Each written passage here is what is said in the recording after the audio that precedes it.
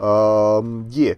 Why is the police Navidad? Because we're playing shitty American-style cop brain. So, fascist, roided up, substance abuser, woman abuser, ableist prick. Yeah. What happened last time? Quick recap. I actually did the Lillian date this time, which, thankfully, they, don't really give you, ways to be a complete piece of shit. So I got the sword. We're gonna be wearing that a lot. And I could probably put the bag away, honestly. I have all the armor pieces you can get up aside from the helmet, so that's good to go. Oh, what glasses am I wearing? I forgot to change them back to my normal loadout. Yeah, okay, we do have the cop ones. We have a skill point I haven't decided to spend yet.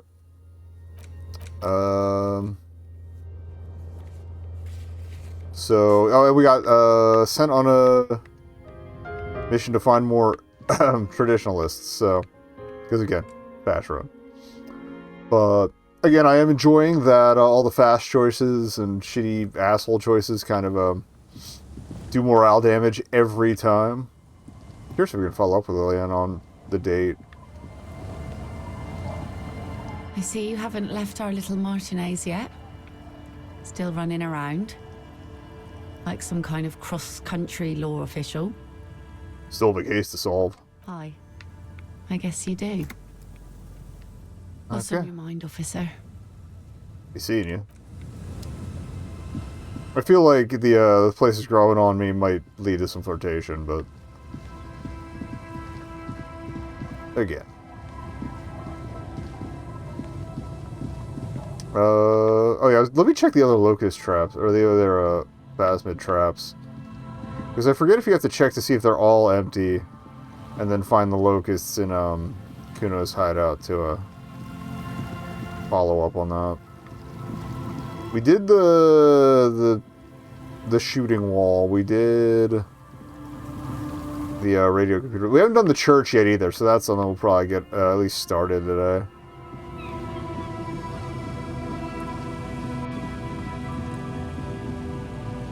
There's nothing else to do with the traps at this time. They're all just lying around, gathering dust and rainwater.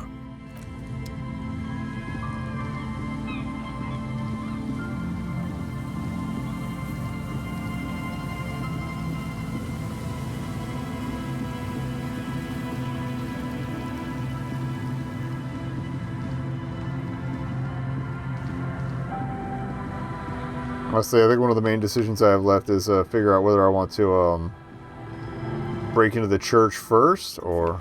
Little boy kicks a stone. Nothing new there. Scruffy-haired little boy. Nothing there. I said ask kids about the locusts, but I don't think any of these ones are... I mean, I know none of these are guilty, but... Hello, mister. Bye! Is that the phasmid? It looks like the phasmid, leaning against the wall. I don't remember doing this. The fishing rod situation all over again. Oh, that's what the fishing rod look was before. You're gonna stand. You're not gonna be fooled again. You're gonna stand here calmly and observe this non-phasmid until you see what it really is. Fine. It's not a phasmid. It's not even organic. Just a fire iron resting by the fireplace. But where's your sense of wonder, man? Alright, forget about the phasmid.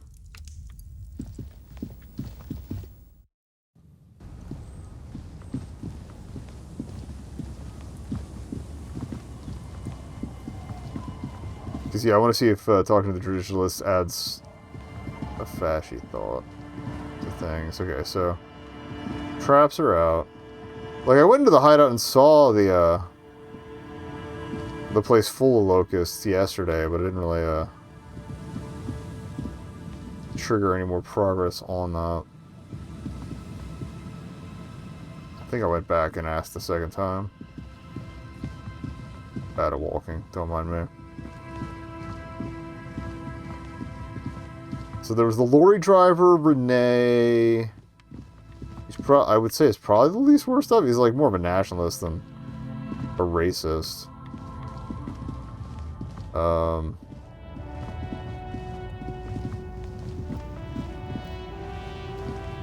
I got the fallen... Oh, these boys. Alright.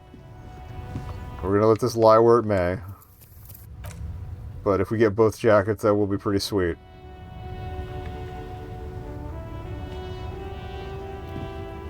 Gentlemen, That's one brutal motor carriage. says the young man with piss slur written on his back. If I were a real skull now, I'd jack it, paint it in palm tree livery, then bottom light it, neon style. Vaporwave Kanema? His companion wears a simple yet elegant slogan, fuck the world. A snazzy shit-ripped skullmobile like this would make a fine trophy. We could, like, hang fucking shrunken heads from the side mirrors. Cops' heads. Scary tribal shit. That seems like cultural appropriation, my man. Yeah, tribal shit. A cop carriage like this would have proper skull value. While I appreciate the interest you take in my brutal motor carriage, I have to stop you right there. The RCM takes threats directed at its property seriously. It's just theoretical work, Copper. No basis in reality. Man, if we were certified skulls right now... Was it a good idea on the lieutenant's part to get into this?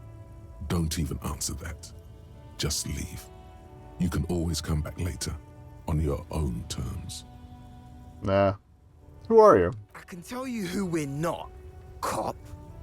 We're not snitches or skulls. Which is not to say that the skulls are bitches and... On the contrary.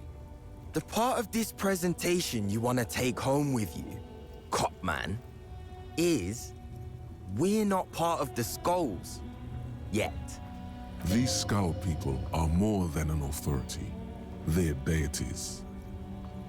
Alright. Do you guys know Cindy the Skull? Oh yeah, Cindy's a right proper skull. I forgot they would always capitalize it too. The young man's eyes glaze over, his voice filled with longing. Yeah, a true artist of the future, just like Arno van Eyck. By the way, if you see Cindy, give her our regards. Yeah, it's returning from whatever void he was just visiting. The lieutenant on your left is unusually lenient toward them. Alright. Who's Van Eyck? Old man, it We haven't doesn't talked to matter. the club He'll be kids long yet, so... gone before his greatness is recognized. A young woman kneels on a sheet of ice, as if looking for something lost ages ago. She bends until her right ear touches the frozen water. She listens to it crack, slowly. So you're saying I'm an old man? Yep, old as fuck. I thought how straightforward it was about that. It's like at death's door. No wonder you know nothing about the future. You won't be there. Oof. Alright. Your rhetoric is confusing. Are you part of Skulls or not? We're not franchise skulls. Well, not yet. Once we get our name out there, we'll have a chance to join them. And what makes you think the organization would accept you? Because we can be just as psycho and vicious. You'll see. Ah, you'll see for sure once we're in. It's the last thing you'll ever see before the void consumes you. You're saying it's going to take that long? You don't feel very scared. Alright. You imply that I might be in some sort of danger? The young man raises 2 fingers to his temple, and an imaginary hammer hits the cartridge. Don't fuck with me, boys. I'm one of the bad cops. Whoa. Come on, man. We're just talking here. Just words. Nothing wrong with that. Yeah, no need to throw your authority in our faces. That's right. Way to put them in the little boy's corner. I had, like, no authority when I did this last run, so... Let's talk, boys. Ask them. Why aren't there more Skulls in Martinez? The Union does their share of policing in Martinez, at least where gangs are concerned. That's why there isn't much organized crime around here. Apart from the unions themselves, of course. I never picked up on how furtive the blonde gets in his idle animation. Don't you worry about that. We're gonna make up for the deficit. Yeah, we are. Alright, enough about this scullery then. Mm-hmm. Alright. Who are the Skulls? You don't know? What kind of cop are you?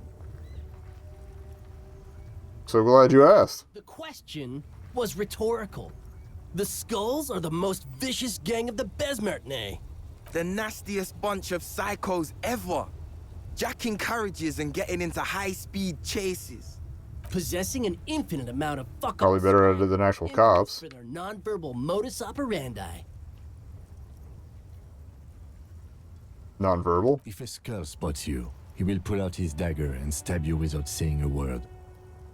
Okay, so they're definitely not The skulls. lieutenant's voice is as calm as usual, a testament to the violence and death he's witnessed through the sight of his firearm. They usually occupy the burnt-out quarter in Jamrock, or you can find them loitering around the brightly painted bottom-lighted vehicles. I can't wait to become a skull. Bottom lights are wretched aggressive. Alright. What's with the jackets? What about them? Why is your jacket a Pistler written on it? Well, first off, it's a statement and not necessarily something that characterizes me as a person, even though the statement has character. And I do like piss. Forgot about that part. The word piss epitomizes the struggle taking place in the world. Things being defined as they seem, not as they are. And I guess it's also about communal spirit, the future, and truly appreciating our differences. Also, you've got to admit, it catches the eye. And since the Grand Piper is slowly but steadily moving towards basing the economy on it, attention, it is imperative that the medium itself convey the message. Makes sense. What I mean by this is, we are all piss and that the world is inherently meaningless. Alright. Why do you have fuck the world written on your jacket? Like I said before, many men keep searching for the one, for so-called true love, which is actually just obsession masquerading as kinship. The thrill of the chase, the hollowness that fills your chest cavity after catching it. That is kind of drilled into people. You'll need to hurl the lure many times, and even then it isn't certain that you'll get anything. If you blow up the lake, though, Blow it up. you get more fish in a shorter time. And, for time is of the essence and fleeting ever so quickly, one must think of a way to fuck the whole world and not get caught up in fucking someone. Because when one fucks everything, he fucks nothing. And that You almost had something there, dude, and it just fell apart in the last act here. sticking your dick into the void. Is it a coincidence that here we have two badass jackets and two badass cops? Hey, Kim, Yes?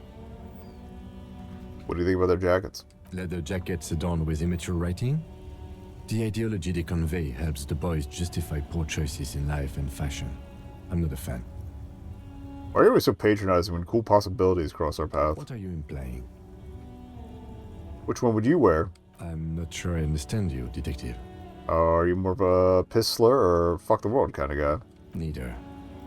Come on, Kim, it's just a mental exercise. Fine, if only to end this discussion. Theoretically, if I were a juvenile delinquent, if I were to already be down that path, I think peace is the stronger of the two statements. That works. I feel like more of a fuck the world kind of guy. Seems about right, especially considering your heroic exit attempts. 11 So successful are we so done far. here? Or you don't need us around for your secret whisper party, do you? Alright. You know anything about the murder that took place here? Murder? Man was hanging in the backyard of whirling rags. Yeah, sure. We'll gladly tell you everything we know about it. It was a man. Also, he was hanged. Don't fuck around, I am the law. He was hanged from a tree. Yeah, I mean, duh. These punks don't know anything. Let's just move along. Hey, stop right there. How does one know anything? What does that mean? Fucking philosophy, man. You can do aggressive shit with philosophy. Justify shit. You know what? I think I might go for both the jackets.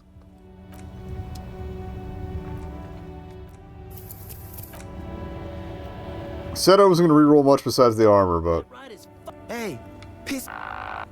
Look who it is. Shrunk go. cophead material. No, yo, don't ask anything. Beast, we got one of the jackets last time for our failing. the boys dream about being skulls. Use that. Wait, how? Suggest their massive skulls. Come on. Boys, with those jackets, you're gonna be Skull Kings in no time. What? No! Skulls don't have kings. I think. And we're not even in yet. Yeah, man, keep your voice down. Skulls don't take it lightly when folks pretend to be them. We're not even prospects yet. Not even prospects and already aspiring to be kings? Wow, you boys are ambitious. Only prospects and already planning a coup in the skulls. You're destined to go far. He gets it. Passive-aggressive flattery. Shut the fuck up. Are you trying to get us killed? Now bring it to the jackets and, yes, start shouting. Yeah, we want to be cool killer skulls too, like you guys. We don't have skull jackets. Please be quiet. What? What do you want? The jackets? You offer us your jackets like that? It'd be impolite to refuse. Oh, man. Okay. I get it. Skulls don't really wear slogans anyway. This was stupid. Fuck. We got both. The lieutenant watches the boys take their jackets off with mild amusement. Alright. Well, since you said you're more of a pistoler kind of guy, I'll take the other one. I'm absolutely okay with not having either one, thank you. Why not? They're a pair. We could really raise hell. Go undercover. Hard. This case doesn't require us to go undercover or raise hell. In fact, I don't think the jackets will be useful at all. I just wanted them to not have them anymore. Cold-hearted cop. Still, it's good to know we have a pair in case the need arises. The need will not arise. The jackets are meant to complete each other. If a man was standing alone on a street corner with his written on his back, it'd just be an individual that has taken a liking to urine. And fuck the world all on its own is, frankly, generic. I don't know, Eric. It's cold out. We might need better rapport to get him to actually wear it, but at least we have them both. Yeah. Let's get out of here. The cops fucked us.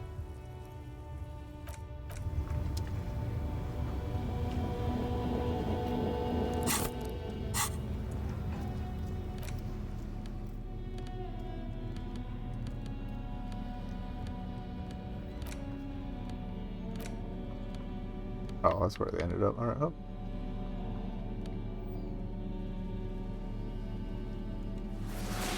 Honestly, it looks kind of good with the armor. I'm not gonna lie. How does the other one look? Not as good, but it, well, I could probably change the pants to match better. Well, it works with the hat.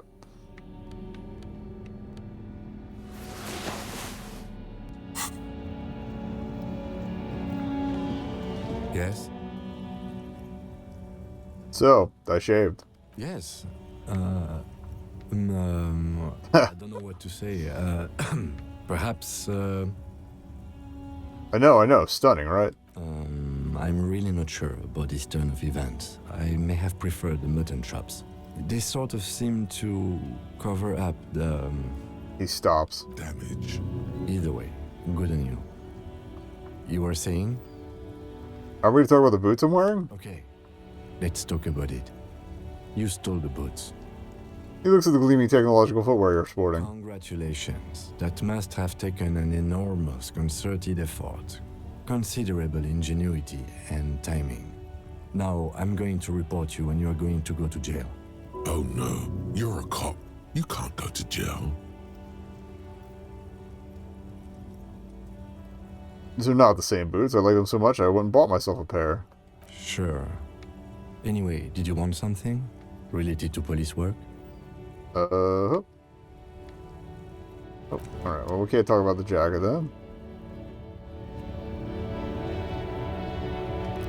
Alright, back to the authority jacket, because we're probably talking to the Hardys soon.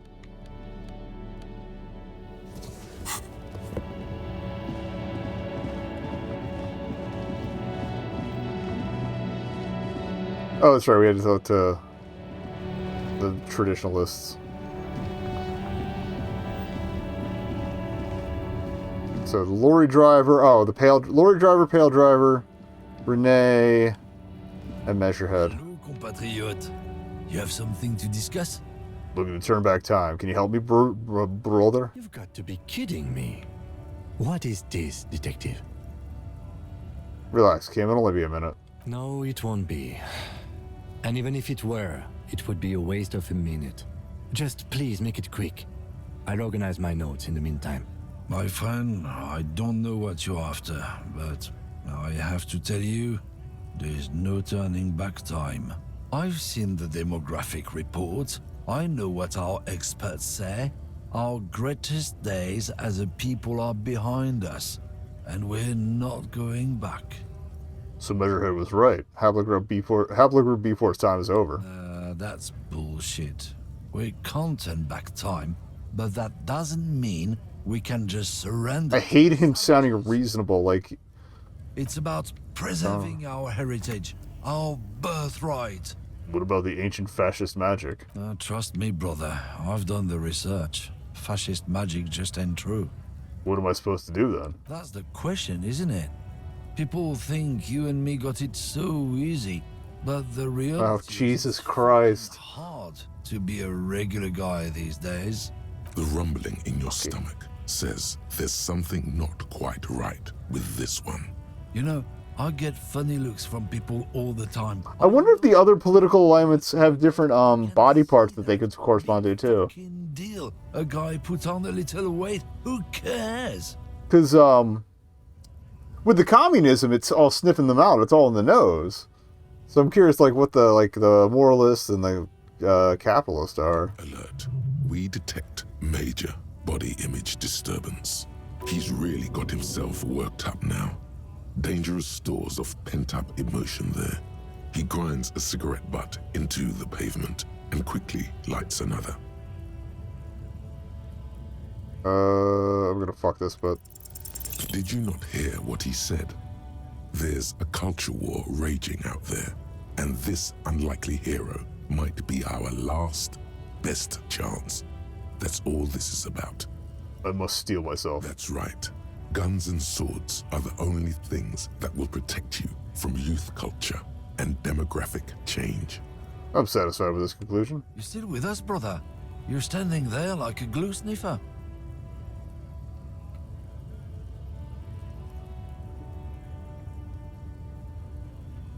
Ask you again, brother. Can you help me turn back time? Yeah. Listen, man. Do you even understand how hard we've got it? How completely stacked the whole rotten deck is against people like you and me? Well, yeah, because you suck. Takes a furious drag of a cigarette. Time, Lorryman. Can you reverse it? Looks at you like he can't decide whether he wants to smash something or break down in tears. The silence is heavy and uncomfortable. No, I can't help you. And I'll tell you why. 'Cause there's no point, you hear me? Unless you believe in ancient fascist magic like some wannabe magus. Fuck. The lieutenant doesn't utter a word, but his face says, I told you so. This fool is a colossal waste of time. There's no Kingsman inside him, just self-loathing and entitlement. Let's keep searching. Right, I'm going.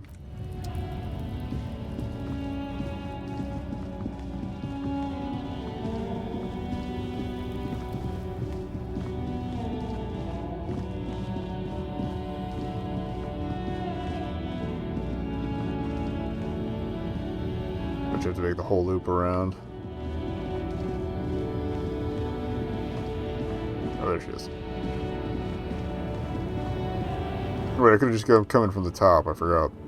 The woman is still hunched over the railing, her head swaying to the music, her eyes looking at nothing in particular. What's up? Huh? What is it? What do you want? Oh, wait, that's right. She was disqualified because she was a woman. And because the misogyny comes bundled in. Oh, I forgot about that. Alright, so it was Renee.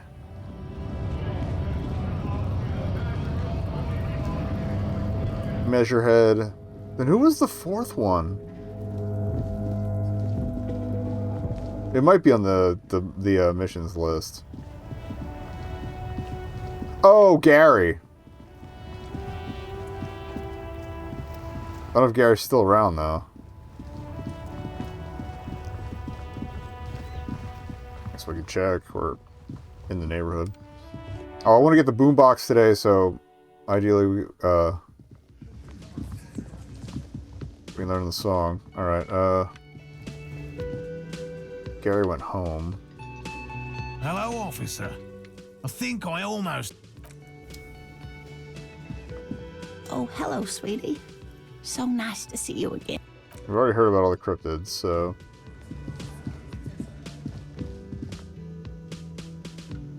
And again, I'm keeping up front with this parry about the memory thing. Some people figured it out, but like...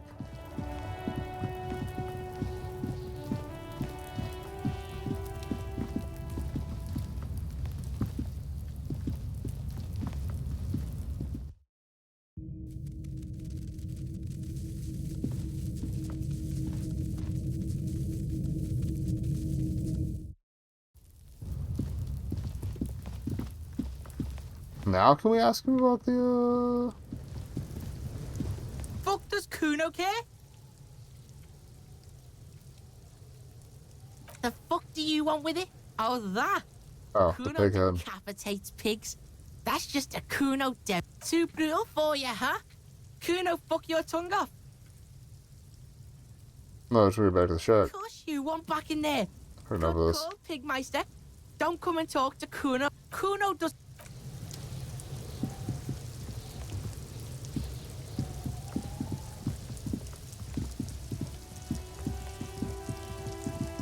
Alright, I'm legit kind of unsure how to keep going with that. So Gary's out. We'll do Renee.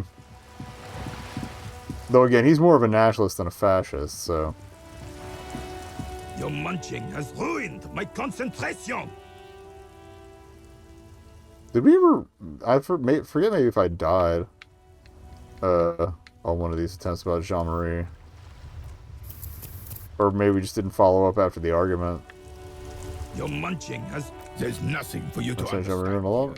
It is not her death you are investigating. Where was the photo you two taken? Reversal Fair of 91 in the Faubourg district.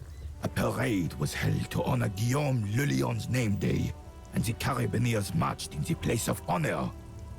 You looked happy in the picture, smiling. This was the happiest day of my life. This is said in such a matter-of-fact tone, at least no room for doubt. What happened with you, Gaston, and Jean-Marie? I was 22 when I returned from King Guillaume's Akira operation in the south, and found my sweetheart in the arms of this wretch. I won her back. But while I was dealing with some... issues... You were like a dark cloud sucking the joy out of every living thing around you. And you hurt her. I... Aww. I mean, no sympathy for an abuser, but if you had some shit going on, I can kind of blame that at least. He nods and looks at Renee with something resembling compassion. The old soldier says nothing, but when his glance quickly runs over Gaston's face, there's an odd look in his eyes. All right, Renee, I need to go back in time. Can you help me? The lieutenant flashes you a quick side glance. His posture tenses. What are you up to now? What? The old soldier scowls at you, unamused. Now, I'm sure the officer means it figuratively. Like a forensic technique or something, right? No, I literally need to go back in time. For Revachol. Bon song, son. You must have a loose screw up there or something. Sounds like you really mean it. All right. I will entertain this fantasy if you tell me what interest does an RCM officer have in time travel. Oh, you're in for a treat, officer. Seeing the playful side of old René is about as rare as a red rainbow. Men have lost their way. I want to guide them back like a beacon. Even after the revolution, after the beachhead, there was a chance. Had we just stayed true to our values. It happened slowly, like a seedling growing into a tree. Tiny incremental steps, imperceptible till the ticket was so thick you couldn't clear it with a flamethrower. I know we can get history back on the right track. The right track? This is the right track. The only track. This is the world we shaped. A reflection of what we are. Cowardly, ugly, and... Damn, my man has seen some shit. Oh, no second chances. We don't deserve them. You can't just go back and restart. That would make everything meaningless. Shadow pain comes over his face. There's something substantial moving in him, trying to get out. What is it? Regret. I love how all of my rolls for this are fucking garbage. Right? Him. I can't believe we hit it. Him? There's tenderness in the Carabineer's look. Tenderness that's curdled into pain or something darker. Even worse, a love aborted and smothered, stamped beneath his brilliant boot heel. You catch the old Carabineer's gaze, slowly leaving his opponent's wrinkled face as his dark eyes meet yours. Whatever turmoil raged in him a moment ago is quelled for now. We still have a couple case files to burn time for the thoughts too, if I need to. Into the darkest unexplored depths of his mind. Never meant to be shared, seen, or confronted. A true master of his emotions. Our lives are unique, and I have neither the means nor the will to help you change that. But I will gladly assist you with police matters. The Carabineer is too old and feeble to be useful. But you will carry on. Mouvere tempore, Kingsman. For the tenacious, no road is impassable. The old Carabineer looks at you with weary expectation. Thank you for your time. Alright. I'll see if I can't address the apartment. And check in on Gary that way. Up and around. Oh, we stopped in with Cindy to tell him about the boys. If they'll let me talk about it from down there. Hello again, officers. Have you come to admire my mural? His slurred fuck the world send their best. I don't believe it. I've never known those boys to have manners. They seem to hold you in high esteem. They'll never be skulls, but their hearts are in the right place. Skulls are silly. What are you even trying to achieve? She throws you a conspiratorial glance, then presses her finger to her lips and squints up at the sky, as though straining to hear something in the distance. Have you noticed the quiet? Every so often, you might hear a gunshot pierce the air somewhere in... I don't think I ever got this angle out of her. But in Martinez, no gunshots, no sirens. The people are languishing in boredom and complacency. This place is a sepulchre. We'll paint it red. We bring the raucous. You bring the sirens. Okay.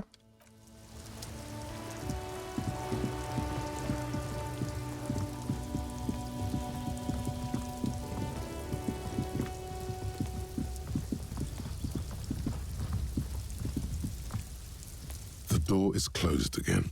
You hear someone inside, walking.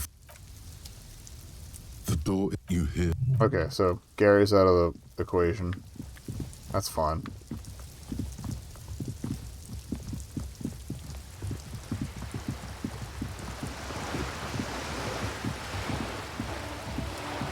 So our only remaining option is Measurehead. You would think would be on board, but I also feel like somewhat like Renee, he's going to be rooted in the practical. Or have enough on his plate with all the strike shit.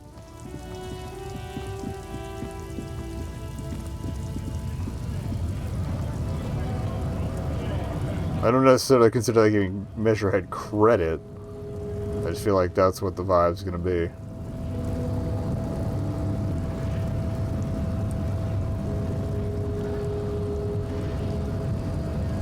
The unpromising raised pupil returns. Oh, we got some other stuff. Why are you not with the Hardy Boys? I am not the first line of defense. I am the last. In addition, these so-called Hardy Boys are an effeminate clique of bodybuilders. Their company is spiritually degrading. But you're all part of the union? The hardy manlets are on the pay of the company. I answer to the union alone. And I do this out of race heroism. Okay, guy. Finance is an alien concept to the Simonees. Now leave me be. I must luxuriate in the company of my woman. I need to turn back time. I need to find a way to turn back time. Damn it. It's becoming a thing now, huh? Kim, you cannot even begin to comprehend the importance of this. No, I cannot. Just make it quick, please. Observe. Like a peasant hoping to bet a nobler woman. The ham sandwich is reaching straight for the advanced concepts. No humility, awareness, or respect. Get your dirty hick dick away from these advanced concepts, peasant. To comprehend time, Christ, she's you must awful. possess at least a basic understanding of how reality works, what the rules are. The look of infinite astoundment in your eyes says you... So he's gonna say I can't even handle it. Alright. Hey, I'm a police officer. I know plenty. The concepts you reach for are far beyond you, Poopa. Without the necessary vocabulary, you are only wasting my time. Educate yourself first. Talk to people and understand the basics. He's got a point. You're never going to turn back time if you don't understand how the pieces move. Let's find someone rich. That's how you know. Don't tell me I have to get the container open to progress this. And just remember, Pick their brain, sorry. effort. Let things get too brainy, and bang, you're a Beano-Clod. No one wants that. Come back to me when you've mastered the Rizom. Alright, so where's the point in me?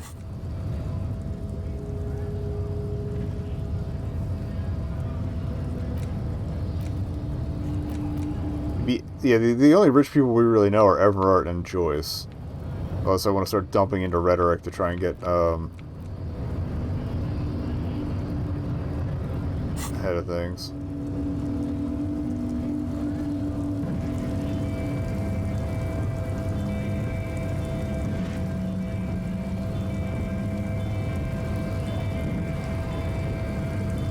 Actually, Joyce gives us a primer in the basics of reality anyway, so... Also, we have that kid's book. Which I don't think is going to give us the basics of fascism, but...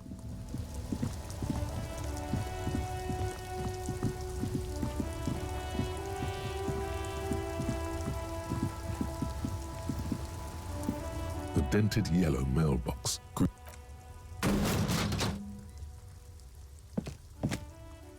There is a hollow, saddened ring as you kick the Levantorie mail collection box. It sounds betrayed, in disbelief even. Your toe has suffered damage. Cool. You really showed that mail collection box. Think so? You think it was cool? I don't. Let's go.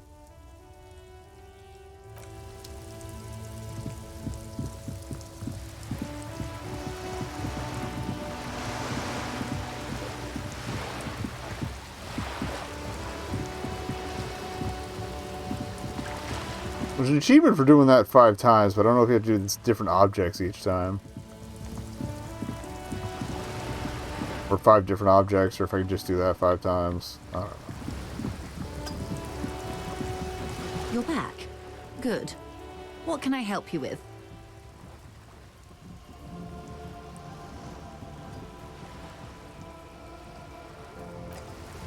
Oh, she doesn't have anything about it.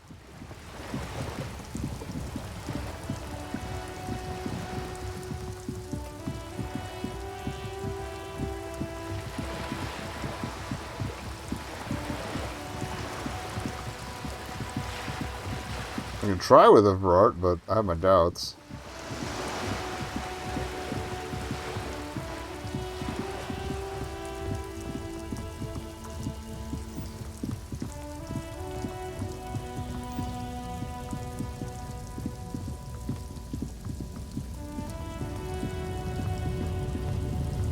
point might the point we're sitting on might in fact end up in rhetoric.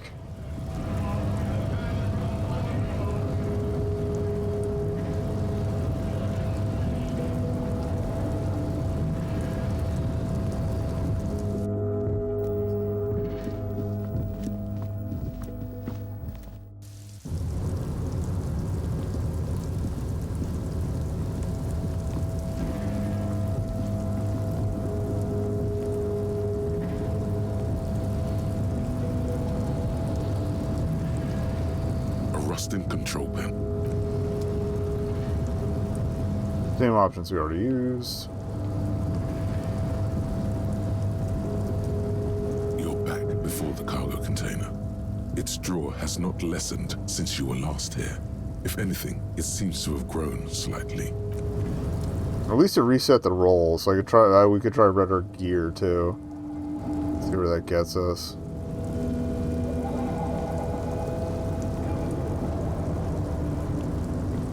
I don't have a lot, but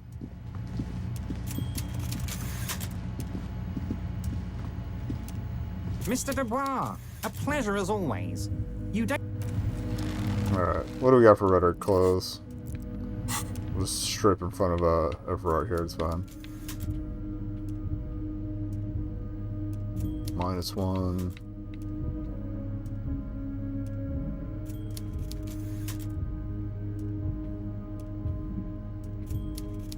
-1.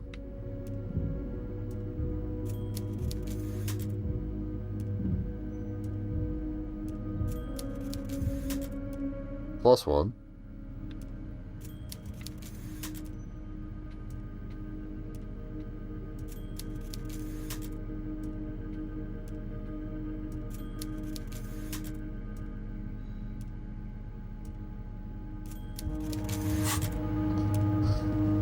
Alright, how many slots do I have of rhetoric to improve?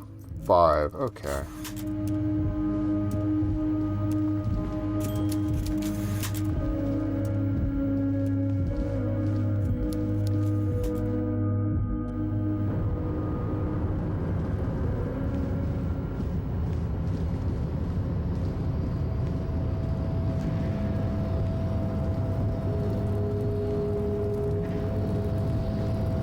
Yeah, sure, we'll dump it in rhetoric. Our logic is in the negatives, it's amazing.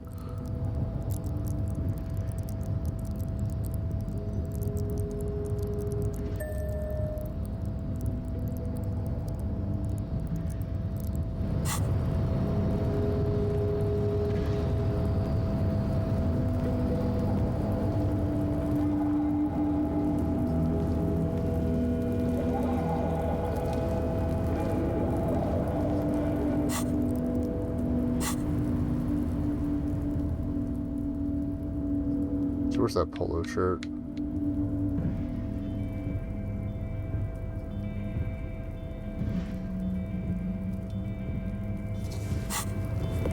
See where that gets us to. Probably still not great.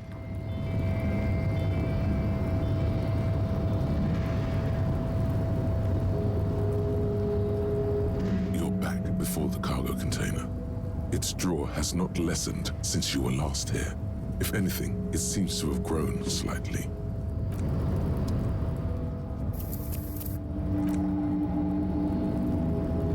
I'm not gonna scum it. Before the cargo I don't think I'm gonna scum it anyway. Its draw has not lessened. Nope. As it's always been.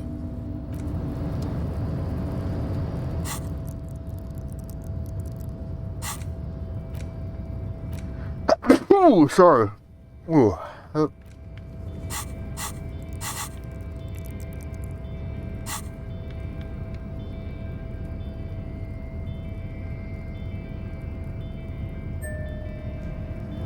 Alright, boop, boop, boop, boop.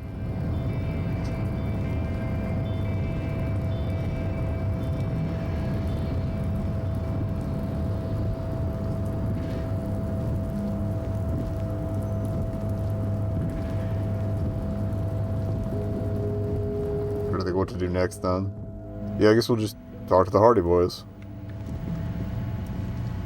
The file cabinet Stand steady as ever. At the draw, so Oh, also, we have to call the library. I don't think they're open yet. Let me double check the card.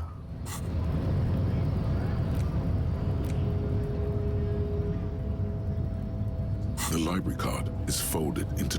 If lost, please return. 9 a.m., okay.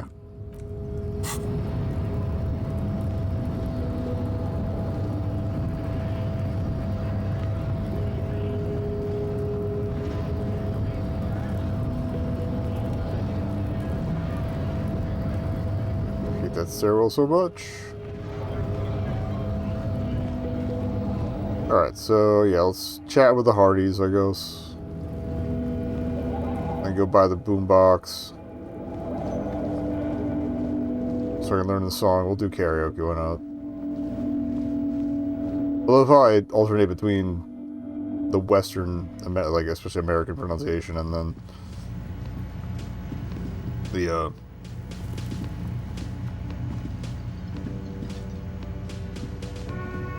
Hello, officer.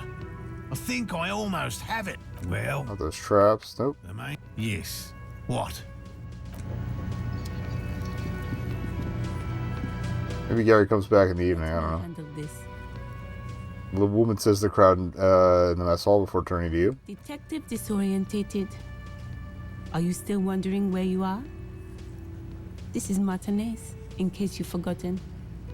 I advise you not to overstay your welcome. I just want to know more about the place before I check it out. That's normal. Yes, extremely normal. I'm not a gardener, by the way.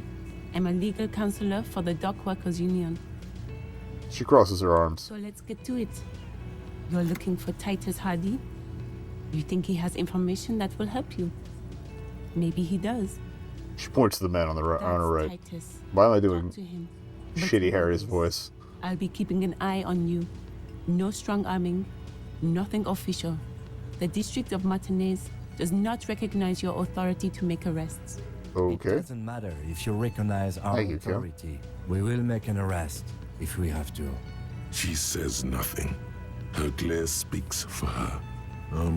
You're sure Easilio mentioned something about a lawyer, Elizabeth someone, but you're too dumb to remember what it was. I'll follow up on that in a second. I feel like I'm going to get got at least once here. I've got nothing to say to you. Why are you wasting your time? What's your role in all this? Like I already told you, I'm a legal counselor. Do you have hearing problems? What if I were to talk to you, not Titus? What you want is of no significance, officer. Don't test your authority. In Martinez, you are no one. I saw what you were thinking. You want to say, what are you going to do to me? Don't. Just because it's in your head doesn't mean you have to say it. Things I have not really paid attention to this entire time. Not lose out on anything good by not saying it.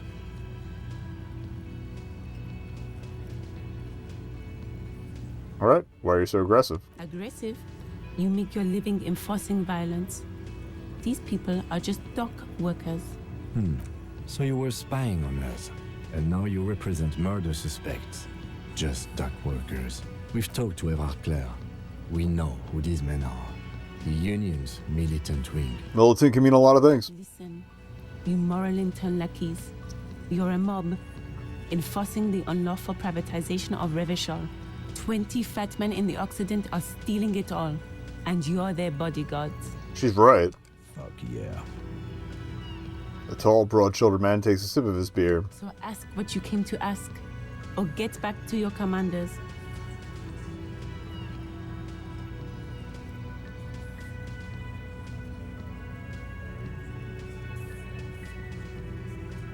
I don't know where you heard that, but it's wrong. The RCM is principled and strong, unlike you socialists. Get sober.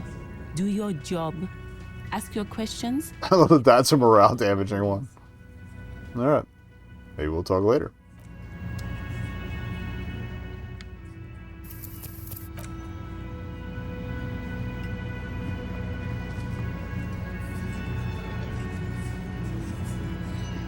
This is where you say your bit.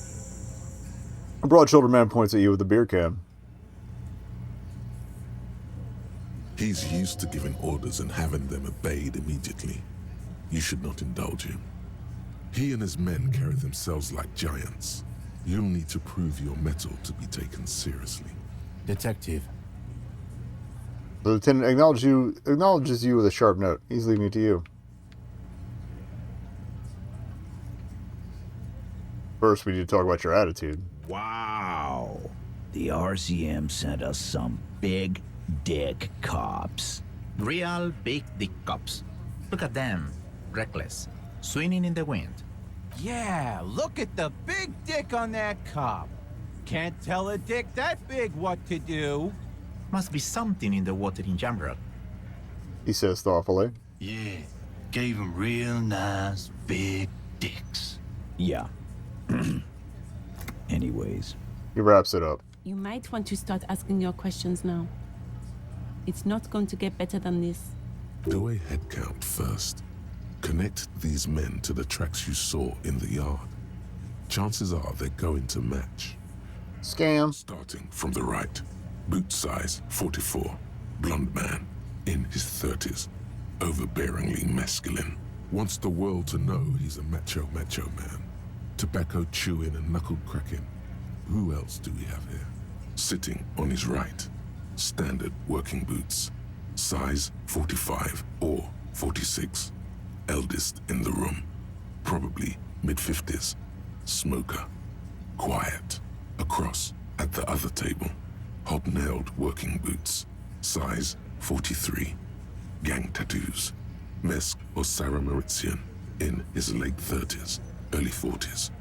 A symmetric burn on his neck, resembling the letters Loss. Has he tried to burn it off? Leave that life behind? So, ex-gang, perhaps? Standard working boot. Steel reinforced toes. Size 46. The big dick. Wide at the shoulders and lean at the hips. Rugby cap. Fingerless gloves. And numerous scars. A little under 40. The emblem on his vest says Rowing Club. Oh, the rowing club thing came up earlier. I forgot it was genuinely a thing. In the far corner, standard working boot, steel reinforced toes, size 44, 40-something, non-alcoholic beverage in hand. You squint. Is that a plectrum? Where? On his neck. Forget it. It's not important. A little guy? Size 41, with the light step. Not a child, after all. An older man with a rat face, mean, watery eyes, and 2 front teeth missing. I'm digging a blob. I played through it once before. We're playing a shitty, heaving and fascist cop brain run this time. Boot size 46, deep marks. Probably carried the victim over. He alone is... Well, I've been able to do a few things we weren't able to do the first run. First one was, you could easily exceed 220. Very heavily communist, though. I was pretty thorough about hitting side quests. These 7 are the actors on the crime scene. The footprints were theirs, but there's a discrepancy. One of them was absent, the odd soul? Exactly. The missing lady driver who was running the drug trade. Does it mean the Hardy Boys are involved in the drug trade as well? Not necessarily. Lady driver could have kept the drug trade secret. Maybe. But hey, you've stood there for about 4 seconds, not saying anything. Now is a good time to hit them with questions. Where's the 8th Hardy? Run's going pretty good. I mean, I've gotten KO'd 11 times, hence the officer's down. Mostly morale stuff. Oddly enough,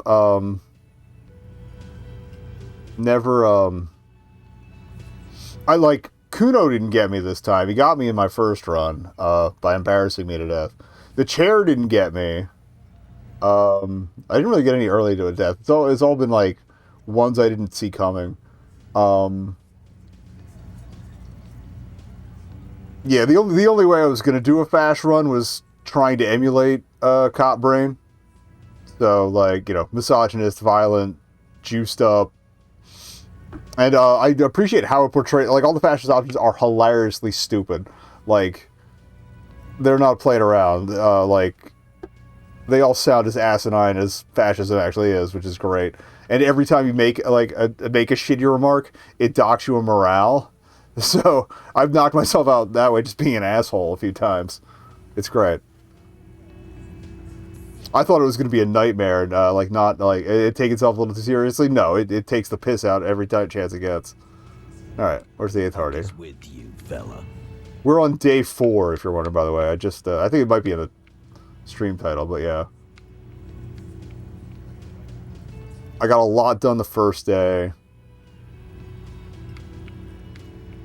Got the I've got all the armor bits except for the hat, which you get at the end, right? Yeah. Other than that, I'm not really shooting for anything in particular. The only rolls I've scummed are the armor rolls, and I think there's one or two other. I was shooting the body down because I wanted to get that out of the way to get the boots and move on with my life. Hangman in the backyard. Did you do it? So, you're not just here to swing your big dick. You're here for the pretty boy. A real looker, that one. Stinks like shit, too. They love him, boss. Spend all day digging around in there. Can't get enough of that pretty boy smell. I think Everett got me. It took me out on this one with something else, but yeah, the chair I survived.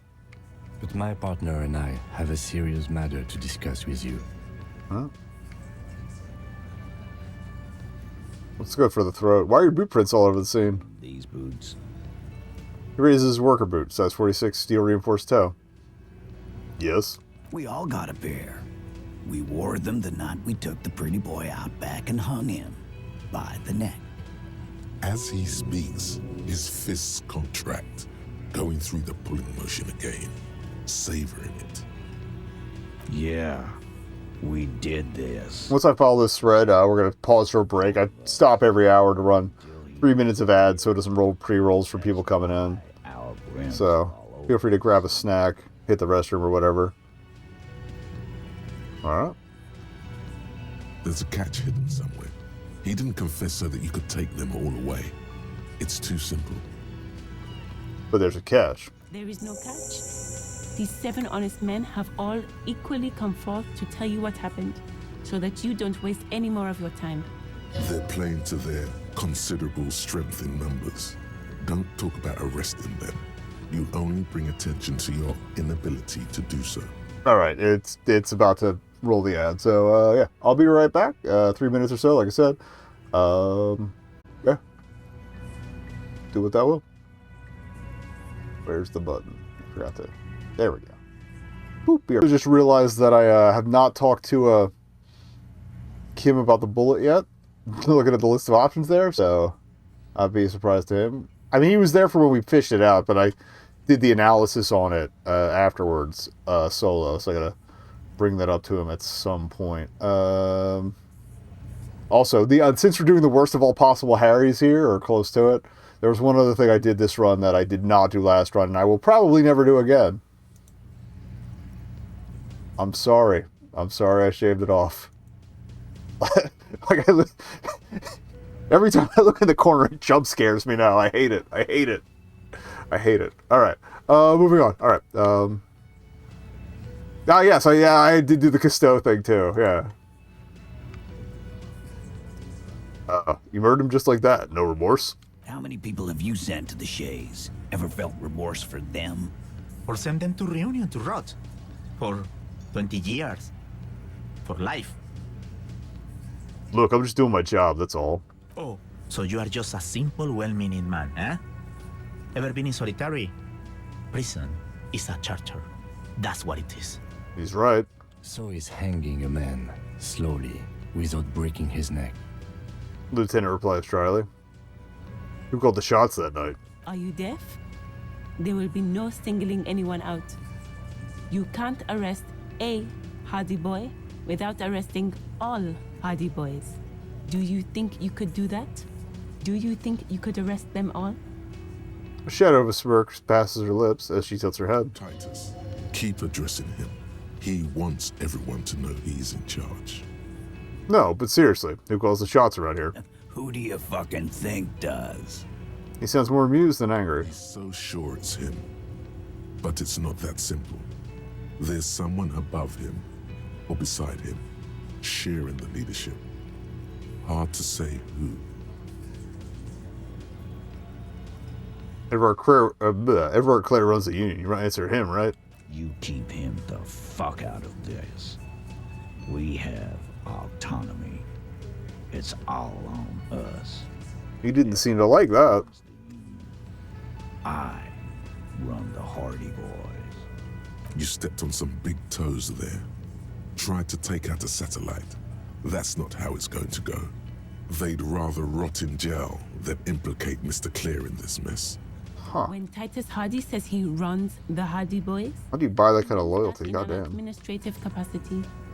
On that night, everyone acted as one man.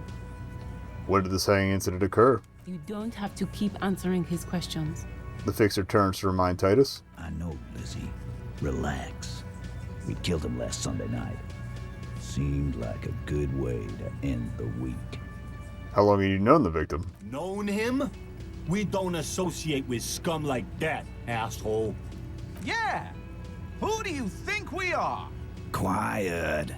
He came around about 3 weeks ago when that Pines cow first sailed into town. Happy? By the Pines cow, you mean Joyce Messier? The representative for White Pines? The same company you're striking against? No. I mean the Pines cow. The stupid-ass cow they sent in to fuck us over.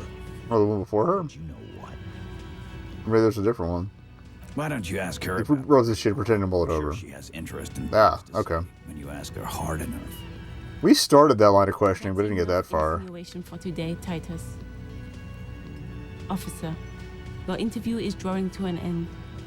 Don't waste your last questions. Alright.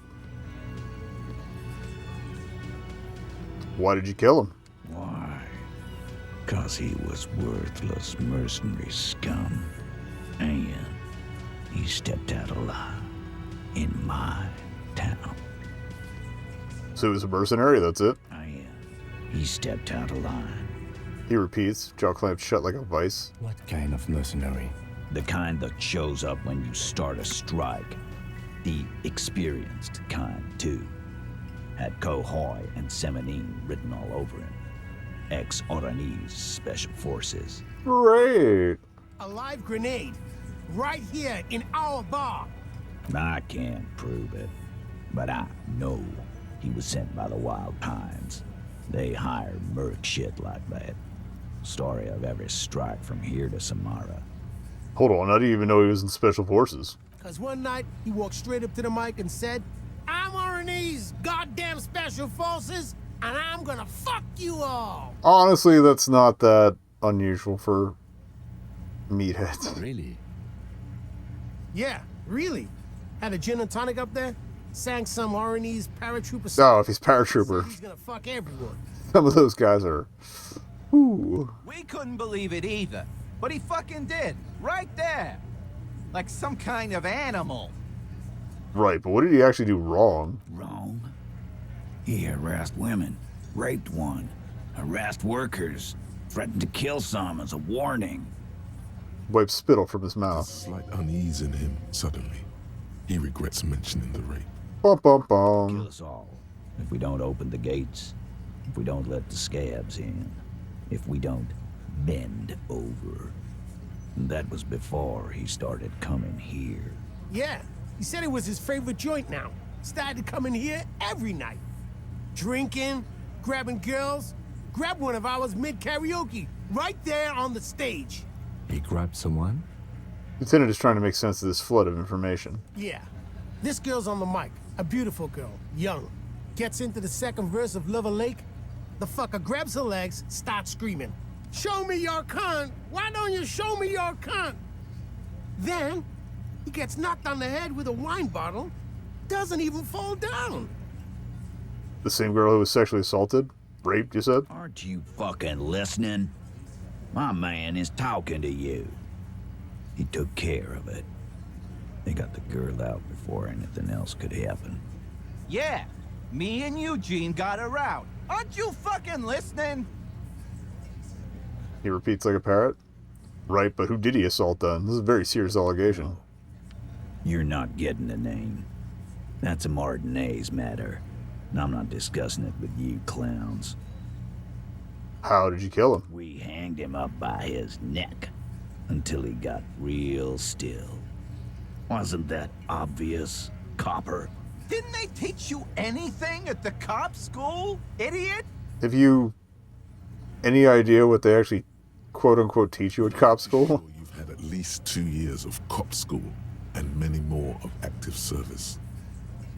Certainly enough to not put up with this backsass. Deliver a knockdown observation. Alright. Now you listen to me, Sonny Jim. The autopsy showed that the victim's hands weren't tied. No signs of struggle. Explain this and make it real simple. We... Got him. Look, I'm not gonna play 20 questions with you, Capo. I'll say it again. We killed him.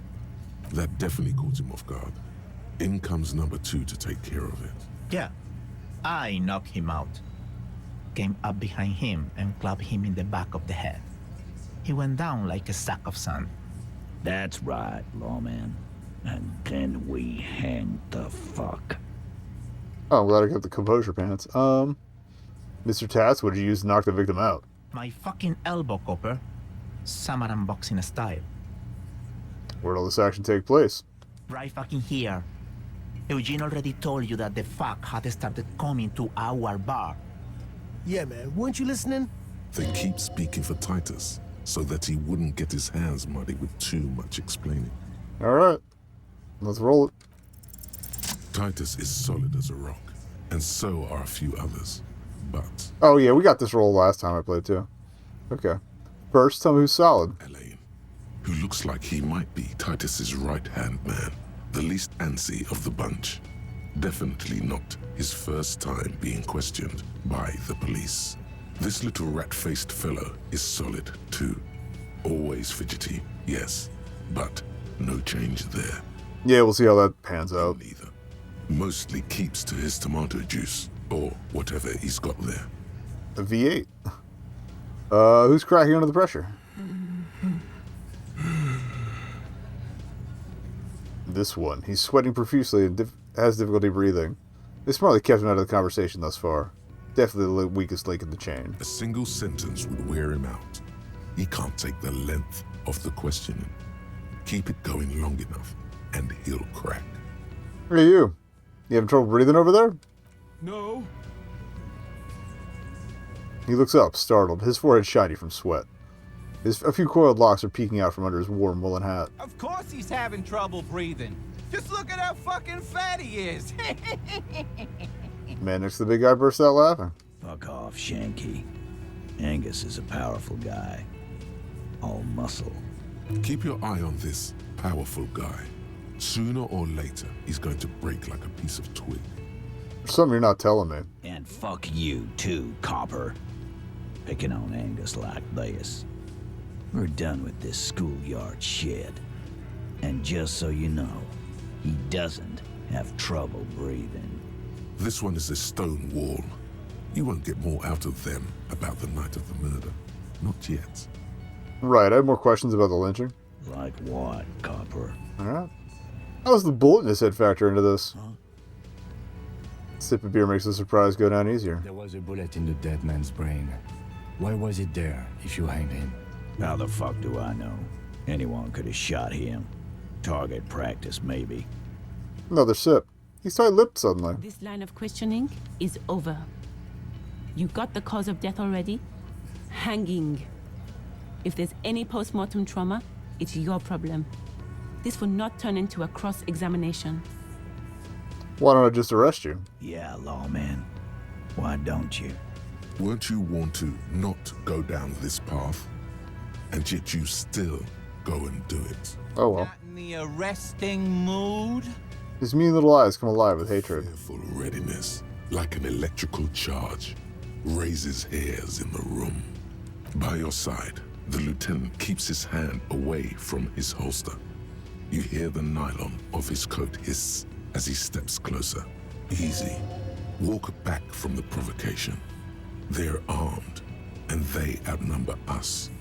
The lieutenant tries to establish eye contact with you, while the little rat-faced man reaches into his sleeve. There's a knife in there. Some of the others reach for their belts. Their eyes are light. Easy now. Let's just talk. Wise move. You made the right choice there.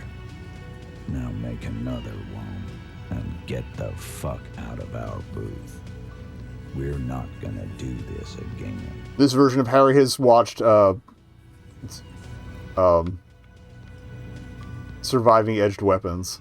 I think I pushed it really hard on my first run, stupidly, or failed to roll like one of the quick rolls, and like it gets to the point where you're holding your gun to your head and like, so what are we gonna do now? Conclude the question.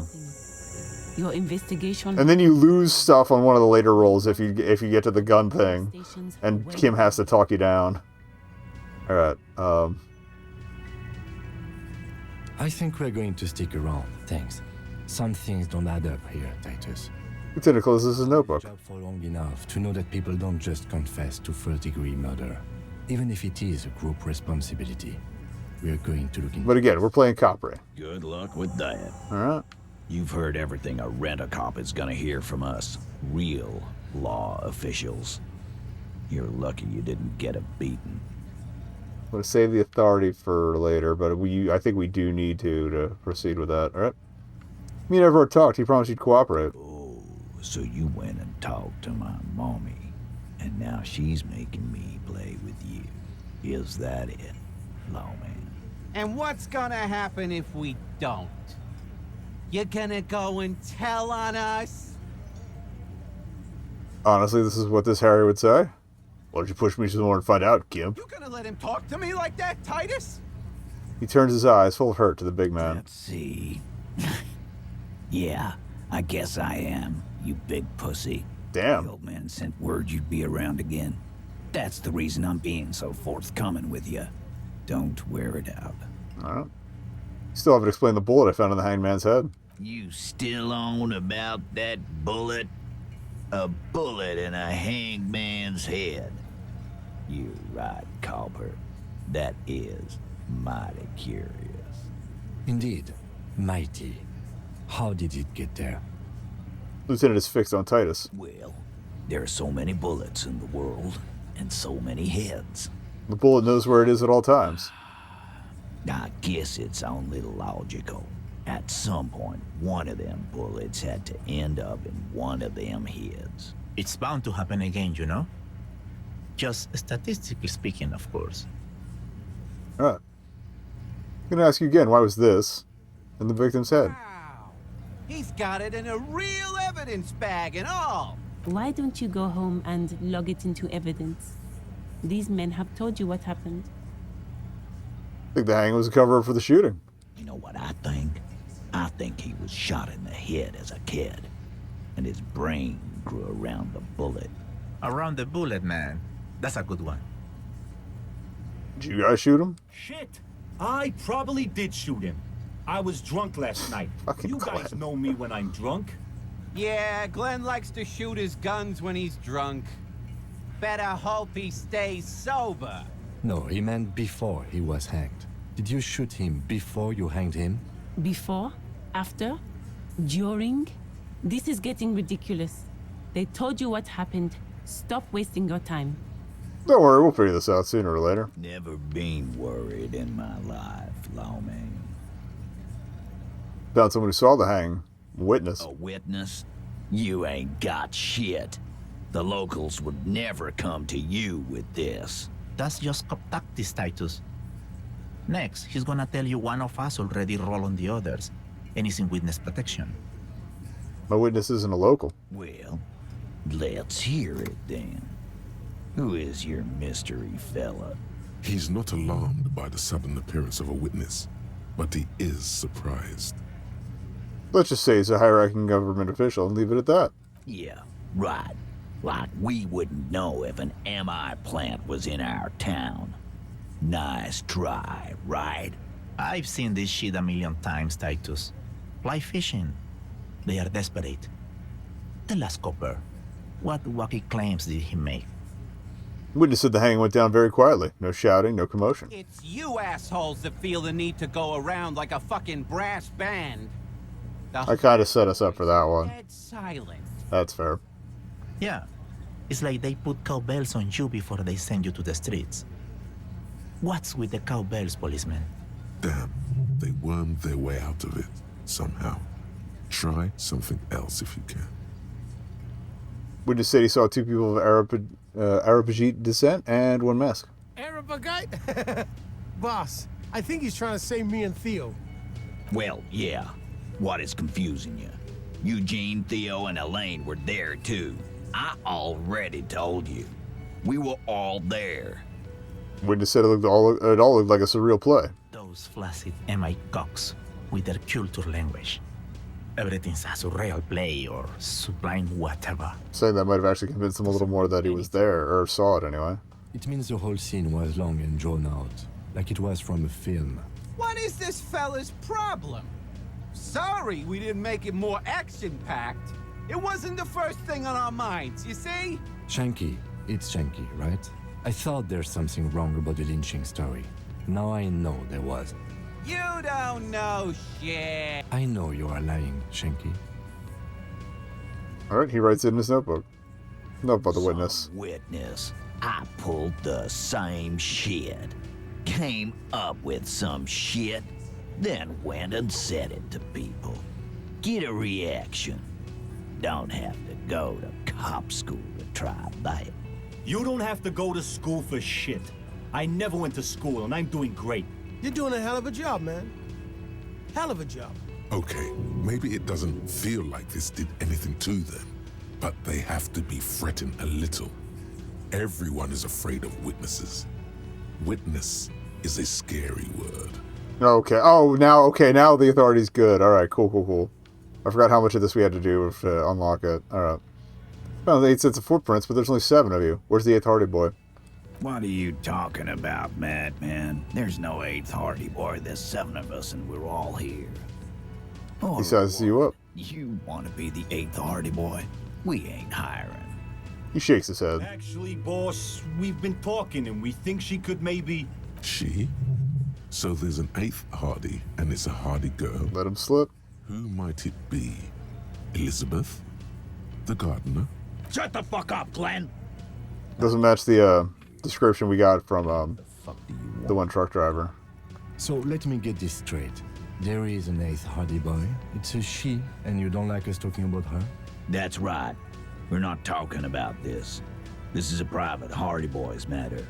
Nothing to do with your shit. And he points to the lieutenant. You're not cops here. Don't go digging around if you don't want a bullet in the back of your head. I'm watching you. What about the front? Good. What if I catch it with my teeth? Watching each other. Officer, your question. There's no point in pushing it further, he thinks. This is already a victory. We'll learn more about this 8th Hardy sooner or later. Guess what? I've connected you to the local drug trade. Like hell you have. Yeah, I didn't follow up with the drug trade much on the first run either. Local drug trade. This place is as clean as a rifle. Go back to Jamrock and ask the local junkies how clean your streets are in Precinct 41 kilos. We'll do that. In the meantime, did you know that there's an abandoned lorry at the intersection that was used to move raw ingredients for drugs from Terminal B to Jamrock? The person driving it was present at the hanging. It was one of you. Alright, Kim, just lay it out so I don't have to. Detective, do you want to deliver the coup de grâce?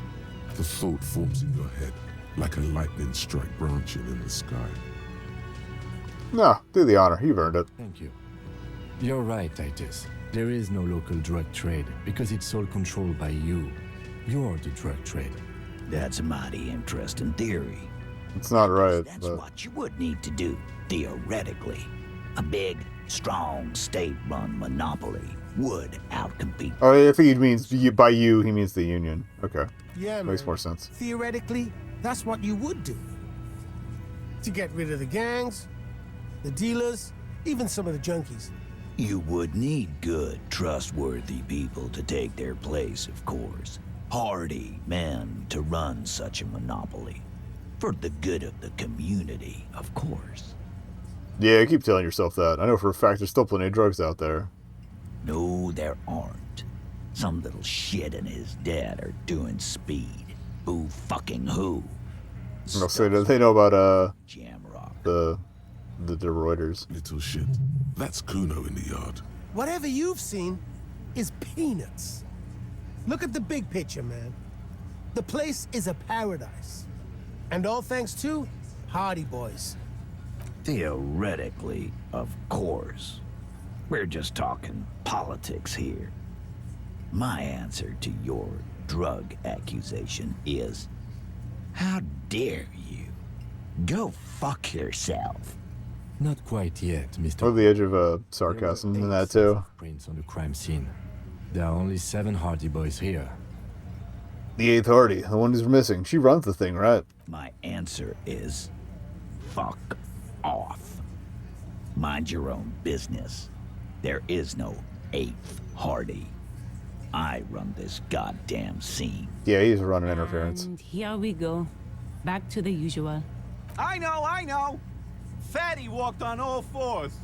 He's so fucking fat, he left 2 sets of footprints. Despite everything, the little man is quick on his feet. Go fuck your mom, Dennis. That's more like it, boys. You heard him. It was Angus on Oh, and we had a skill point too. Okay. Anything else you need to know? I talked to Joyce. The merc you hanged? His friends are coming for you. Yeah. By friends, you mean his squad mates from Crenell. Wouldn't want to beat up his grandma. They're snickering in the room. Some of the men put their beers down. Nervous, snickering. There's a rush of adrenaline present. Yeah, they're forming some kind of tribunal. They're coming for you. This is what happens if you take the law into your own hands. Other people start doing it too. Let them come. The Hardy Boys are right fucking here. You heard the man. Right here. We're armed. We got the whole district behind us. And Glenn. Glenn is fucking crazy. Yeah. A well-oiled murder machine. He punches Blondie on the shoulder. The mood is on the rise. They're feeling confident. Ready to punch out the whole merc platoon. Mercenaries are armed with automatic weapons. We got weapons of our own. We got Ister 50s, Zeelagers. Glenn's got a knock cannon at home. Will they pierce ceramic armor? I guess we're gonna see, aren't we? See what? That they don't? Yeah. Like you've been up against ceramic armor. Literally wearing ceramic armor right now. You haven't even seen the whole suit, right? I've seen the whole fucking thing. That is true, yeah. Didn't make him immortal. Joyce said they've gone rogue. Nobody's controlling them. Big fucking surprise. They hire psycho scum, arm them to the teeth, and let them loose in the city. What do you think is gonna happen? Like real-world cops. He's really prepped himself up for this. He has to keep the fear in check. Colonel's bad news, you know that, right? So are the local gangs. The fucking Barmy army and the Madre scum. You've been out there. Seen any around? Yeah. Where are they now, huh? Sent back to Madre in an airtight cargo crate. Or to sip, sorry.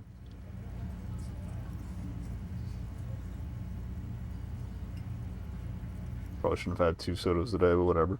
Okay. These people are trained military professionals, special forces, as you said. They're not a gang or Barmy army. No, they're not. They're uncoordinated and drunk. We know more about them than you think. Okay, shrug emoji. What do you mean, okay?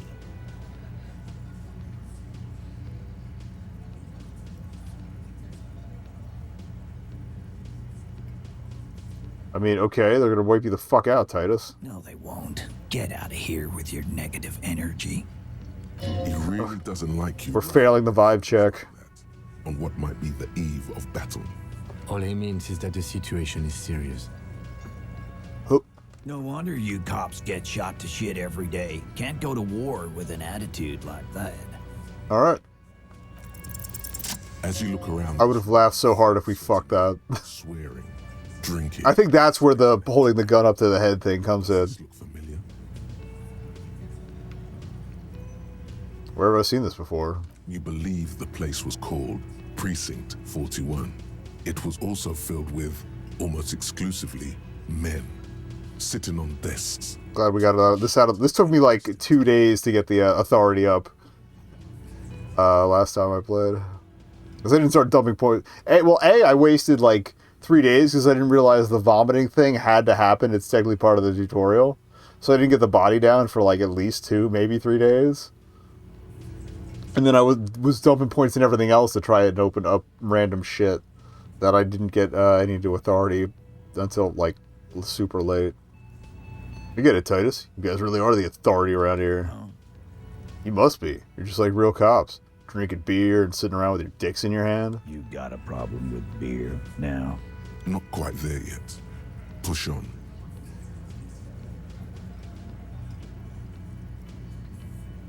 No, I'm also a big fan of beer and jerking off instead of helping people. You saying we don't help people? I've been doing this job for 10 years. I gotta remember where the bullets are. I know where one is. Put this outfit together. And I already got access to the shack, so I just gotta push a couple things further so I actually get to look under the floorboards. They don't know, man. They weren't here. We had 3 shootings a week, kids dead, fucking graffito everywhere. You cops haven't shown up since the 30s. To be fair, you still have fucking graffito everywhere. Congratulations on the graffito removal. All I see is you sitting around talking about Monica's titties while there's a rape victim. So what? What do you want from me? We took care of that fuck. Picks the beer back up. Don't let him drink that. One more push. Quick. I've asked this before. Why are you hiding the victim? Titus is hiding nothing. Titus? You want to talk to her? Fine, talk to her. I got nothing to hide. So long as you treat her with respect. No questioning, no harassing, or you got the freight train of pain heading your way. Yeah, I think I got this like day 5 last time. He grinds his fist into his palm. What is her name? Lieutenant takes out his notes. I'm on due. She's staying here at the Whirling Rags. A real pretty one. Silvery jumpsuit. Blonde. That's I'm on due with an O-U. Shit. The girl. The girl upstairs? That can't be her. Remember? Oh no! My composure's fucked. Miss Oranje, disco dancer? Sure. Why not? You've probably seen her around. Time to botch this. You inexplicably. What? Cool. Fucking what? But no one notices. How? Too damn straight. None Fucking how? suspect you've met her. What the fuck? Alright. Well, I guess we'll continue the questioning. What was her relationship with the mercenary? Relationship? There was no fucking relationship. He raped her. That's their relationship. Spat that out pretty quick. Karaoke incident all over again. Or like some of the other girls he was harassing. Okay, enough. All of this is irrelevant to your stated investigation. Incorrect. When did the rape happen? He did it before we killed him. He's not gonna do it again. So what does it matter? He crushes his half-empty beer can. It would help if we establish a timeline. All right. 2 weeks, maybe? I don't know. I need another beer. He turns to Glenn. Here you go, boss.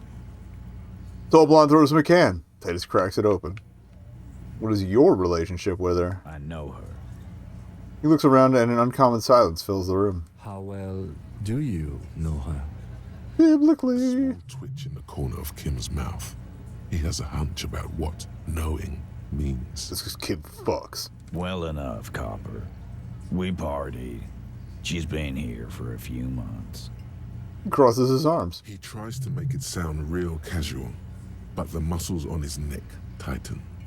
So she's not from around here. You mean Revachol? Nah. Our Miss Oranje disco dancer is an immigrant or a drifter of some sort, been staying over here over the winter. Don't you give her any more trouble. She's just had some bad luck, that's all. Good guy, Fat Angus. Shut up, Angie. She doesn't need your help. Titus gives them both a look. They fall silent. What's with all the silences? It's like these guys don't know how to feel about this. You should keep picking at it. And what was up with the partying she and Titus did? It sounded fun. You said you partied. What did you mean? What do you think I meant? Sex, drugs, and karaoke? Yes, yes, and no. Got something to say about it? So you're saying the two of you were close? No, we just fucked. That's all. I'm not gonna give you any details if that's what you're after. So put your dick away. He really went out of his way to seem comfortable with this topic. That's all you're gonna get for now.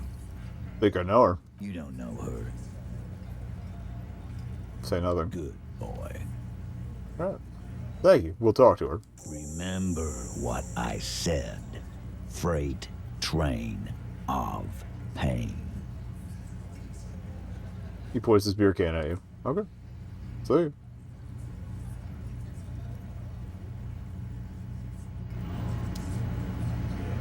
Can we see the thing in the bushes now? Or do I have to wait a day? Workers, a ceiling height window. The hawthorn branches scrape the glass like bony fingers. Squint. There's a little slide panel up there to let some air in. No need to open it in spring. It's still too cold outside. There's a yellow ribbon tied to it. There it is. So we have the key to the blue door now. Faded with time. This is going way quicker than my first run, but it makes sense. Hanging from it, a bronze key. It's close enough to the latch up there. One can slide it open and just take it. Surely not a coincidence. Someone's hit a key in the bush. You know, let me slide by so I can grab the thing? I don't know about that. I'm comfortable here. Don't think any sliding would really help right now. Sorry, fucko. Looks like you're gonna have to go bush diving. Good fucking luck with that. The hawthorn's got a bitch of a bite. I'm gonna enjoy the sight of you in the bushes out there. With a loud thud, the old man stands up, pushes the window open, grabs the key from the hawthorn branch, and slides it across the table to you. Thanks, Theo. The key is brass. Workshop spare is etched into its bow. The old man closes the window and sits back down in silence. Come on, man. We were just having some fun. Where's the harm in? I'm tired of listening to your shit. Thank you. Don't thank me. I don't give two shits about your key. Old man takes out his pack of chewing tobacco. There is a silence around this man's words. Unlike Titus, they're afraid of him. That's the type of respect he commands. You got a badass over here. Alright. Anyone know what this key was hanging? Why this key was hanging right outside the Union box window? Didn't even know it was there. Boys. No idea. Never even seen it. Someone must have hidden it there before this room became our place. Look at the key in your hand. I wonder what doors does it open? Open the door in the kitchen. The blue door. It says workshop spare. Maybe there's a workshop there. Alright. Okay, so we gotta call in, we gotta call the library, and then follow that up, and get sad. Honestly, I'm gonna handle it incredibly poorly as this guy, because he's a piece of shit. But, got a point, drop another in rhetoric.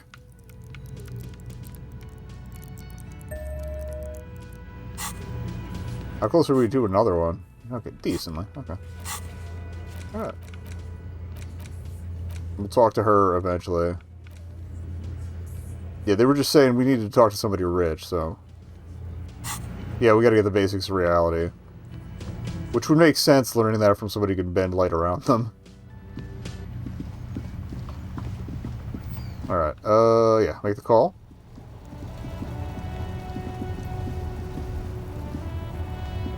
Inside, you see a set of steering levers, a radio microphone, a pull-out toolbox, and the soft glow of the fuel preheater gauge. Just realized we should probably save. After nailing that one roll. Inside, you see a set of steering levers, a radio microphone, a pull-out. This is Precinct 57. How may I assist you? Hold on, officer. I've got Central Jamrock Public Library on the line, and I've already introduced you to the librarian. Connecting the code in 2. We've already rifled through the card and stuff, so we have the information we could have. Central Jamrock Public Library here. How can I help you, officer? I'm looking for any information that you provide on Billy Majon, a reader. Billy Majon, you said. Give me a moment, I'll have to check our database.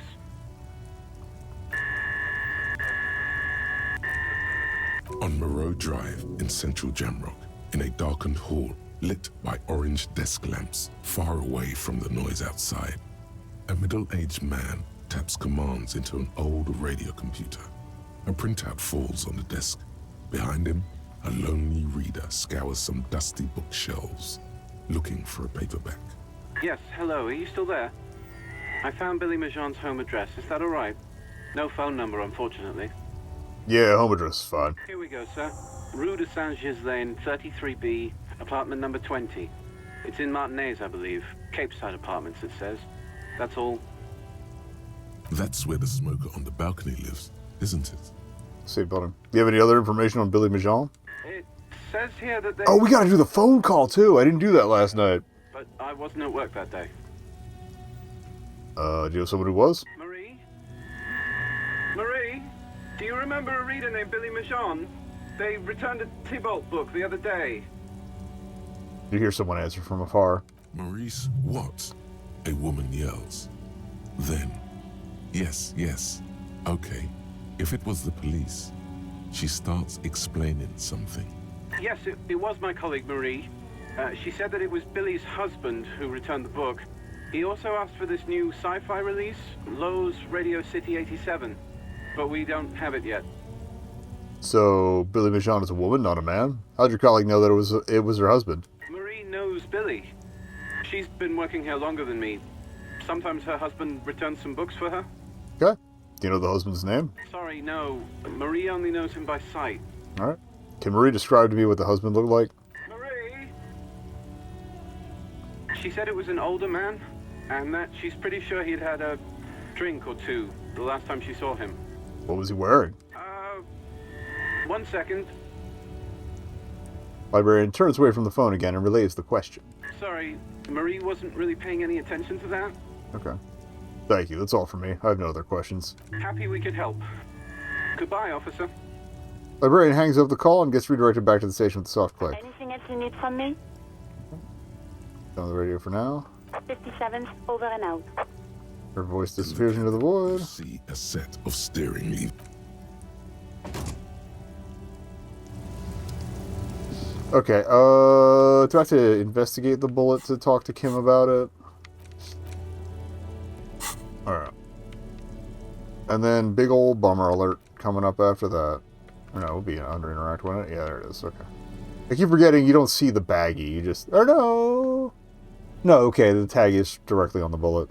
The bullet is still safely sealed away in a plastic bag bearing the RCM stamp. I think I know where this came from. Okay. And? Shot probably came from a Bell McGraw rifle. An antique. That makes sense. There can't be many breech-loading rifles floating around in Martinez, or anywhere in Ravachol, really. Why not? Sure, there's some arms trafficking, but the laws prohibiting the use of breech loaders we inherited from the monarchy have been effective, from what I've seen. Some new RCM recruits get impatient with their muzzle loaders once they've trained with military-grade weapons, but they realize it's worth it in the end. Alright, hope. I think we should have more powerful guns with the law. Imagine if everyone, cops, citizens, had access to firearms that could shoot multiple rounds without pausing to reload. After the first shot, the second, third, and so on come much easier. I did not catch how incisive that was the first time we got that. But back to the investigation. Alright, have well-armed Jamrock bangers started crossing over into Martinez? Let's find out. Next step, finding the gun itself. Okay. It's taken care of. I guess we might as well get a thought going. Oh, I don't have any points to dump into a slot anyway. My bad. Alright. So what else were we doing? Oh. Bummer time!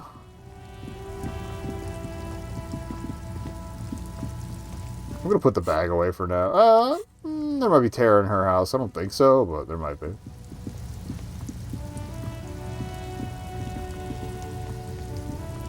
Wait, no. Wrong exit.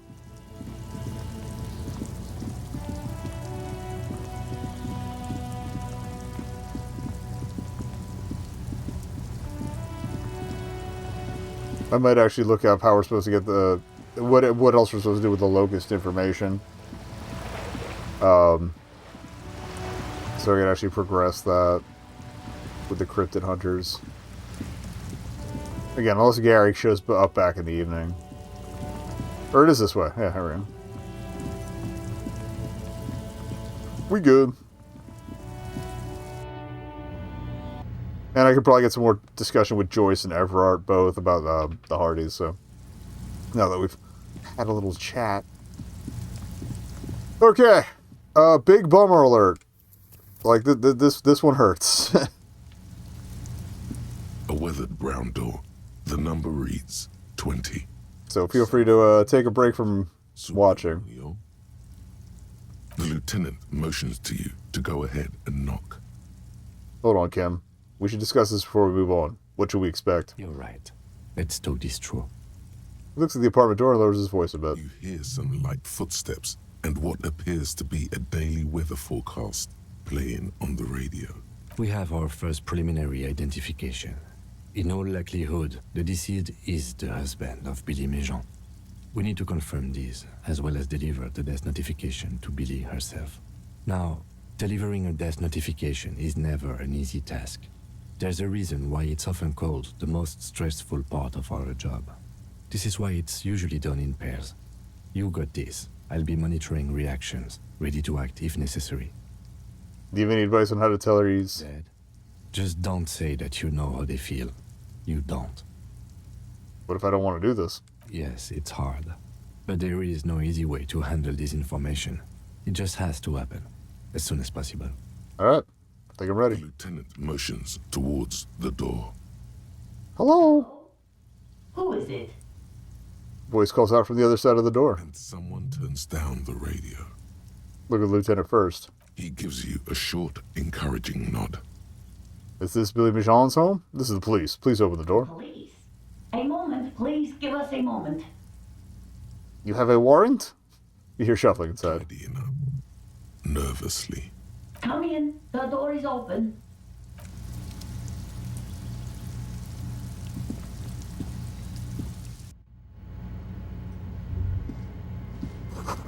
Don't run, okay?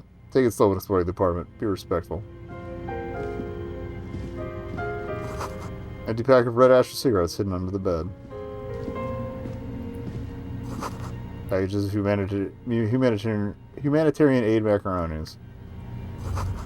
Some leftovers kept warm on a stovetop. Smells like buckwheat and onions here. I'm not sure what that box in the corner is supposed to be, but it looks kind of like a GameCube from this angle. We'll just cover in old newspaper clippings. Supposed to keep the light down a bit, and chalk drawn height chart for children's growth over the years. Thankfully, I don't think there's anything we can take in here, because that would just be disgusting.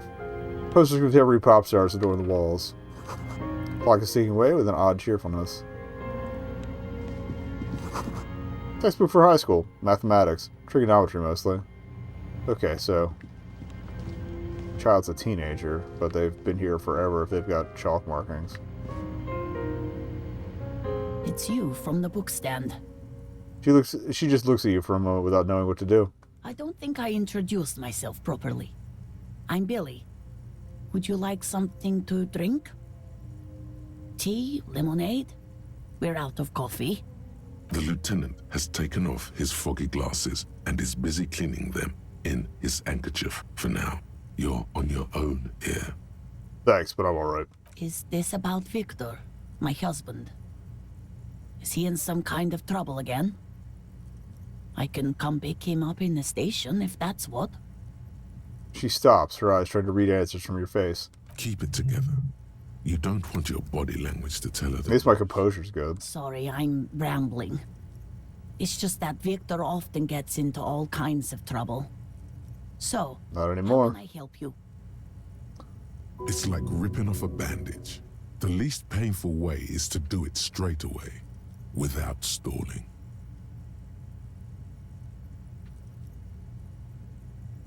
You live here with Victor, your husband, right? It's me, Victor, and the kids here. We have 2 daughters, Jenny and Jolie. Right. Where is everybody? I don't see anybody home. Girls are staying at their friend's place tonight. And Victor is out. She swallows visibly. Out where? He has a problem with drinking. And so he disappears every now and then. Honestly, she feels kind of like primed for this. In the box, drinking with his friends. I sent him to the library a few days ago, but I guess something came up. Alright. To your knowledge, did he make it to the library? No. I guess I'll find out when he decides to come back home. She looks at the front of her. Fuck. It shouldn't be long from now. I did this whole thing before and it still sucks. More than a few days. Huh? Do you remember what he was wearing when you last saw him? His old leather jacket. Can you describe it? It's just your average brown leather jacket, but he bought it as a teenager, so... What about the inner lining? The lining is hand-sewn. It's blue. I tried to make the thing more weatherproof since he's running around with it in the middle of winter. Alright, we'll cut to the chase. She folds her hands across her chest. Here it comes. There we go, that's a better roll. You've done this before. I like that it's still impossible.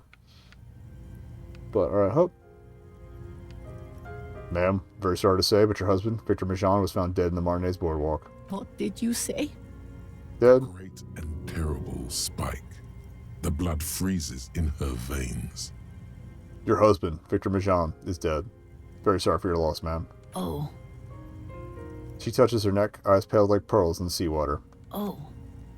But he was just... She looks at the kitchen table, but 2 cigarette butts are still in the tray. But he was just here. Alive. That is kind of how it tends to be. We understand this comes as a huge shock. I want you to know that me and my partner are here for you if you have any questions. Take your time, ma'am. What happened to him? She turns to you. Her neck and cheeks are covered with red blotches. Her double chin is shaking. Alright.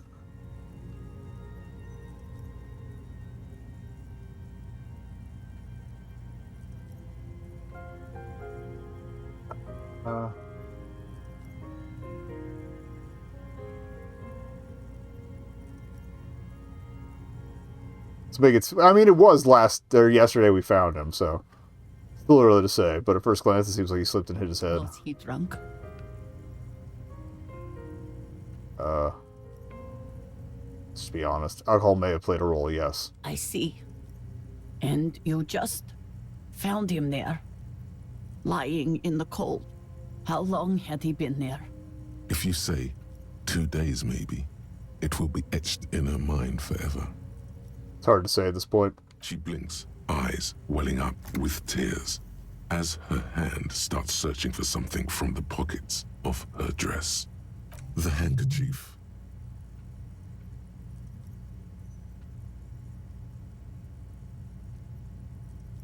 No words, just give her the lieutenant's handkerchief. A small, terrified smile quivers on her face as she takes the handkerchief and wipes away the tears. She looks disoriented. Is there anyone we could call for you? A friend, a family member, someone who could be here for you? No. I just need to tell my girls.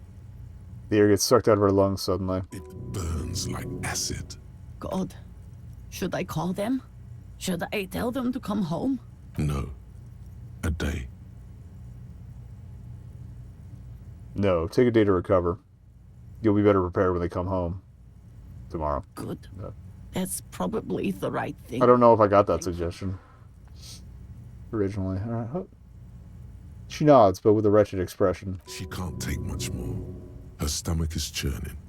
Soon, she will have to go to the bathroom and scream. Yeah. Just tell me, what do I need to do next? Where is he? Can I see him? We've taken him to the city morgue.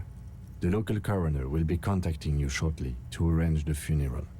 Here's his number in case you want to contact him earlier. He hands her a leaflet with the morgue's contact information. Is there anything else that the RCM could do for you?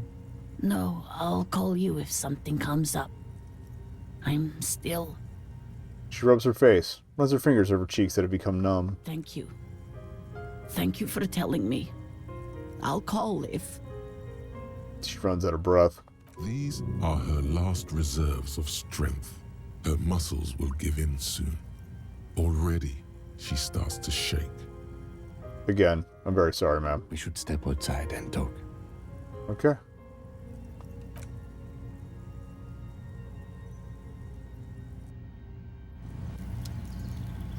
I handled that slightly better the first time, but...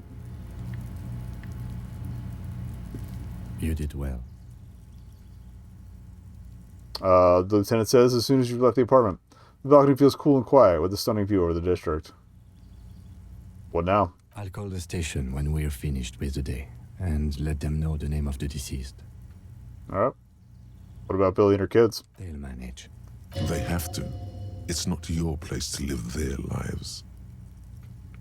That's it? That's it. We should get back to our case now that our duty here is done. Alright, close then. Let's go.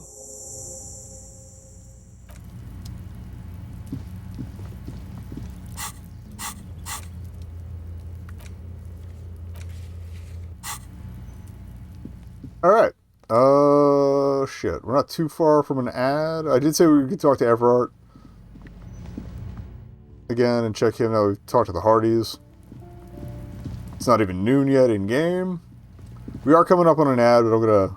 Well, actually, Joyce is right here. Let's talk to her first. At least start talking to her first.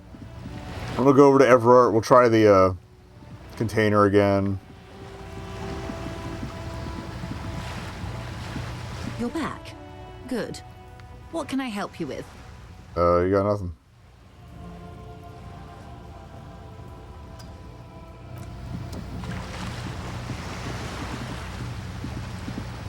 Alright, we're gonna run as far as we can in 1 minute. And then I guess we'll address, Miss Oranje Disco Dancer. Have my stats gone up any more to try this one? Just an ordinary wall. Nothing to see here. Yeah. Why? It's a wall. An ordinary wall. Why must we stop to look at this wall every time we pass by? We have business to attend to.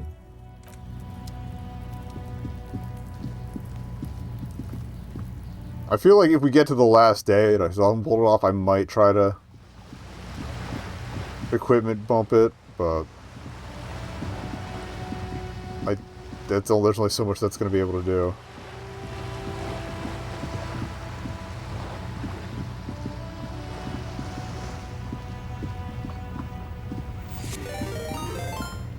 Alright. Oh, hey, Danny and Adam. Here. You came right as it rolled over to the 3-minute ad, but I'll try to spiel as quickly as possible. Welcome. Thank you for the raid. There we go. Let me do a shout out. I guess I'll shout out both of those. That. So apologies if the ad starts while I'm doing this, but...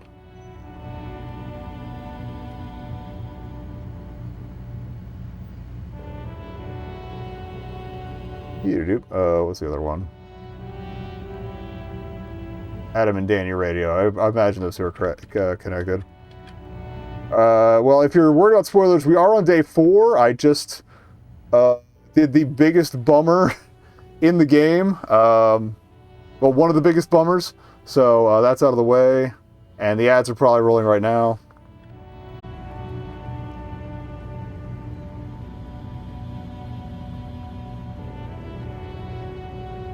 Alright, yeah, so the ad kind of cut into that, but I tried to drop everything in chat.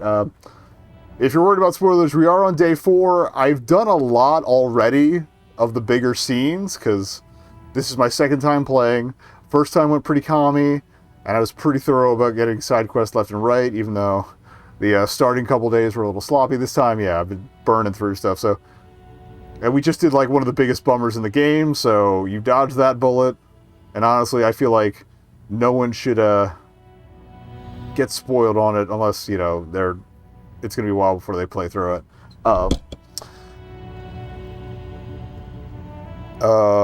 we're trying to play the worst of all possible Harrys. Yeah, we're going for like a fashy cop run, real cop brain, the whole wolves, sheepdogs mindset, etc. so forth. Militarized. I have all the pieces of the armor we can get so far, stuff like that. Also, as I said, worst of all possible Harrys. I committed a grave sin here. It jump scares me every time. I did not do that the first time. We shaved him. Alright. So, other than that, yeah. For those who are familiar or not afraid of spoilers, we are about to go have a chat with Everart. Now that we've talked to the Hardy Boys, and then we're probably going to come back to the Whirling to talk to the woman from the first day. And yeah, the Fash run does make fun of fascism at every turn. Like, every fashy thing that the more fashy characters say comes out as the stupidest sounding things you will ever read. But yeah, thank you, Adam and Data, for the raid. And I might go, if you've got your... he already peaced out, so have a good night. But I will probably peep your VODs to see how you're enjoying those. Where were we? Oh, I did want to check the door again. We've been pumping rhetoric to try and get this open because I gotta... Before the cargo. Oh wait, I gotta... Its draw has not lessened since... Let me try. I have like one rhetoric piece of clothing right now. I think it's the polo shirt, right? That's not it.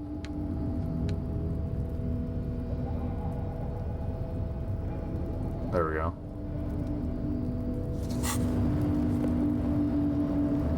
You're back before the cargo container. Its draw has not lessened since you can. Nope. As it's always been. It's impossible to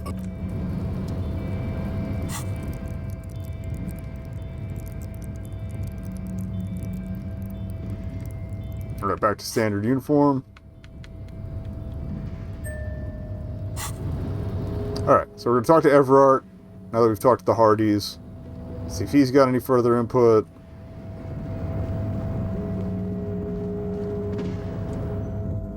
Maybe Leo, too. We haven't checked in with Leo in a minute.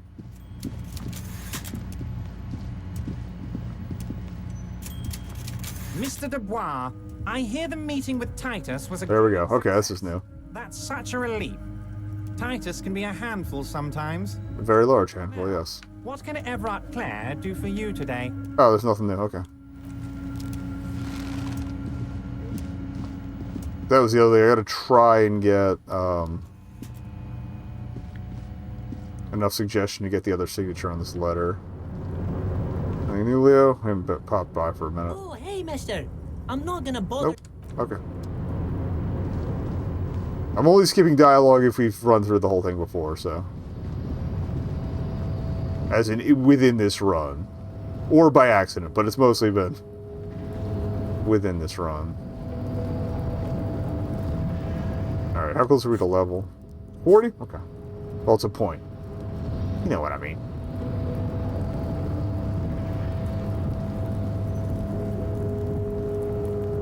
But I need there's something in the container that's going to teach me about the nature of reality. And so I need to try and get that open.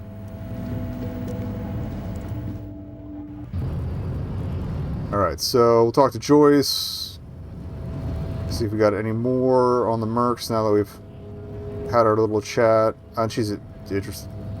I hate this staircase so much on controller.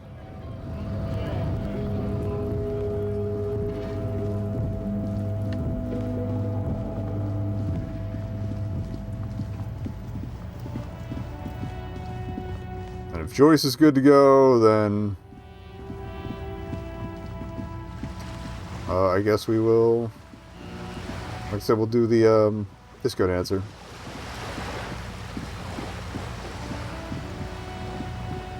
And probably blow some rolls, but there were a couple paths I didn't pursue talking to her the first time, so. Choice. Oh, didn't mind a bit. You're back. Good. What can I help you with? No new options there. Okay. It might have been under subcategories, but usually it lights it back up. Alright. Where are we going now?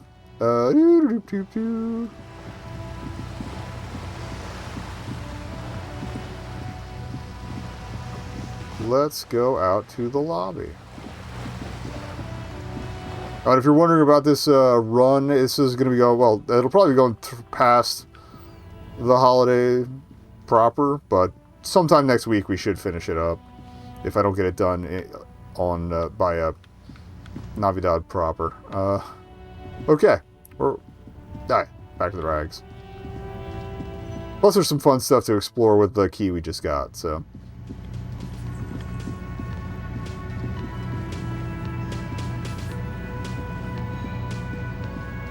You see a heavy steel door with a prominent dimple lock.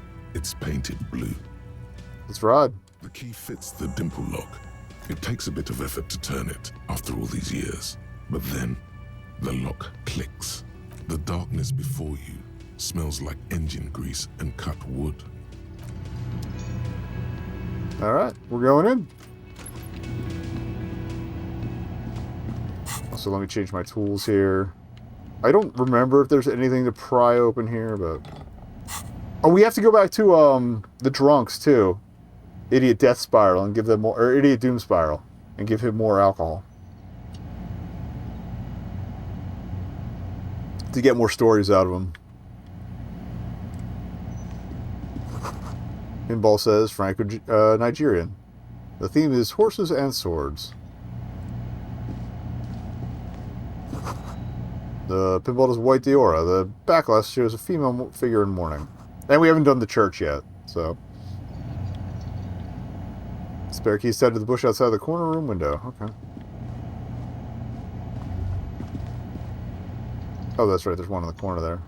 All these mesmerizing machines, just waiting to be plugged back in and played.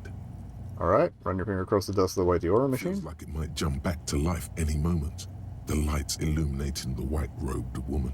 What's white Diora? Some kind of inane pinball theme. Probably related to Messina during the DeLorean age. The history themes are the worst. The lieutenant grimaces, looking at the machines. How about we fire up one of these bad boys and play some ball? You can't fire them up. They are broken. Only that one machine in the main hall works. The Royalist Pinball. He looks away. What a dumb name. Royalist Pinball. If they weren't broken, he would kick one of these machines about now. Sounds like you don't enjoy pinball, Kim. No, I love it. I love pinball. Who doesn't love pinball? Let's move on. What about the other one? Franco-Nigerian ball. Want to play that? No.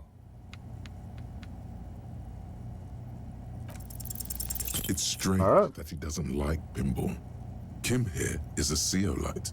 Oh no, we're gonna say something racist.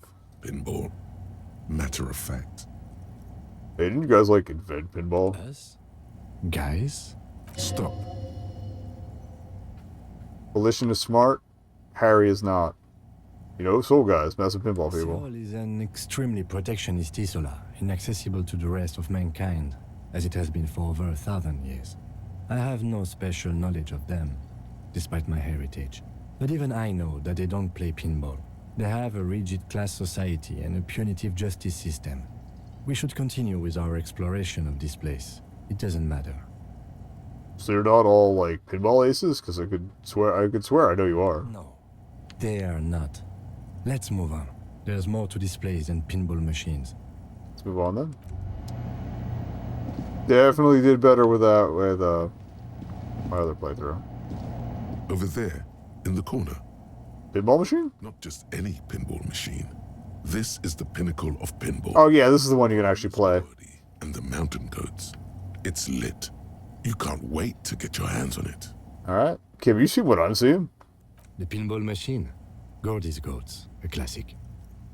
Wait, you played it? A little. Let's take a closer look. Oh, great. Lieutenant says. Cornelius Gordy and the Mountain Goats reads the golden lettering. I do have good interfacing. I think that's one of the main things for this one. Of text underneath. The machine is coin operated. Get the game on, Fingerboy. Those flippers are ready. Alright. Getting closer to the text. Above the painting of a mustached man climbing a hill, a column reads, inspired by the legend of Cornelius Gordy, taken on the world's tallest peak, Corpus Windy. The Mesk legend holds that when the nation is in danger, heroic Gordy shall return and save his people. Alright. Expect playing field. The theme of the game is to this isn't really story spoiler territories. I since there might be people from the raid, I will try to give warnings ahead of story heavy stuff. I've kind of been doing that as we go, but now that I know there's people to worry about. Is at the top of the playfield. All the balls have small goat icons on them and represent the goats as they race up and down the mountain. Areas around the playfield represent Gordy's climb, places he was said to have camped, which the goats can discover. Get them to the summit. What's with the goats? Indeed. Think of them as balls. Alright, let's roll it. It takes a while to get into a rhythm, but pretty soon you're able to... I love the lighting on this. ...faced balls in play with relative ease. Where it's flashing across you. Go, go, Fingerboy. I feel sorry for the goats. If they only knew the kind of guy old Cornelius really was. Wait, what kind of guy was he then?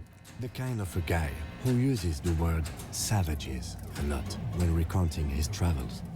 A masked nationalist. Racist mountaineer? An avid huntsman too.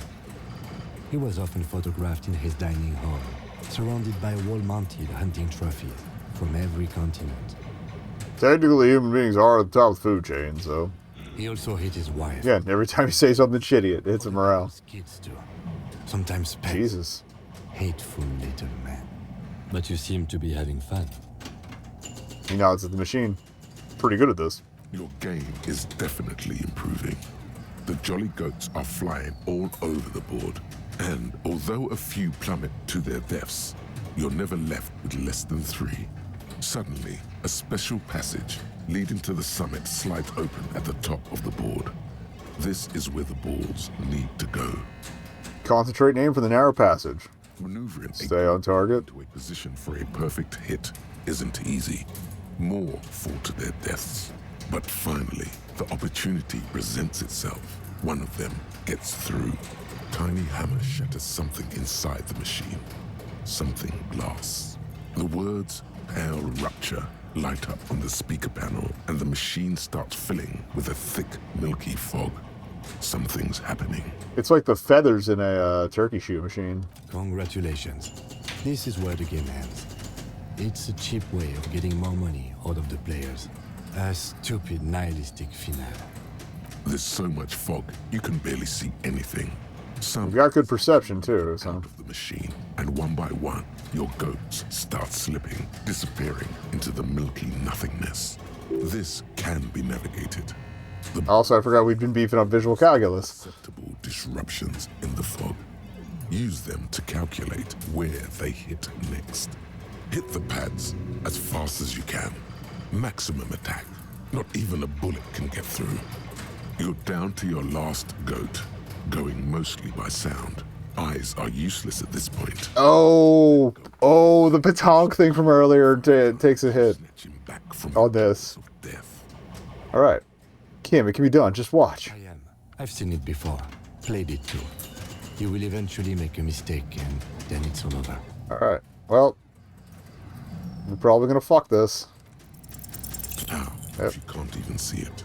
The last goat plummets into the fog with... Yeah, somehow I pulled it off on my first run. There goes nothing, Fingerboy. Rest in piss, Fingerboy. $5. Can you give it another go? Or no? Yeah. It needs serious maintenance before anyone can play. Yeah, there's a red check, so that makes sense. Alright. Anything else we can loot here? Nope. Alright. Let's get elevated. This small elevator is dimly lit by a bulb that's been glowing for ages. The latticed cage is open, inviting you to step inside. Let's take a peek. Smells of nougat and sweat. Your head brushes up against the ceiling. There is a control panel to your right, and just enough room for 2 people to fit in. The maintenance asses to elbows, baby. Control panel reads, last maintenance, 10th July, 88. Let's look at the controls. There are large rectangular buttons, monter, descente, and an international call for emergency assistance. That third one appears to be broken. Great. It says the last maintenance was in 88. That it does. I say, let's brave it. This elevator was last maintained in the future? No, it was maintained in 88 of the previous century. So it's not a message from the future? No, I think the bureaucrats just forgot about this backroom elevator after the revolution. Wonder what this elevator was used for. Seems like a small freight elevator for transporting machinery. For that, it's pretty quaint. He taps on the guttering light bulb. It's golden in the dark. I don't think this thing can kill us, but the elevator I have concerns. Invite. We're good. Okay. Small windows, safe shut with black plastic. Can't see outside. Boxes of tools and replacement parts line the shelves.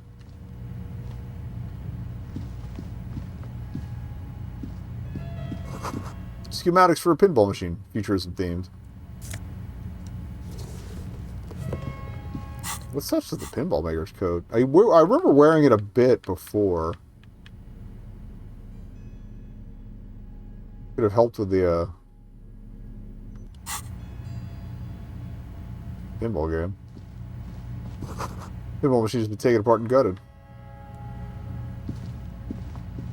You clearly see footprints in the downy carpet of... I think I wore it for the pinball game before. ...workshop floor. Jackpot. These, unlike everything else here, are new. Alright, someone's been here within the last week or 2. 3 weeks maximum, from the dust coverage. It could easily have been 1 week too. You know, officer. He looks at you. It was a stereo investigation after all. It has now converged with our main investigation, adding a new fact to consider. Okay, what does this mean? It means someone snuck through what seems like a secret route, behind our rape victim's room, in the recent weeks. This may prove to be significant. Alright. So, closer look then. Crouch, study the footprints. Large prints, most likely made by boots. The size is hard to determine. Sole could be bigger than vamp. The soles have left a pattern, uniform, horizontal lines. Okay. One person has been here. They've gone back and forth. The tips point both ways. Prints look like one person went back and forth. Between that and that. He points to the barred door. Alright. Print doesn't look like all its old print we found in the hanging, Kim. The size looks about the same, actually. They're not the same shoe, but they could be the same person. Doesn't look like the worker's boot from the hanging, does it? No. These little horizontal lines are different. They look custom-made to me. Or some kind of foreign print. Hard to say. Still a boot, though. Everything around you is quiet. The prints crisscross the workshop floor. Alright, let's move on.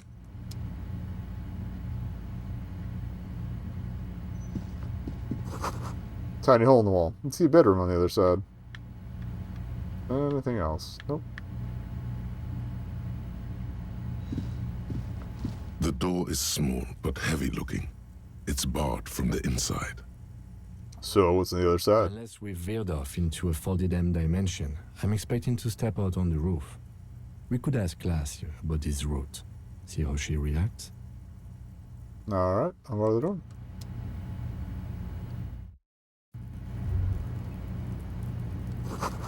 Smell of cigarette smoke in the air. Astra. Menthol.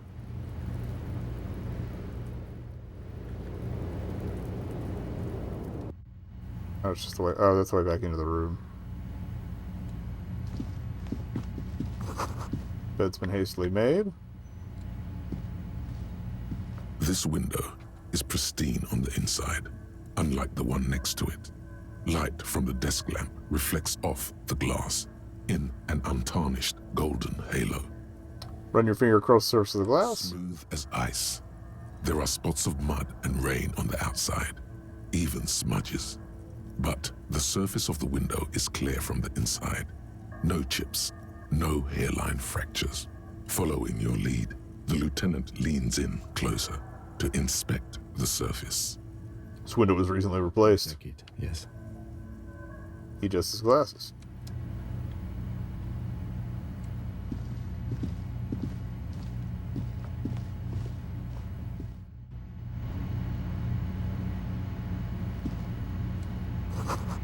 Piles of dirty clothes, a woman's.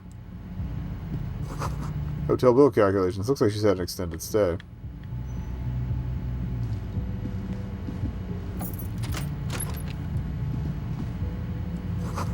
See the yard below. The corpse is no longer there. This medicine cabinet is full of wares. Sheets of pills, haphazardly stacked, one on top of the other. There's also a toothbrush somewhere in there. Cool toothbrush. It's been used quite a lot, but not for scrubbing blood off towels or anything else interesting, it seems. Pharmaceuticals line the shelves, sheet upon sheet of pill bottle next to pill bottle. Acetylic acid, APAP, eye drops, blood thinners. Quite a collection here. Anything of note? Search the bottles. Pill bottles rattle like bones as you search the cabinet. Paracetamol, histoperidol, something in a foreign language you can't read. Behind them, an unusually shaped nasal spray. Its label reads, Nacra. The heck is a Nacra? An opioid receptor antagonist. It's used for diamorphine overdoses. You could say he's on the lookout. Alright. Search the pill sheets. Among some foreign, probably Messinian or Gotvaldian, marked red blister packs you find. What do you find? This is going to take a little know-how. Wouldn't you know? How? A bright orange bottle with Preptide stamped on it, in sunny, happy letters. Jack, are we gonna level up? That's the stuff you're looking for. Your palms begin to sweat just holding that little plastic container. And your chest swells with pride. Look, it's made right here in Revachol by San Baptiste, a proud Revacholian pharmaceutical company with great traditions. Alright. What's so exciting about this orange bottle? It's speed, man. Just what you were looking for. They call it dextroamphetamine and talk about psychological disorders. But what we're seeing here is some scientifically advanced trucker speed. Oh, we do get a point. Okay. Drop in rhetoric. We gotta get that. Gotta get that door open. Okay. Yoink. Silently, the bottle slides into your palm. Then, as you turn, into your pocket. Feels so sleek and beautiful. You got it. Here comes the afterburner. Time to become a super detective again, Harry. Just put it in your sweaty little hand now.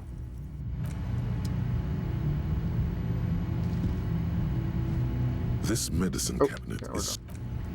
Yeah, I think if you tell Kim about it, it docks points even harder. Kim? Okay.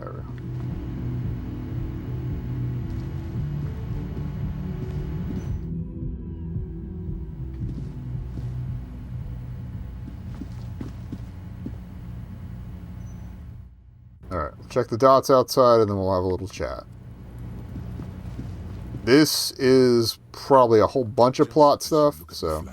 A gust of wind raises them from the roof, picking them up in the air. Yoink. You catch a single white flower between your fingers. The rest fly off into the wind. It's a Maybell.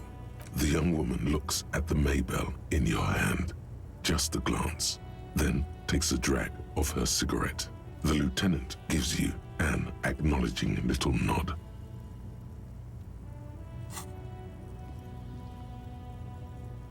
Your 9mm semi-automatic finger pistols make 2 satisfying snaps. Strange for such a small caliber of finger pistol to sound so chunky.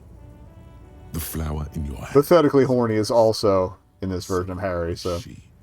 Alright. That's not actually true. She's looking toward the yard and doesn't notice them, which is probably for the best. Because, didn't someone mention she's a rape victim? Cold coffee in an ashtray that looks like a hedgehog. I want a hedgehog ashtray. I don't even smoke, but... Alright. If I remember correctly, this conversation also involves discussion of sexual assault and, to some degree, various interpretations of that and how much of an assault it was. So, again, if that's not your flavor, I guess if you're watching the archive, skip ahead till we've left the roof here. But you're gonna miss. You're gonna miss a lot of plot stuff that way. Yeah. The young woman has a cigarette in one hand and a cup of coffee in the other. Her hair is still slick from the shower. Below her silvery jumpsuit, an athletic young body, built long and lean. I'm sorry for the mess down there. The cleaning lady hasn't come by in days. I'm beginning to wonder if she ever will. Nice view you got here. It's much nicer now. Her eyes wandered toward the north, towards the yard. Where the dead body used to hang, clearly visible from the roof, but no longer. Thank you for that, officers. Truly. You mentioned a cleaning lady. I think I need one. Oh, yes. Legends of room number 1 have made their way around the building. They say a portal to hell has opened in there.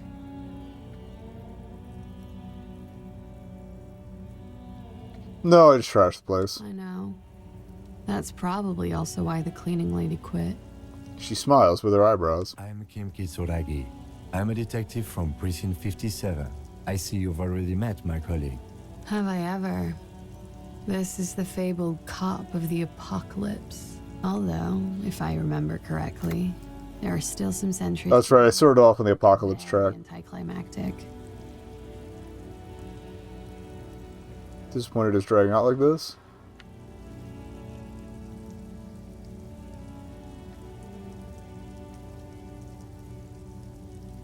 Okay. New information has come to light. It is a matter of weeks now. The great reckoning of the classes. Revachol explodes in vigilante violence. It's foretold. Wow. Can it be stopped? And if not, what are we to do with the time left? Vapor rises from a coffee cup. Miss, we are investigating the murder of the man down there. The people who put him there have asked us to talk to you. Huh. I see. She takes a pensive drag of her menthol cigarette. What could she be thinking of? It's hard to say. Her shoulders are relaxed. Her eyes on the... Oh, this might tell us about the buoy, too, so we can check that out. What's your name, miss, for the record? Clausier Amondou. And where are you from? Vredefort, Republic of Oranje. Wasn't the tattoo on the hanged man an Oranese map of the waterways? The thought begins to form in your head, then dissipates. Something for later.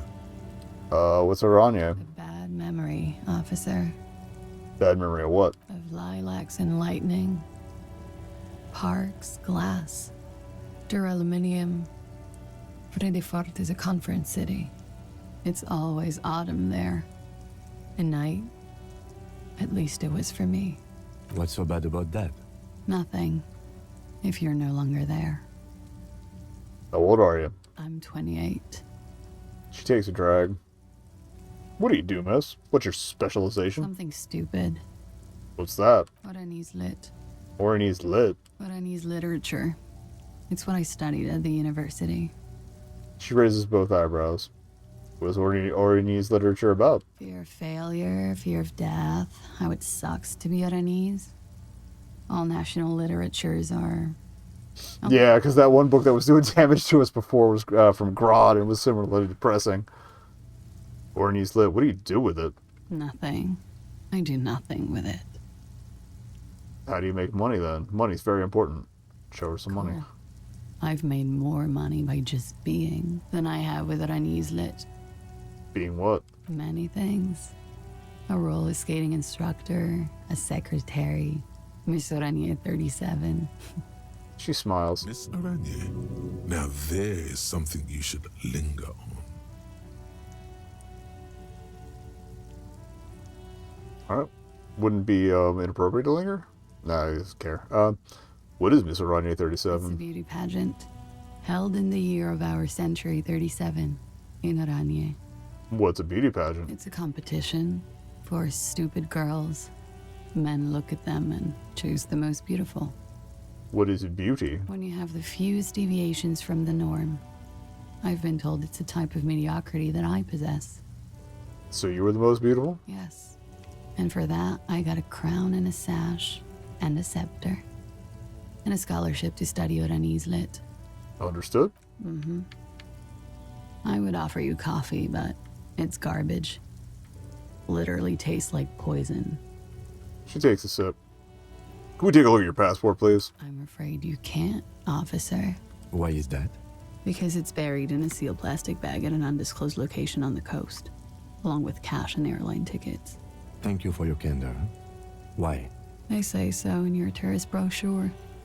Keep travel documents away from your person when west of the river.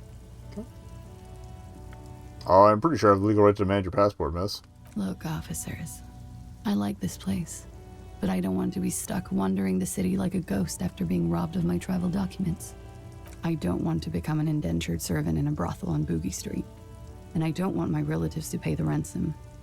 How do I know if you told us your real name? If I were to lie to you, I would come up with a more mainstream name than Clausia Mondu. It's a weird name. Okay, then. Okie dokie. She pours herself more coffee. If any of this made her nervous, it certainly doesn't show in her expression or her movements. Thank you. That's it, for the record. The record. So official. Nice room you got here. Yeah. It's pretty deluxe. What are you doing here in the whirling in rags? I'm wintering. How long have you been staying here? About 4 months. I came in November. Why here? Here in the Whirling, here in Martinez, or here in Revachol? Here in the whirling. Because it's the funkiest building in Martinez. And because all the other buildings are bombed to hell. Fair. You have quite the collection of prescription drugs down there. Thank you. I've put a lot of time and effort into it. She says without any discernible irony. Technically, possession of narcotics is legal in Revachol, but you should still reprimand her. It was quite impressive. How'd you amass such a hoard? With money, sir. It's not exactly the NT-star size caboodle I intend for it to be one day, but it's getting there. The collection includes Nacra, an opioid antagonist. Comes in handy when you've done too many opioids. Fair. Is that something that happens to you often, miss? His tone isn't aggressive, just inquisitive. Better safe than sorry. She takes a drag and smiles. You seem to have, among other things, Preptide. Oh, yes. One of my favorites. It cures many ailments. Like what? Like not being able to stay up for 36 hours, not being happy. It cures those ailments. It's just a merit speed molecule, basically.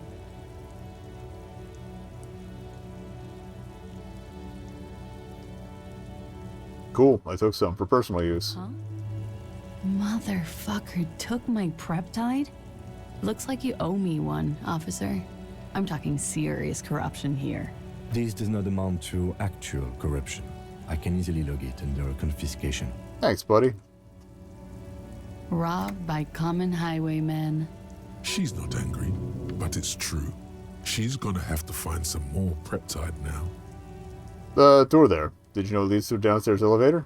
I did not. Mystery solved then. I kept wondering where it led. There may be more to this mystery at some later time. She's holding back. Let's make a mental note for now. There's a peephole on the other side looking into your bedroom. A peephole? You mean like a hole in the wall? Yes, looking into your bedroom, miss. Lieutenant points to her window. The unmade bed is visible through the glass. Okay. There's a pause as she processes this information. A jitter of fear and disgust moves through her body, beginning from her shoulders and ending in her hips. The cigarette tastes foul to her now. Do you think this is somehow connected to me? Could be connected. Okay. Do you have any way of knowing how long it has been there? Unfortunately, no. But if I were to guess, long enough. The perforation is under the bookshelf on your wall. It shouldn't be hard to cover with some tape. If it is recent, who do you think made it? Shit. I don't know. Maybe it's been there for a long time. Maybe the local kids use it or something. I don't know. I'll be fucking covering it up with a lot of tape, that's for sure. Was there anything else back there? There are tracks on the floor. They're recent. Huh. This isn't good. She's straight as a stick. Suddenly, she feels like quarry, encircled. Her eyes dart to the door. It's an old pinball workshop. Room back there. Place used to be a pinball arcade. Okay. I'm glad someone's had fun. That's all for now. Mm-hmm. That window's new. It is. She moves slightly to your left to check her reflection in it. The lieutenant makes a note in his notebook. I have other questions for you. Okay. Takes a pensive drag of her cigarette. Watching herself reflected in the bedroom window, torn and sparkling and draped in smoke. Alright.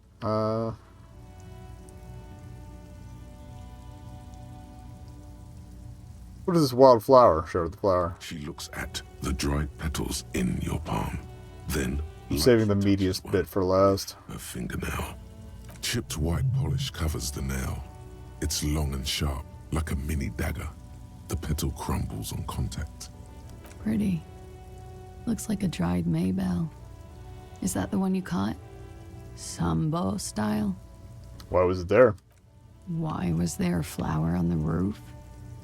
I don't know, officer. Because of the wind? Alright. I notice your room's close to mine. I have a personal question. Yes. You're just one room away. Very personal. Alright. Were you in Sunday night? I need to know what I did before I lost my memory. Actually, no. He wouldn't admit that. Funky. Okay. Here we go. This is the nastiness. They tell us you were assaulted. It's a bit early in the morning for rape, isn't it? Actually, it's already afternoon. Is it? Squinting, she takes a look around. The spring sun is high in the sky. People pass below. It is afternoon. Time flies, man. So, were you? Yeah. I'm gonna go with not raped. I don't want to say that shit about him. By him, she must mean the victim. Tell them it's not my style. They'll have to, you know, if they want to jazz up the charges, they'll have to get someone more, rapeable. Are you saying that you were asked to tell us you were assaulted? Not explicitly, but I understood what they meant. It wouldn't hurt to spice things up a bit. Some assault and battery. Sexual assault, maybe. It was clear the latter would be spicier. I just asked you to spice things up. For us? Pretty much. She cradles her coffee cup in both hands. Warming them. She must be very cold and exhausted of this life. Alright. What did happen between you and the victim? We partied.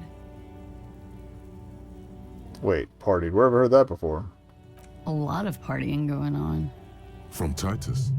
About her and Titus's relationship. That's where you heard it. Yeah. What kind of partying? Kind I do? With all due respect, sir, I think we partied a little harder than that. Harder than this? I didn't know it was physically possible. Oh, it is. You're still alive. What did Fair you enough. do when you partied? We drank, sir. A lot. For weeks, basically. I forgot how long the segment takes, too. We might have to break in the middle of it. We drink harder. That's why I liked him. What else? Stimulants. Speed also has that effect, making you drink harder. And then drinking harder makes you do more speed. It's quite the combination. That's why Four Loko doesn't have caffeine in it anymore. Whoa. After so much drinking and drugs, how did they manage it? Hold on, after so much drinking and drugs, how? Untraditionally, officer. She puts out her ashtray, but lights another one with the its end first. Feelings involved? A little. The drugs were good enough, and we did enough of them. How did you two meet? The lieutenant's voice is quiet, calm. Downstairs. At the bar. He was on some sort of assignment. 10 cm healed. Jesus Christ, that's long. Probably know. Had a cool, scary scar. When was this? A month ago? Something like that. Must have been hard for you, seeing him there. Oh, yes. I've had a great view. From the roof, out of the bathroom window, in my dreams. A bitter cringe. It hurts. You look to the lieutenant. He takes a small step closer. You called us, the RCM. Yes. The call reporting the hanging? That was you? I made it. And I would appreciate it if you didn't tell everyone. In Martinez, they call it snitching. Reporting crimes. The test complete? Miss. If it's snitching, then why do it? Because I couldn't handle it anymore. None of these people called. He just kept hanging there. Then they started stripping him. She takes a drag, her voice thick with disgust. The voice was disguised. Did you... I didn't exactly disguise it. I just muffled the mic and nicked it. That's why the phone's fucked up. Nicked it how? With nail clippers. And I diverted some radio fuzz into it. Into the cold wire. Which landline? The one downstairs, officer. I used the whirling landline. That's some clever tampering. Simple and clever. Crossing the lines like that. Seems like you had some idea. That was nifty. Thanks. She manages to smile. Why go through all the trouble? I don't know, sir. It was stupid. I was drunk, too. I was probably afraid the union was listening in. Locals say they have ears in the wires. Wouldn't surprise me. Thank you for making the call, miss. It was the right thing to do. I didn't want to, sir. But if I hadn't, he'd still be hanging there. Alright. What can you tell me about him? Name, eyes, age? I'm sorry, I can't do it. Not right now. Later, maybe. I keep seeing him. Like he is now. I forget what we did in between questionings, because I know we did come back first time. Hair. Another puff, more nervous. I know it's difficult, miss. We can return to it later. What'd they hang him for, if not for rape? He had something to do with the strike. One has been roiling since I got here. I think we have to talk to the Hardy Boys again to get a little more info. But you probably know all about it. And his role in this strike was what? I think he was in a security detail. He was ex-military, worked for Wild Pines, and against the Union. I gotta grab water on the next break, too. Much, if you know what I mean. But I understood it was dangerous. And they lynched him for it? She nods. Alright. Why was there a bullet in his head? Actually, we'll do that last. How do the Hardy Boys know you? They're frequent guests. Downstairs, they have a booth for Union members. They're probably down there now. And how did you meet? Over drinks. It's been a long, boring winter. Did you party? A little, yeah. Like you partied with the deceased? No, not as hard. I'm sorry to have to ask this, but have you had a physical relationship with any of the Hardy Boys? I have. Which one? Which ones, sir? I don't remember precisely. Titus, obviously. But as I said, it's been a long winter. Why was there a bullet in his head? Bullet? They shot him too? There's a silence. Her brows meet in the middle for a pained frown. They stripped his clothes and they shot him? You mean after they hanged him? I'm confused, sorry. So am I. Were you aware that he had also been shot, miss? Things are starting to go a little over my head here. I thought he was hanged. I was not present when they did it. I don't know what happened. I just know what they told me. And Sylvie, the bartender. It's hard to know what to think about that answer. Oh, yeah, my logic sucks. Thank you for telling for all this, miss. She breathes a silvery sigh of relief and weariness. I think we can get a little more out of Sylvie, too, and I can't quite remember. Humid. Should we head by downstairs, officer? We may have things to discuss there. I had something else before we go, a little thing. She nods. Silvery cigarette fumes disappear into her mouth. It is white, so... She looks back. Time moves slowly. The triangles of her face rearranging into a weary smile. Don't worry. I don't know if I ever got that one. Okay. We will consult you through the reefs and sounds of her persona. You are advised.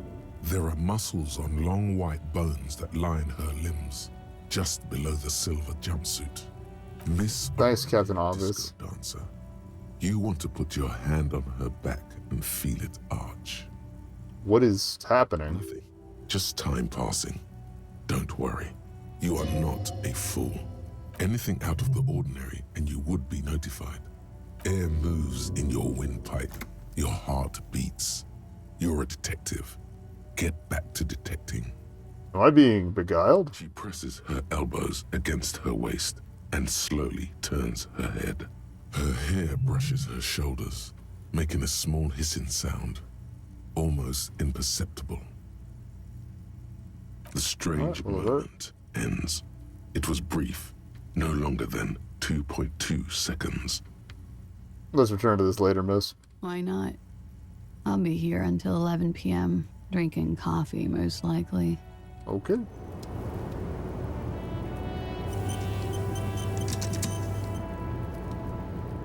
I'm gonna head inside before we have our little chat. See? Looks like we have more to discuss with those so-called... Yeah, okay, we do have to go back to Hardy's. Half their reasoning just went out the window. Think this will make them cooperate? Nothing will make them respect the RCM, but it will disrupt the game they prepared for us. We just stripped off one layer of whatever it is. Her decision to not corroborate their story was definitely not part of the plan. Why did she tell us all that? What else could she have done? Lie? She saw there was no way to lie and get away with it. I'm not sure she had to lie. I wouldn't have known. If not you, then me. It was a smart move from her. She seemed candid. You think so? Being candid is the best way to lie.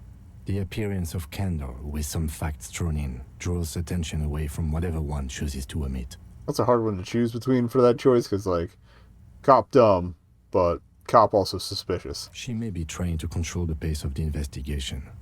Anyway, we should move. I suspect our inquiries will bring us back here soon enough. Okie dokie.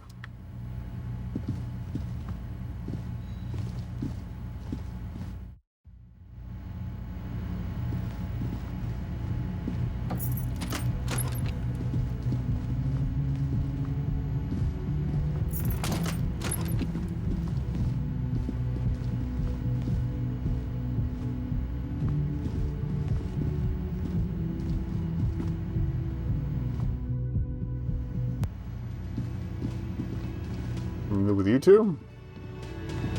Again? I can't believe... Nope. Alright, yeah, we'll try calling Sylvie since she came up in the conversation. Then run back to the Hardys. I might run out to the buoy too, since we know it's out there. Inside, you see a set of steering levers, a radio microphone. This is Precinct 57. Just a sec. Sylvie Mal... Yes. Hello? Hey Sylvie, it's the police again. Oh, great. What else do you need, detective? Alright. Have you seen my gun? Please, no. Not this again. Everyone saw your cool gun, detective. She sounds beyond exacerbated. I showed you my gun. When did it happen? You were trying to impress some people with it. Everyone was eating, and... She stops hesitantly, not sure if she should continue. Sounds like it's going to be bad. Do you really want to know? And what? What did I do? You were waving it around in everyone's face, begging them to describe it. You said it calms you, and then you started making suicide jokes. It got pretty graphic. Oof. People tried to back away from you, or even slip out of the door. But you screamed, "I am the goddamned law, and you have to listen to me. You are all suspects in a murder investigation." Okay, I don't know what to say. Me neither. Alright.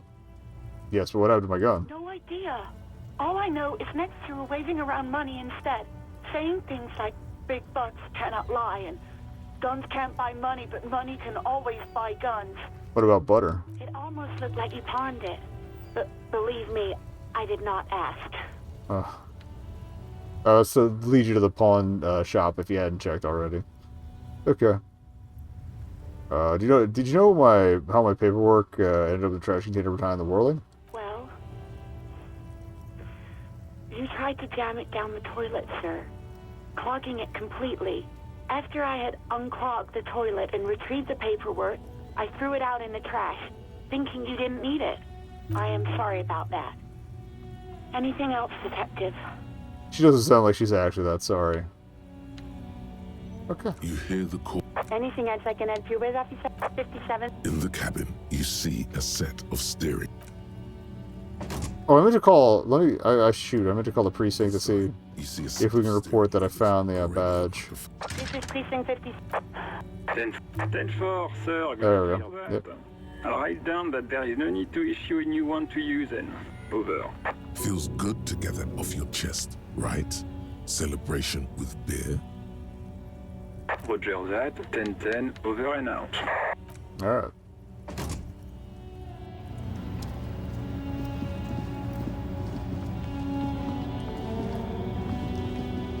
So, back to the Hardys.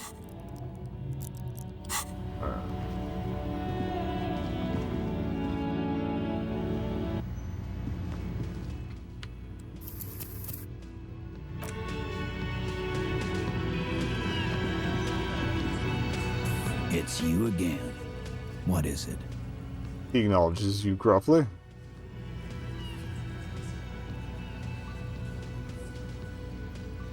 Flashy says she wasn't raped. Fuck. I knew that fucking whore couldn't be trusted. For the record, Titus Hardy did not explicitly specify the victim as a whore, nor did he say anything about trusting her. Oh, shut up and stay out of this, Liz. He raped her. He was out of his fucking mind. You have no idea. She's just in denial, asshole. You don't understand the traumatic experience. She's shutting down, and she doesn't fucking trust you. Yeah, she's crazy, you know. A crazy bitch. You know the type. She's fucked up. Got the bullshit. She told me the truth. Lawman, I'm at the end of my goddamn rope with you. I fucking told you not to push her. His hands become fists. And you went and pushed her. I am gonna fucking hit you. Duck. Titus Hardy. Her voice rings through the room like a warning shot. Success. Titus backs off. Fists down, everybody. Goddamn. I've got a sword. Tells you to put your fists down. Everett personally sent me to take care of this. If this goes south, we'll all be in the shit.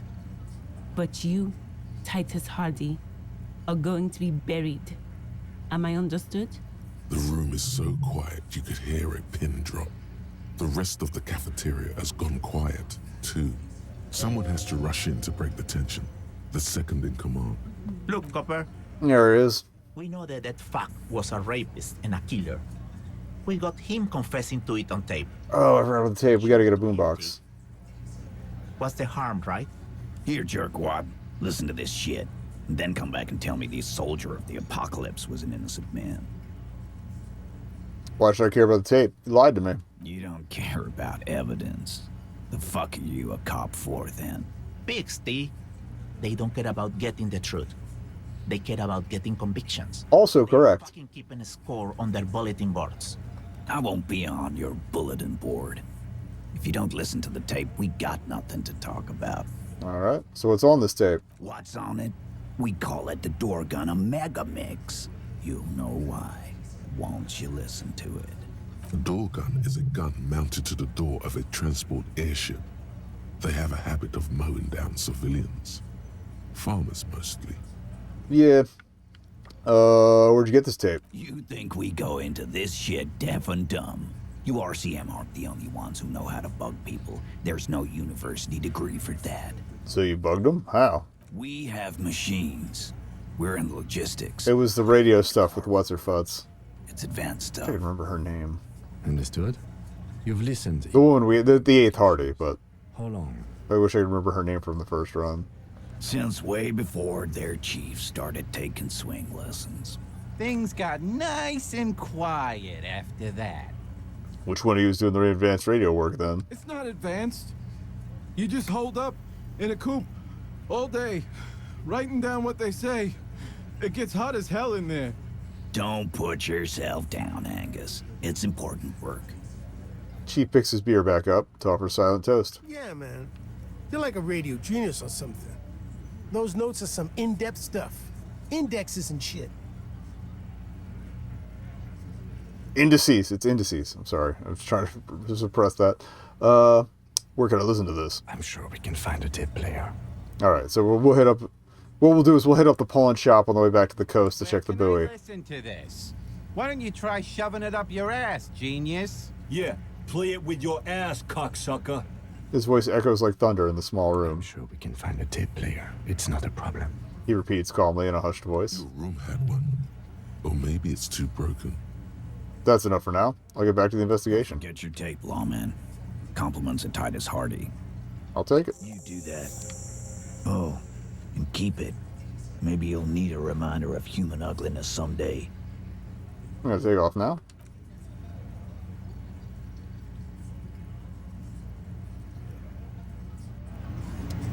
Boop. Break time.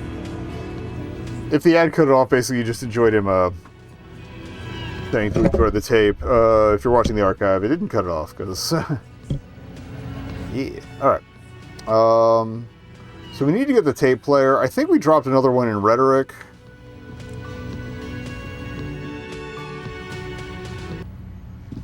So I might make a quick run back to the container to try again. Well, I'm basically going to keep trying the roll until we every time we reset it with another point added. So apologies for the runaround, but I got to get in there to finish this other quest. That's what I've never done before.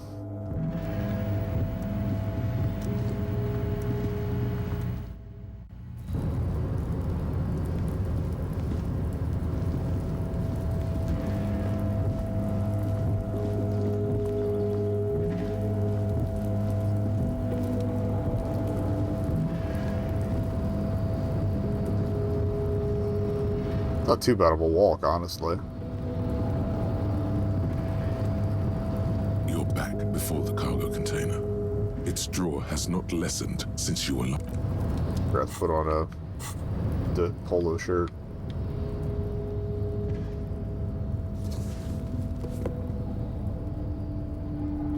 I don't think we got anything with rhetoric. Nope. Okay. You're back before the cargo container. Its That's drawer better. has not lessened since you Save.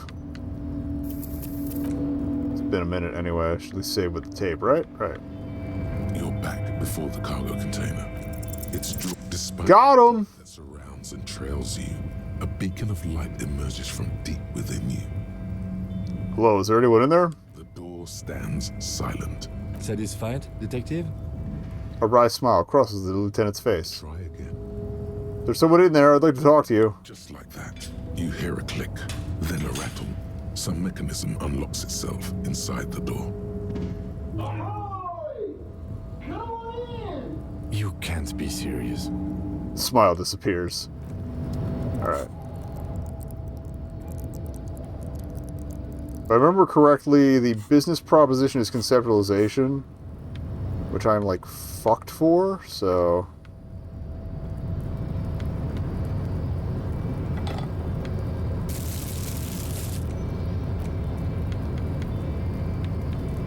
see what we can do about that, but is there anything that drops conceptualization?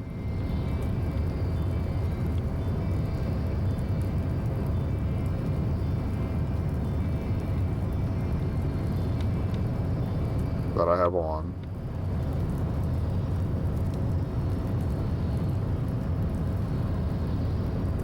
Not really. Alright, so conceptualization.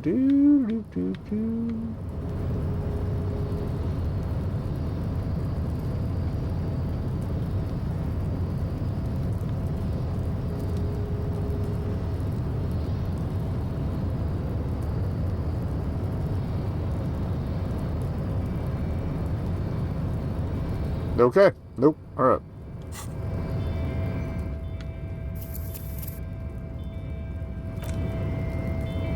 Mostly, I just want to see if we can't get the money out of him with the business proposition. What the fuck? The man stands at the far end of the shipping container. It's hard to say anything more about him. You cannot make out any of his details, but you do feel the overwhelming presence of capital. The feeling causes all the hairs on your body to stand at attention, like soldiers preparing for review. Let's squint. Something's amiss. The light beams bend around his face and scatter in 1,000 directions. It seems the laws of physics do not apply here. They are suspended, distorted, and echo. Trying to visualize the physics at play is liable to give you an aneurysm. Don't think about it too hard. In the general stillness, only your tongue moves, flickering as you utter. Hello? Welcome. Come in. Make yourself at home. Sorry, I'm not better able to receive you. I wasn't expecting visitors today. You can't hear him exactly, yet you're able to understand every word he says. It is very strange. An overwhelming hum covers everything. Voice doesn't escape from him. Okay. Now, what can I do for you, gentlemen? What you can see of his body appears composed, in a sharp summer suit and yacht shoes. Who are you? Who am I? Oh, I haven't been asked that question for such a long time. I don't meet a lot of people outside my circle these days. Anyhow, my name is Rustam Theodore, investor, license holder, and extremely high net worth individual. And you are? Mr. Theodore, I am Lieutenant Kim Kitsuragi of the RCM, and this is my partner. Name's Raphael Ambrosius Cousteau, most likely. Pleasure to meet you, Raphael. I'm surprised in a positive manner, you understand, about your exceedingly high net worth. Maybe they'll give you some bonuses later. It is not. Never mind. Oh, don't you worry, Lieutenant. I can tell a good man when I see one. Alright. What are you doing in this container? This is a great way to get around. It's fun, it's safe, and it gives me lots of time to think. By the way, let me now ask you a question. Where are we exactly?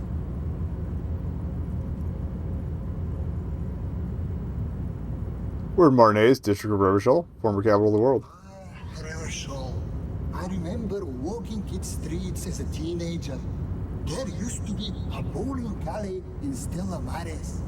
I wonder if it's still there. It's a shame I can't get out and explore myself. One of the downsides of being an extremely high net worth individual is that mobs of low net worth individuals are constantly banding together to ask for money. Wait, see, why don't you help them? You've got so much money, they can't make a difference to you. There simply aren't enough hours a day to handle all the handouts. It's like feeding seagulls. They're always more. This guy's worldview is so fucked and I hate it. Interesting with it, except more seagulls. Okay. Spending money is a matter of desire. I'm sure you agree. I don't have the desire for spending it like that. So you travel from place to place via shipping container? No. It also provides a means to hide from all the targeted advertising we extremely high net worth individuals are constantly subjected to. Luxury yachts, high fidelity portable radio systems, fail-proof outerwear, and so on. It just gets a bit middle class after a while. A bit bourgeois. Those things all sound pretty nice. Don't get me wrong. They're nice things, but once you achieve a certain level of wealth, your time and mental space become much more important than material goods. Oh, so you're saying being rich isn't worth the hassle? No, I didn't say that at all. Being rich is great. Just don't tell anyone I told you that. The bending light appears to wink. So, how did you become rich? Oh lord, not this again. What's the matter, Kim? Oh, nothing. It's just that we've got this murder to solve, and yet you go around asking everyone about money. And every time I ask, are you sure this is related to the case, you say, sure, Kim, I think it is. And yet, it never seems to get us any closer to solving the case. It's quite alright. I'm used to the question by now. To be blunt, I inherited my fortune from my grandmother, who herself was an extremely high net worth individual back in Grad. All I did was take her fortune and invest it prudently. Believe it or not, it takes more than a bit of skill not to blow a vast fortune on sailing boats, bad choices, and unsupervised state policy. To an extent, he is not entirely lying about that. It's easy to blow through money if you're not used to managing it. Alright, what's it like being an extremely high net worth individual? I gotta tell you, at first, being rich is a lot of work. You've got to work hard because everything's so darn expensive. You know, prices increase exponentially at this income level. But then, once you've reached my position, it's nearly impossible for me not to make money. My assets are so diversified that I'm bound to come out ahead no matter what. Disgusting. Some of my lower net worth friends say to me, but doesn't that take all the fun out of it? And I tell them, not really. Alright. Don't you think that you should use your great wealth for the glory of your fatherland? Which one? Revachol, where I nominally reside, or Gran, where my father immigrated from, or Ildekashebro, where I've registered my shell companies. For almighty Revachol, of course. Listen, Mr. Cousteau, Raphael, if I may. If capital and nationalism went hand in hand, there'd be no need to ask the question. States are akin to boulders in a river, slowing the free flow of ideas. Given enough time, the water will wear those boulders down. And being a high net worth individual sounds great. Truly, it's almost entirely carefree. It really leaves you time to better yourself spiritually. Hey, all this talk about money has made you lose the thread. What is going on with the light in this place? That's what you need to ask him about. There's something strange about you. What do you mean? Well, I don't know how to put it. You look somehow a little different. Are you talking about my chin? No, I mean, I can't even see you. It's as if something is happening to the light. Oh, that's what you mean. Yes, I've heard of this effect, though I've never witnessed it myself, of course. It has something to do with our Weisswiesemann coefficient. Or what? It's some statistical thing. In essence, it says that when an extremely low net worth individual meets an extremely high net worth individual, some of the laws of physics cease to apply. You telling me that you're so rich that light literally bends around your face? Among other things. But calm down. I'm but a lowly single-digit billionaire. Really? No, not really. There are actually quite many digits. Kim, are you seeing this weird stuff? I see nothing of the sort. To be frank, all I see is a gentleman who's unusually well dressed for Martinez, in a cargo container, which I admit is odd. Yes, I imagine that does look strange to you. My container. Alright. You're a rich investor, right? Can I have some money? Please stop asking people for money. It does not reflect well on the RCM, and to be perfectly frank, we can't afford to look worse than we already do. But Kim, I also can't afford to look any better than I do now. That's why I need the money. It's perfectly alright. Based on your appearance, I can tell I'm dealing with a smart man. I would not say that about seeing a cop, but okay. As you may know, us high net worth individuals do have a lot of cash on hand. Investments and liquidity are enemies of one another. I think I only have coins for coffee machines. Here is 3 real. How much can you get for this? Are you sure you don't have any more? I thought you were a billionaire. Yes, I'm sure. You know... His eyes narrow. The light seems to bend more aggressively. You can make that money grow. Come up with an investment plan. How's that sound? Alright, my conceptualization is dog shit. Alright. Get back to our investigation. Thanks for your time. Thanks for stopping by. If you ever have an idea you want to pitch me, I'm all ears. Okay, so we can come back to that later. Who the hell am I supposed to ask about, the concepts of... Maybe I'm supposed to read that children's book and then talk to Joyce.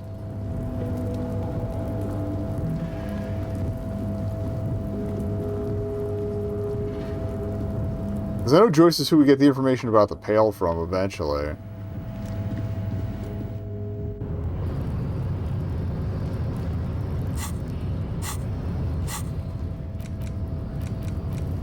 Alright, well, we've got to take care of the tape issue, and like I said, I want to check the buoy, too.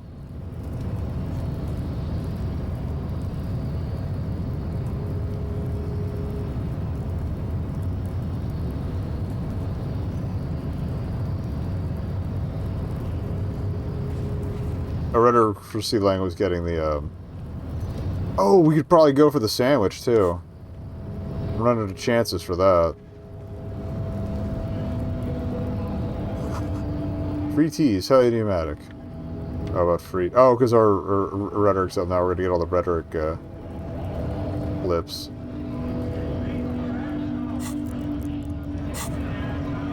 Alright, 60 points.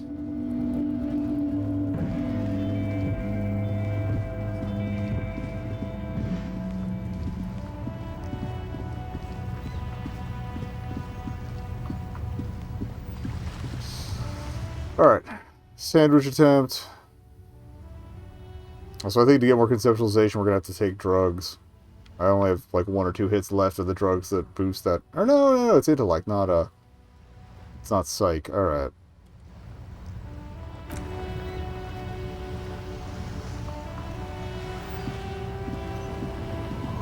It is such a pleasure to see you again, officer.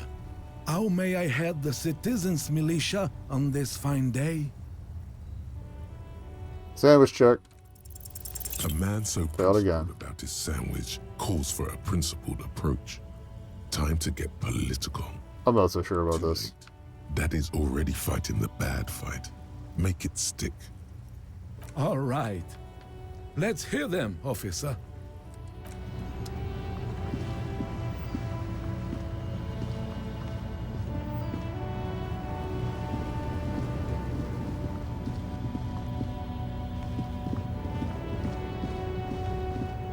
Pawn shop.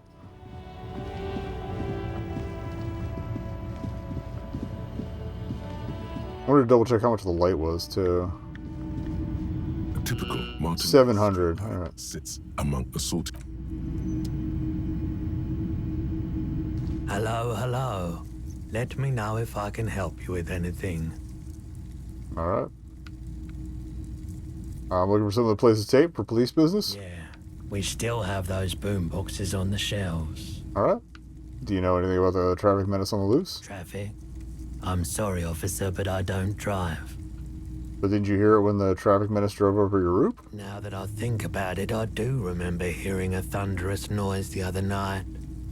Some kind of powerful electric vortex hitting the shop, and then moving on. Okay. That sure narrows down our list of suspects. Alright. I mean, you don't have any idea who the driver was? He shakes his head, slowly. Oh, should have done the Jacob Earl one. I want to ask about my missing gun again. Sure thing. After the view, okay.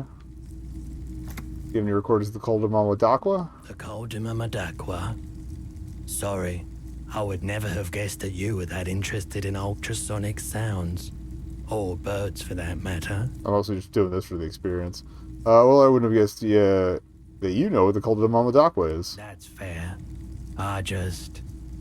It's been a long time since my Coldemama Dakwa hunting days. Once knew a group of young musicians who decided they didn't want to play music anymore and started looking for all kinds of interesting sounds instead. This was before, you know, lost touch with them after all of that. That sounds so cool. Cool or not, one of them was obsessed with recording the Coldemama Dakwa. And he was one of those passionate people who know a lot about all kinds of strange things. So he got the rest of us to join in his search. And did you ever find it? We thought we'd... I've heard to put on the rhetoric shirt for that. Together all these recordings of unusual sound patterns. Compared them. cut them up and combine them into the Symphonia Coldima Madaqua.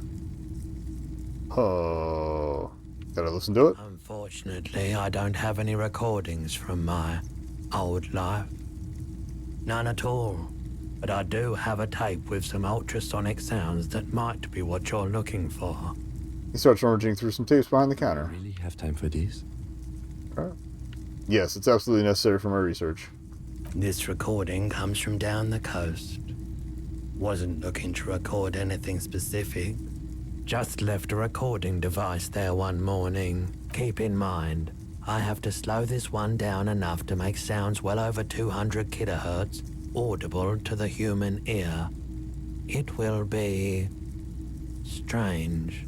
He switches on the tape player. The speakers begin to emit a low hum. As the hum grows louder, modulating but always unnaturally uncomfortably low, like it's coming not from the speakers, but also from inside your chest. Breathing is becoming difficult. That's an illusion.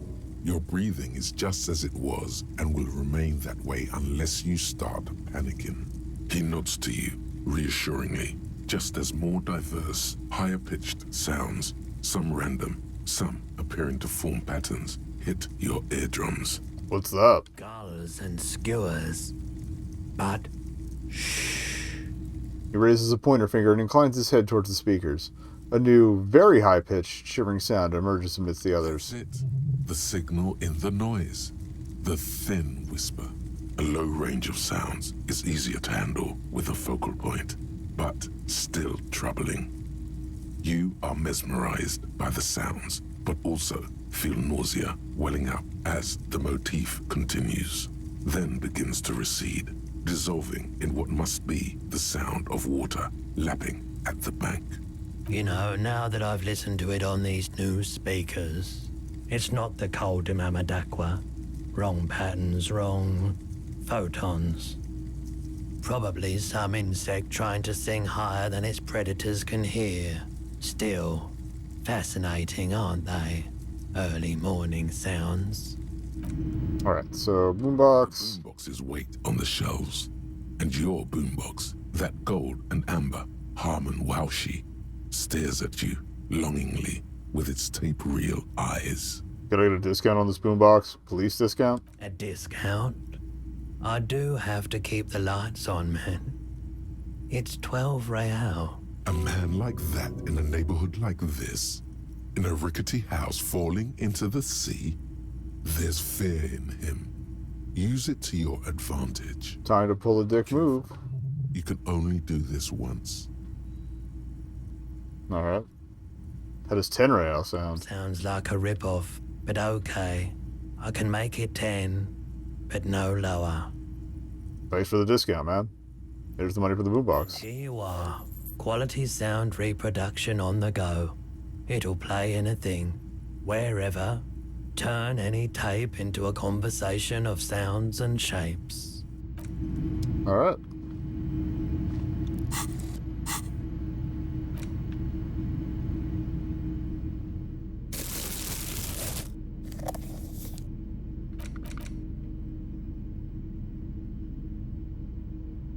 I've heard there's interactions in the dried Maybells, too.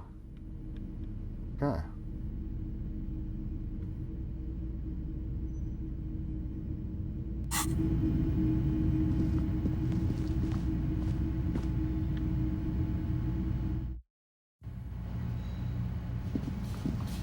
Alright, let's check it. Oh, I forgot it plays as you go.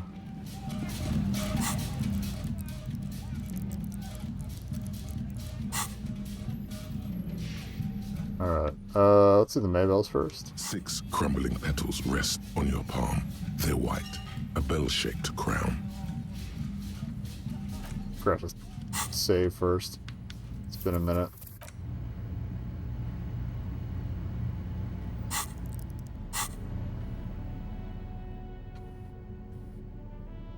Six crumbling petals rest on your palm. They're white, a bell-shaped crown. What is this, Kim? This is the Insulindian lily, called Maybells or Lucille's tears during the Revolution. Girls used to pin these on soldiers before sending them off to battle. Who pinned them? Which side? The revolutionaries, so the communers and the anarchists.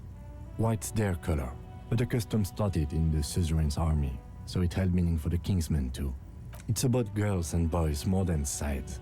Girls sending off boys who are going to their deaths, then also dying themselves in the ruins from dysentery and consumption. It's a symbol of the Civil War.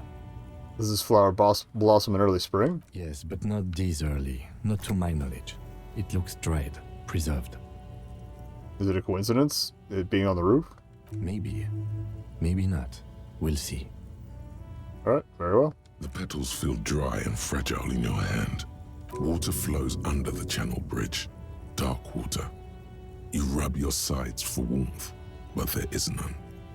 Blow on your fingers. Above the Martinez distributary, the channel that brought wastewater from the silk mills of Jamrock, and then dead bodies during the war.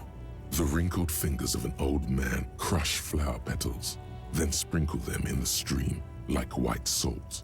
Wait, have you noticed there's a war veteran playing a ball game? He's still alive, too. You should ask him about the flowers. He wasn't when I checked him the first time I played. Okay. Oh, well, I guess it's a spoiler, too. My bad.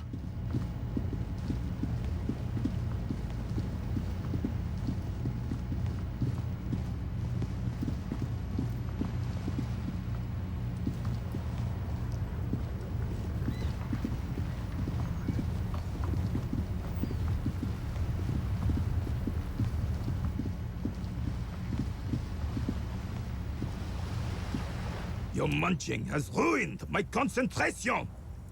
Do Maybells mean anything to you, Renee? I prefer the old name, Insulindian Lily. Maybe I did talk to him about it. Cadets when they entered service. Wearing them on your cap was supposed to bring good luck. Hold on, this is a royalist military tradition? It used to be. But the communards were fond of them too. Call them revolutionary flowers. Bells of the revolution. Did they bring you good luck? You know what? No. They brought me misery, false hope, and disappointment. The revolutionaries sullied them. But it wasn't the revolutionaries that sullied the ID for you, was it? She gave them to me too, and your jealous little heart just couldn't accept it. She must be the woman from that picture. Jean-Marie again.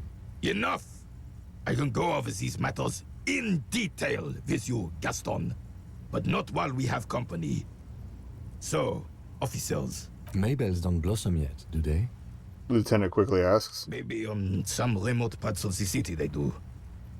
But I think you'll have to wait for at least a month. Are you your time? Alright.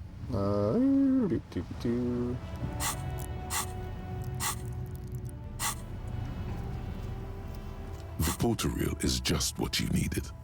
The reels attached to the apparatus with a satisfying click. The tape is routed behind the magnetic reader. You press the large button marked Commencer, and the tape starts spinning. There's a small delay before the song starts playing. Pressure against the speaker? It sounds like someone's moving in the room, getting comfortable. Then the organ starts playing a simple, melancholic tune, echoing in the hallway. A lone singing voice joins in, telling you about the tiniest church in Cessons, surrounded by even tinier yard. You almost feel the seaside mist on your skin. It's mega sad. Within seconds you know this is the one. The real shit you've been looking for. The one you trust your room to. This one tells it like it is. This is your tune. A click, then silence for a bit. Then the tape stops spinning. Could I sing this for karaoke? I think I could sing this. Of course you could sing this. You could take sad to a whole new level with this. And you already know the lyrics since you've listened to it like a million times. I just remembered where the tape in the tree comes into play. Okay. Yep, they're all here. All 3 verses. And the B-side of the tape contains the instrumental version. It's like the world itself is telling you to do it. Only one obstacle stands on your way. What? Gart. You have to convince Gart to let you sing karaoke in the whirling. We gave him the birds, that'll probably help. You can express yourself. And even before, like when we were antagonistic in my last playthrough, we got it pretty easily. The lieutenant looks at you as you remove the tape from the boombox. He doesn't say anything. All right. In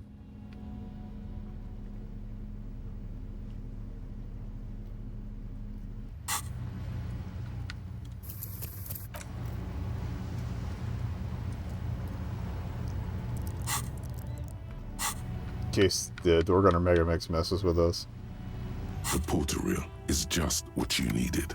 The reels attach to the apparatus with a satisfying click. The tape is routed behind the magnetic reader. You push Command Set, and the tape starts spinning. Violent static and machine sounds fill the air. This isn't Revachol. This is a fucking village. I can almost see the elephants. Another loud screech. Some kind of machinery. The harbor. That's the sound of a Kvalson crane. He's right. When this shit is done, I'm gonna tear that place up. Soldier of the Apocalypse style. Kill shit. Dogs and chickens too. Gonna run a room, Cordy. A real nice room. I don't give a shit. I'm fucking done. I think we can confront the guy in the at the scabs with some of this info too. Rape that disco cunt on the counter. You know, the dance a whore upstairs. Do it Kohoi style. Never did get that taste out of my mouth. A click, then silence. The rest of the tape is empty. The lieutenant presses the button marked Arete on your porter reel. The tape stops spinning. What was that at the very end? Silence? End of recording. Right. What do you think? It seemed authentic enough. Probably recorded off the shortwave, then edited to seem more incriminating. He sounded like he was on patrol around the harbor walls. I agree. He also said it inebriated. Still. Lieutenant looks at the tape. You are familiar with this look now. It's his look of suspicion. More going on here than we know. Who's this Cordy? One of the other mercenaries, I think. The one he was talking to. A friend of his? What's Kohoi? A village on the Samaran Isola, in South Safre. Grad committed war crimes there, the kind of thing he talks about. You think he was there? Who knows? Maybe the tattoos would have an answer. We would need to know the story of this man's service. A symbol of soldier of the apocalypse style conduct in a civil environment. Okay then, what now? I think we've got a few more questions for class here, don't you? This seems to contradict her testimony, at least to some degree. As you take out the tape, the boombox tunes itself back to the cheery radio again, spewing out beats like it's a Friday night. We're only a day off, I think.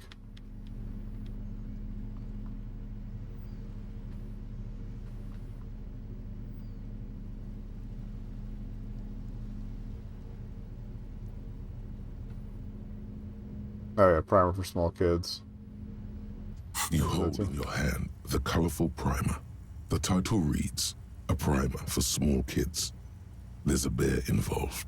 Exactly what I need. This book will show you the score, get you oriented with those basic concepts you appear to be hazy on. The anthropomorphic bear will give you the lowdown of your life. On what? The alphabet. Go through the pages. Page as one word, designating one letter of the alphabet, with a faded illustration. Most of them are scientific and cultural principles. It goes as follows.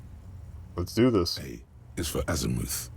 B is for Boreas. C is for... I might actually open up to Lena about the memory thing. For Diamite. Since we're pretty chill with them. Ellipse. F is for phlogiston. G is for gamete. Mm-hmm. H is for homeboy. Talking about homies. Econ. J is for Yura. K is for collapse. L is for laudanum. M is for myriad. N is for nadir. O is for aureole. P is for perihelion. Nod stoically. Q is for quasar. R is for rhododendron. S is for sinus. T is for tricolor. U is for ultra. V is for vector. W is for Wahrheit. X is for xylophone. Y is for Ustava. Z is for zenith. That's it? That's it. You know the alphabet now. Kim, I know the alphabet now. Good. I also know the alphabet. Jackass. Alright.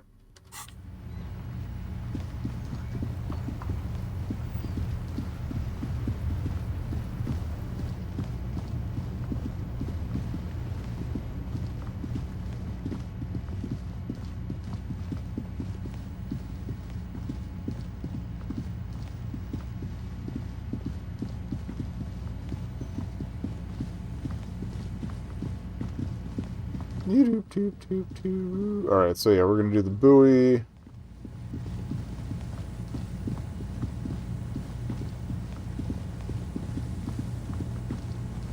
Part of me wants to do the church now, part of me wants to save it for tomorrow, but...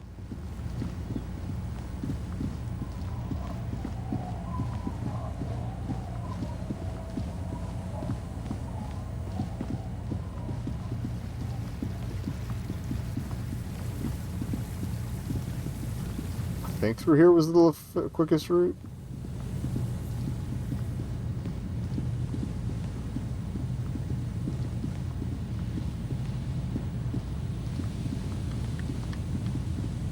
I think it's further south.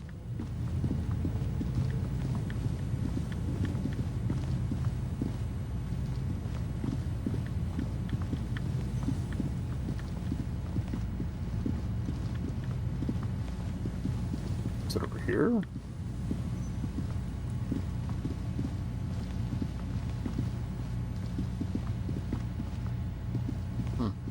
Maybe not.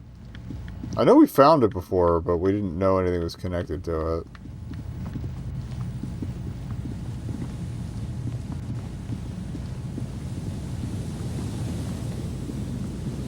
We thought it's that thing there, but maybe we need a little more info from her before we can check it.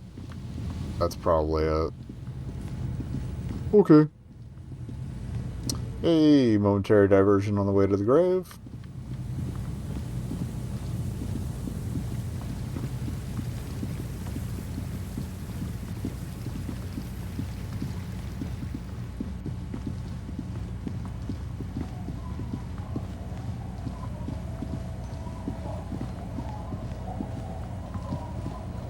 I think we'll follow up with Kalasha first.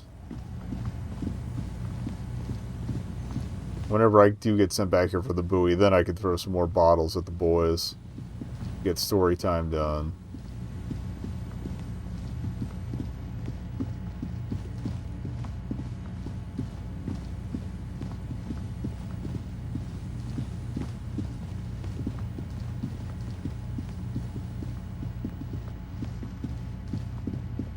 And I can talk to Lena real quick to see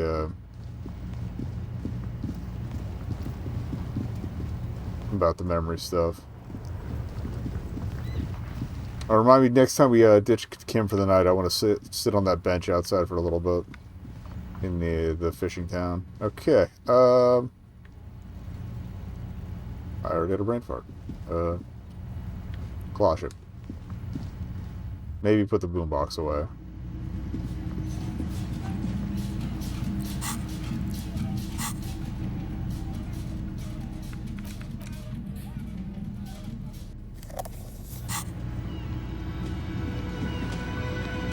Talk to him about it. What is it? We talk about the tape now that we listen to it.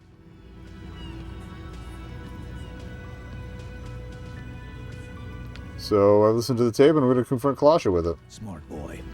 You go do that. All right.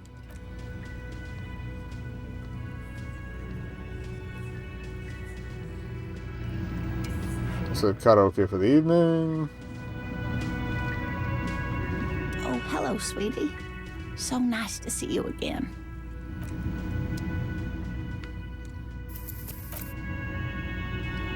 Alright. Let's talk about memory loss chat. I don't remember how long this conversation goes. Sweetie. So nice to see you again. You know this about me. You don't notice this about me, but actually I've lost all my memory of the world myself, but I have no idea what I'm doing. Things can't be that bad. Yeah, I'm blowing this whole thing out of proportion. Forget I said anything. But still looks worried. Second note, things are bad. I don't even know enough to know what I don't know about this world. You know where we are, right? The Whirling in Rags cafeteria? It was on my keys. That's right. And where is the Whirling in Rags cafeteria itself located? In Revachol? Yes, indeed. We are in the fine city of Revachol. Honestly, I don't know really squat about Revachol. What kind of place is this? How would I even begin to tell you? Revachol is the most beautiful... It is nice getting different people's point of views on it, too. Fortunate to be here, you and I.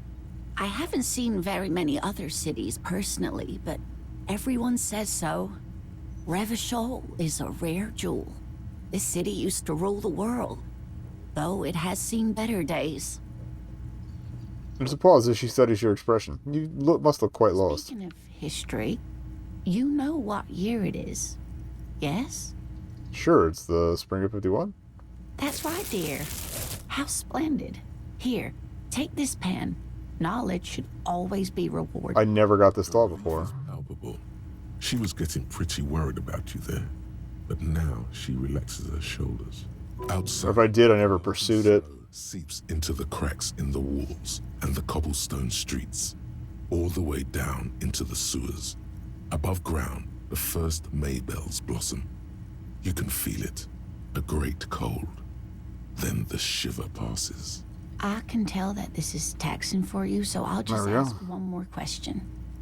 What regime are we living under? What mode of government? Intelligent machines, free market. Oof.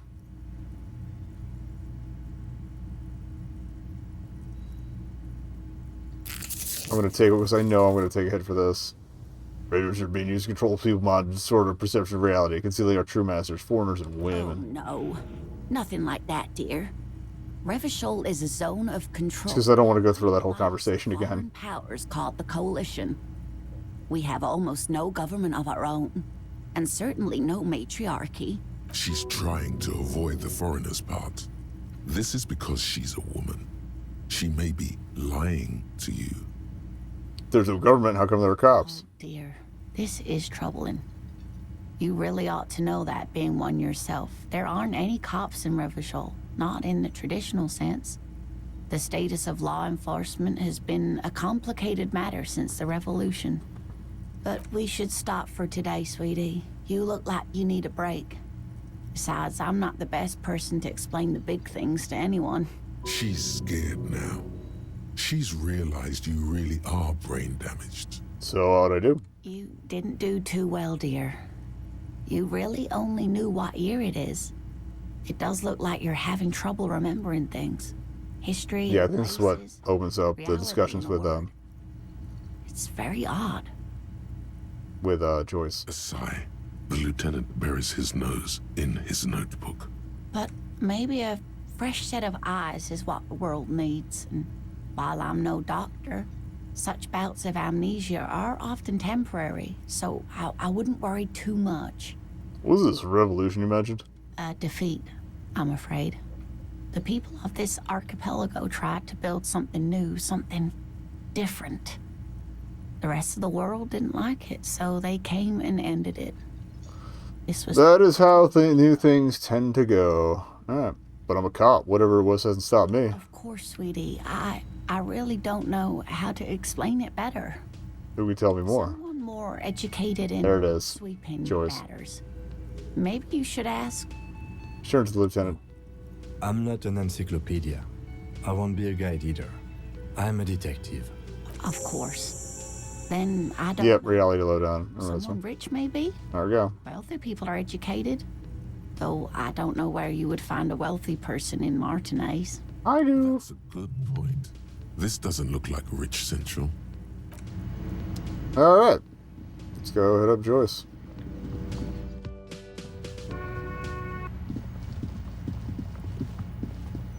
Oh, wrong way.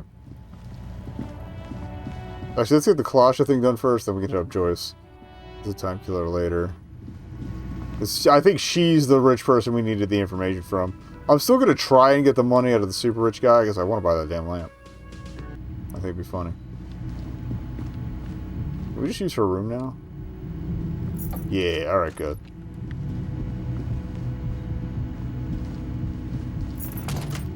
Sorry, Ken.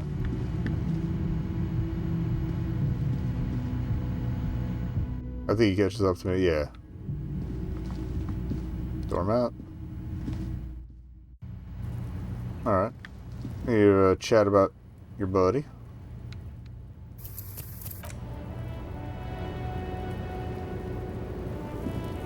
Officer, it's a fine day for questions. Alright. Titus just gave us a recording where the deceased states his intention to commit rape. She puts her coffee cup down with a soft ring as the porcelain meets the metal table. Did he? I never said he was a good man, or that he had good intentions. Only that he was never bad to me. She doesn't care.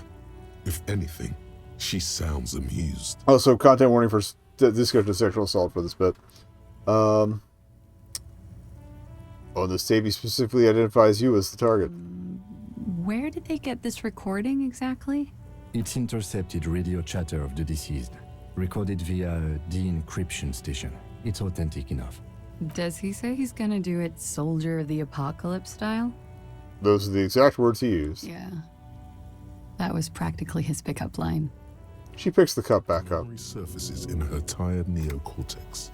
It's not entirely unpleasant. Did he say whores a lot? Was he pretty much on the verge of doing it Kohoi style? Yes, the word whore was used. He liked the way it sounded when he said it.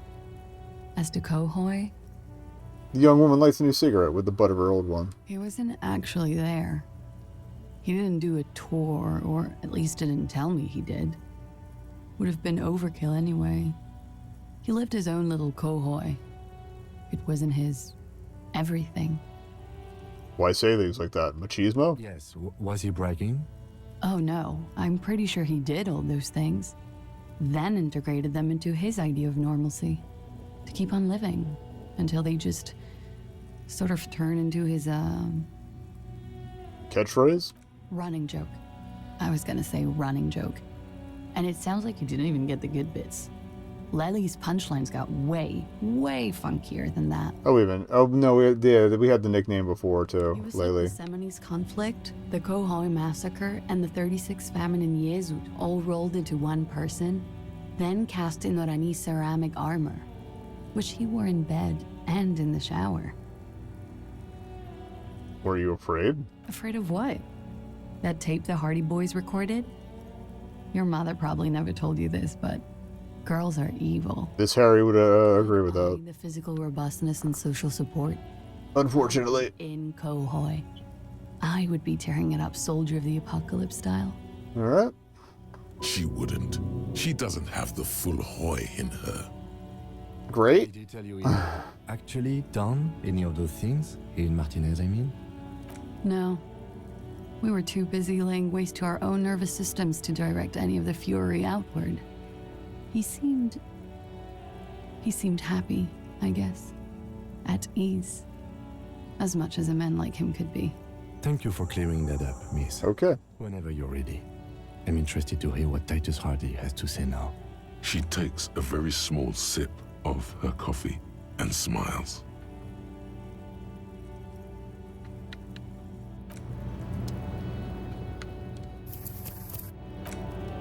I'm gonna follow up on the more time thing. Officer. Now that you've had more... For questions. Now that you've had some more time, can you tell us more about the victim? Like, for example, his name?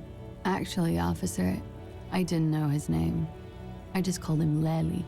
A nickname? I guess. He came from Lelystad. It's short for that. And it was his army name, apparently. He said his real name wasn't his. I tried to pry it out of him, but it was no use. It's no use. Lelystad. That's a good start. Lieutenant writes it down in this notebook. We have a few questions you can help us with. A few things a field autopsy alone can't answer. The young woman cranes her neck, trying to catch a glimpse of the page the lieutenant passed to you. On it is a list of autopsy observations recorded neatly in blue ink. All right. Where is Lelystad? The place, I mean. In Oranje, officer. It's, I think municipality is the term. A nowhere town there. A shithole. Oranje? Oranje's map of waterways? This fits with his tattoo. This means his race was Occidental, which fits the statements of another witness. Lieutenant says, pleased. You were both from Oranje? Yes. We were compatriots. Did that bring you together? No. He was too old for that. And from another part of Oranje. I didn't even understand his accent. What brought us together wasn't Oranje. It was bad habits. Sex, alcohol, speed, probably also sildenafil. No love for Muta Oranje? Wasn't he a soldier? A military man, but not a patriot? No. He left the National Service after they taught him to do what he did on Splainin. He wasn't the flag-waving kind. He was the making money, killing people kind. He was by no means a stupid man. A people person, a small platoon leader, certainly not a patriot. A flash of rage comes over you. The words have already left your mouth. A disgraceful mercenary. The Oranje state should have checked his breast for sublime patriotic rage before they trained him. I'm going to take this one. We'll just skim through the same answers we gave before. It's time. We haven't had one in a while, so.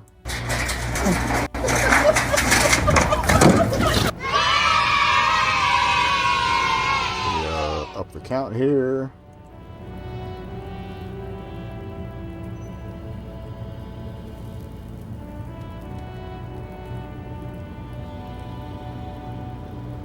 And fade. Despair creeps into you, getting fat on your weakness. Whatever noble it, you're still coming up with sentences. That's a... I don't dispute that you have been charged with protecting the people. Nothing you cop gives up the Alright. Glad I saved, yeah, glad I took a break and save there. Speaking of breaks, we got one coming up, so I have to put a pause in the midst of this. Alright.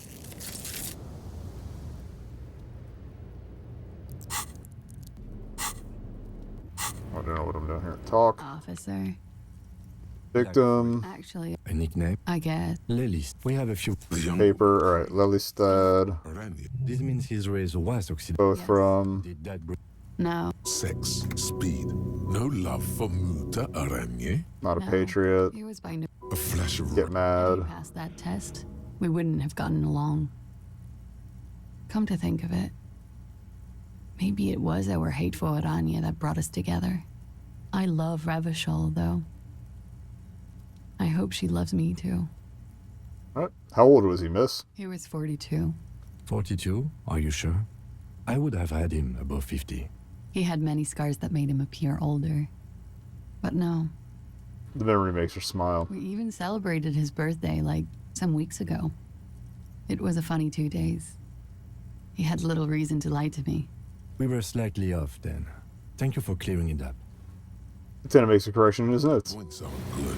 Have one, you old dog, before we all die. Alright. His eye color? Blue. Light blue.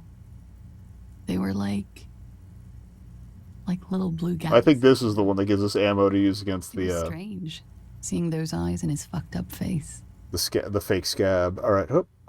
Pardon the swearing. I do him an injustice. He wasn't ugly.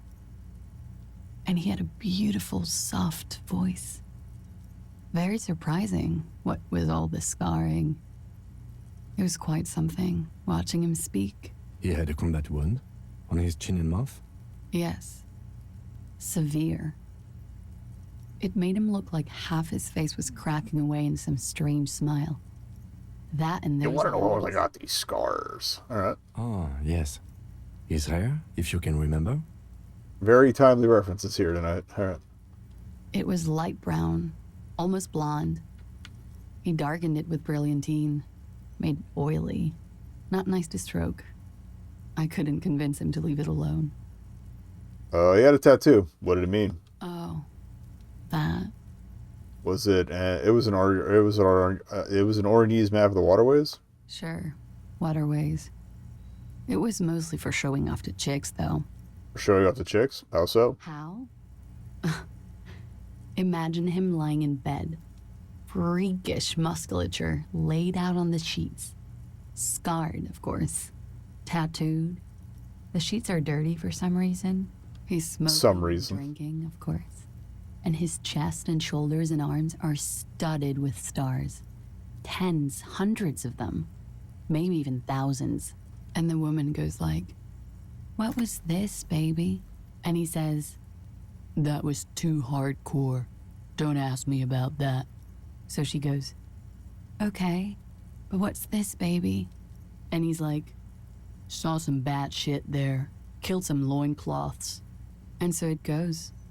Star after star, port after port, third world country after third world country. And he's done horrible things in every single one of them. You were the woman in this? Oh, yeah. Can you tell me precisely what these mean? No, thank you. I've seen enough of him dead. I can tell you what they meant without looking at them. She pours herself some more coffee. He was a blue-eyed boy with thick arms, from a small town. He was also poor, and the government of Oranje needed some people killed, so they turned him into a grotesque killer. For money. He went to Killer Academy in Vredefort. Then he killed some people in the Samenine Islands. And on other islands, too. All of the islands. After this, he came to Revachol and got killed himself. Good story, thanks. It is when you're high. It can be very exciting then. You have the tools to deal with it. It's not a very nice story to remember when you're sober. A change of topic? We'll get to that change of topic after another break. BRB. Okay. Oh, forgot to mark that. There we go. We're back. I think what I'm going to try and do, I at least want to finish the back and forth between Klasha and the Hardy Boys tonight. Depending on how much longer that takes, I might leave Joyce for and then jumping over to Measurehead for tomorrow. Alright. Perhaps Miss was communism that killed him? Is the Union communist? They're a couple of shades pinker than that, no? Social Democrats? They're not hardcore in that way, is what I'm trying to say. What are we talking about anyway? This politics shit is a lot in the morning. Is it even morning? It's 4 p.m. I think she's just tired. She doesn't know what you meant by that. And can you blame her? Alright, so we needed to boost conceptualization, right? Which I can't do without drugs. Okay.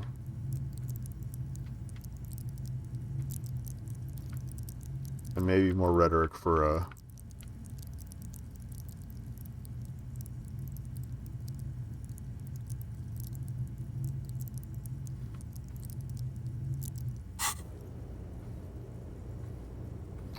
I'll take it. Yeah, maybe we'll save that for tomorrow. Going back to the rich guy. We ordered a toxicology report. Any idea what that would show us? A real rainbow splattering of pharmaceuticals, I bet. Barbiturates, amphetamine, sildenafil. Hear that? Sildenafil. Just like you suspected. You have a great nose for this stuff. What is sildenafil? It's for maintaining an erection. Uppers are vasoconstrictors. So that feat becomes problematic.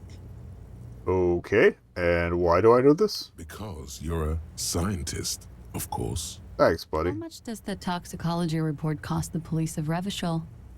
I can do it for half of that. Save you some money, make some myself. It's quite expensive, miss. But we'll manage without your help for now. I think we're finished with this line of questioning. All right. Lieutenant puts the slip back in his notes and observes the young woman for a moment. Gracefully, she pours herself more coffee. Alright. This later. Wait, stop. That man, bloated beyond all recognition, was 42? That's what she said, yep. Below the damage, the wicks of decomposition, all the swollen indignity of mortality. He was 42 years old. Where's this going? How old are you? That's where this is going. 45,000 liters of raw alcohol has left. Well, this opens up a thought, I think. What lies beneath, you wonder? You could ask either one of them. Miss, how old do you think I am? How old do I think you are? She's buying time to formulate the best answer. I don't know. As old as time itself? Ageless? 50,000 years old? I don't know what I'm supposed to say. How old is an apocalypse cop? I think I'm circa 45. You're not. He's squinting at you. Sure he is. You know, age is just a number. Yes, but for him that number is higher than 45. Wait. This requires scientific measurements. Bring it on. I'm not afraid of the truth. To the laboratorium. I might want to pursue that one.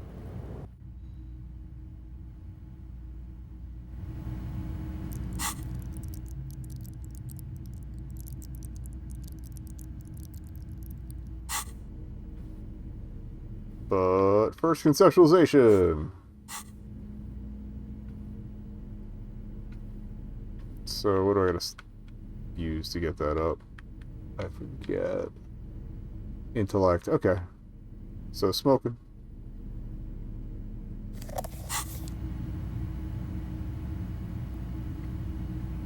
I'll at least have the decency to smoke outdoors. Boop, boop. Light them up.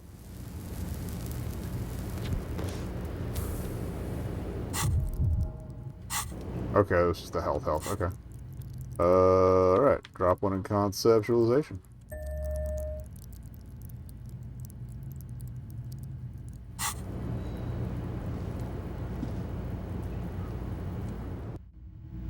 And honestly, I might look up to see if there's a way to cheese with a specific outfit or something.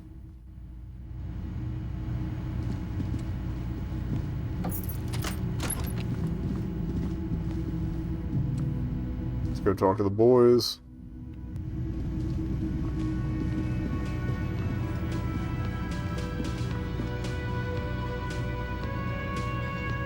Actually, let me see what my chances are with the smoke in effect on top of...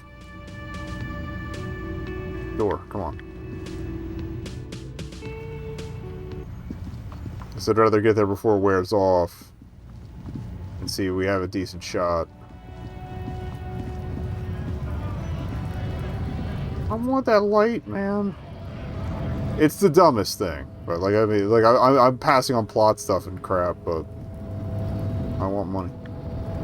Gotta get paid.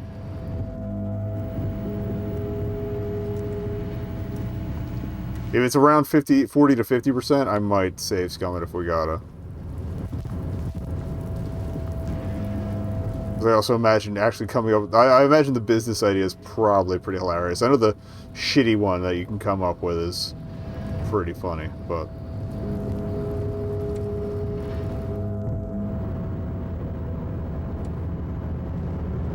Welcome back, gentlemen. What can I do for you? Still low. Alright, hope. It is looking for a godly, so... You know what? I think it would have scum it. I gotta know. Welcome back, gentlemen. What can I do for you? If business planning were...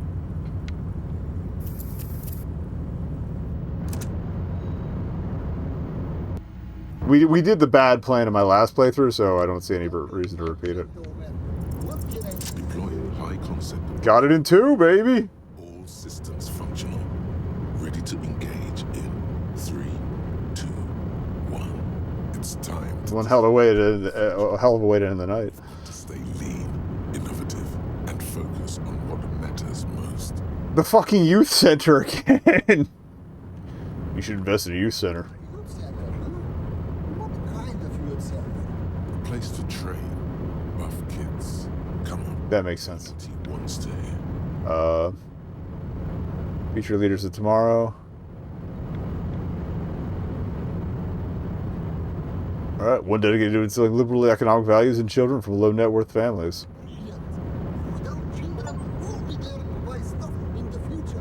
Oh my god, we got the Preaching the Market achievement. I was not expecting that in this run. I know we've been skirting capitalism for a bit, because capitalism and fascism go hand in hand. I forget the exact quote, but it's something like fascism is the defense mechanism of capitalism when shit's going south. Yes, and if it doesn't work out, we can always repurpose the center as a shopping mall or a private equity firm. What's the expected... Oh, here we go. Human capital. Alright. Highly educated, work-ready human capital, ready to be directed toward any number of your vast interests. Deep into ultra-liberal territory now. Good work. Ugh. Very impressive. You've got a natural eye for unusual investment opportunities. I know. You'd normally be this without a formal pitch deck, but to hell with it. What's the point of being rich if you have to follow all the rules? That's a little on the nose. Here's the round of seed funding. This should be enough to prove out the concept and get things off the ground. Cha-ching. What'll it be?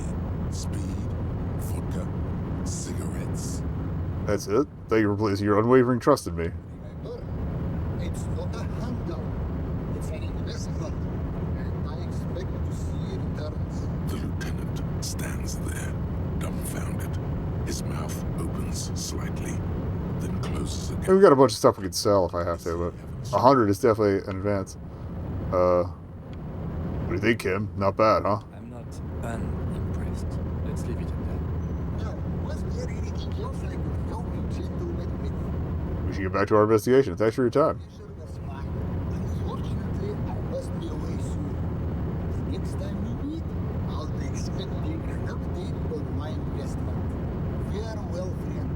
And may your Guess maybe we'll check it on the next day.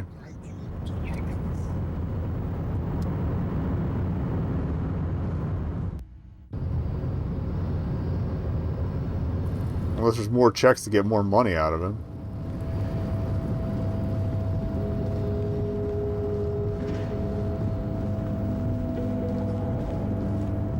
Everard had the youth center plan, so... Can we compound those two? Or? A pleasure as always. You don't have to sit down this time, since you've already sat on that chair. Should probably save with having actually pulled that off. Okay. Mr. Dubois, a pleasure as always. You don't have to sit down this time, since you've already sat on that chair. Remember the container I asked you about? Turns out there's a mega-rich lightbending guy inside. Mega-rich lightbending guy? Oh my god. How did that get in there? He's so rich he could get in anywhere. Damn it to hell, Harry. I specifically told my guys to check all the containers for mega-rich lightbending guys. Kim telling me he was there. There was a guy in the container, but he didn't bend any light. That was in the detective's head. Honestly, guys, we might be moving all kinds of suspicious things through this harbor, but I won't be caught transporting the light-bending mega-rich. I have a reputation to protect.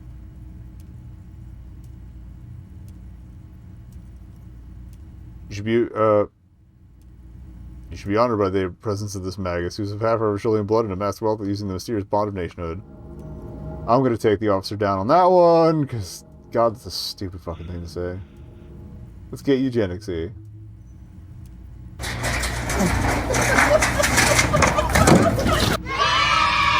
Another reason to say.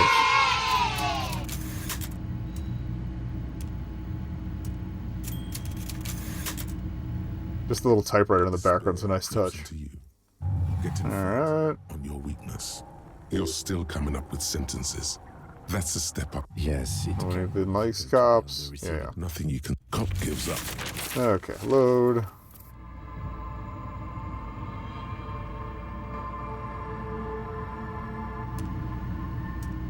Mr. Dubois, a pleasure as always. Mega-rich light-bending guy. So we can get anywhere. Tell me it was there. Honestly, guys, we might be moving all kinds of Presence of a magus. Beginning to dawn on There we me go. that you're a real fascist. Jesus. A mega fascist who imagines mega rich light bending fascists. I love it. Thank you for sharing this facet of yourself with me. I shudder to think what you're going to tell me next, Harry. Okay. Fun time.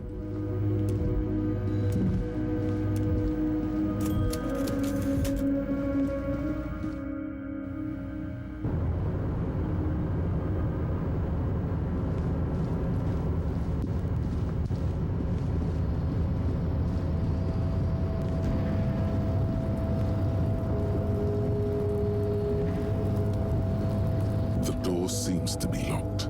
Conclusively. Alright, well, we got a hundo out of him. It's still a lot of money. All things considered. I get the feeling the lamp might be like the, it might be the purchasing equivalent of the unopenable door.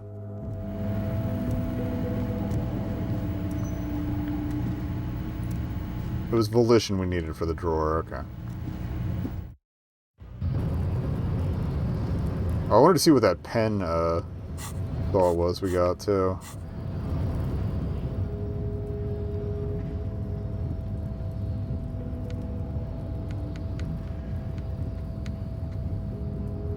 Ferris World.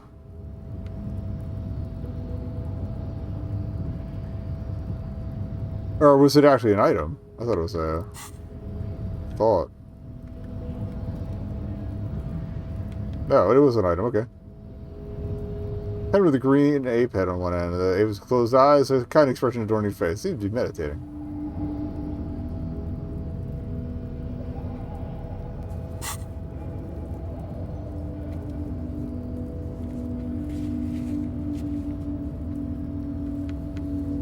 Alright, we're close on karaoke too. I might be able to wrap up with that though.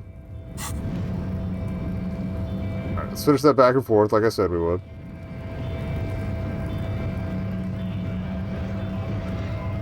Actually, yeah, let me look at the cost of the stuff that I have in my inventory. Items. Like $5. The rifle might get me some. And the production schedule filament. If I can sell the other filament, that's like a hundo. But I also... We might be able to finish that one quest and then sell them off.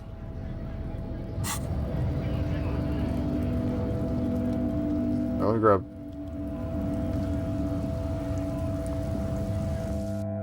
a little more Hypnogamma too.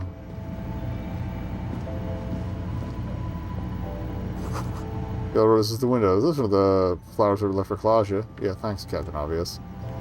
A small cabinet on the wall is filled with various medicine bottles, nasal sprays, and blister packs. They... Okay, here.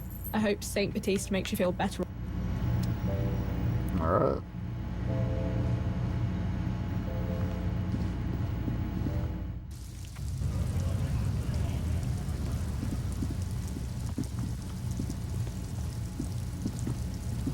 I kind of want to get that poncho because I can't remember what it does if you do get it. To the left of the croissants and juice bottles, several packets... Oh, just endurance? I don't need that.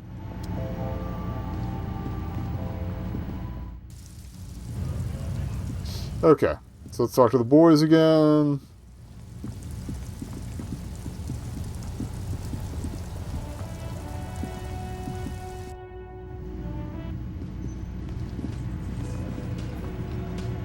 It's you again. What is it?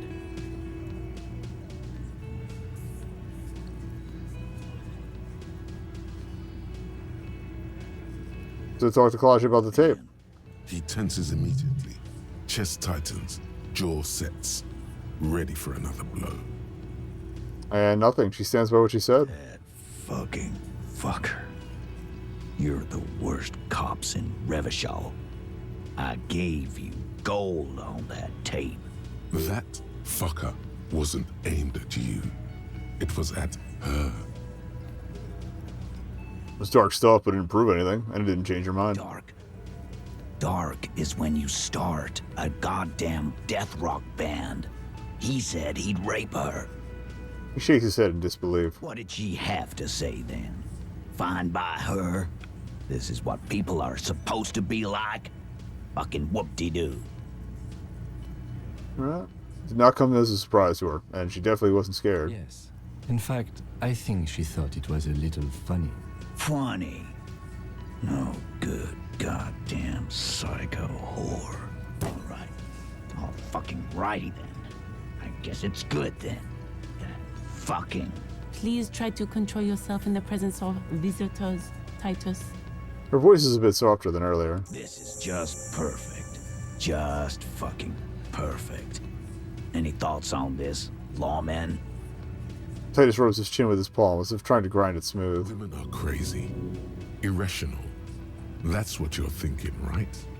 Also, your fists are itching for a bump. I mean, he has been pretty misogynist thus far.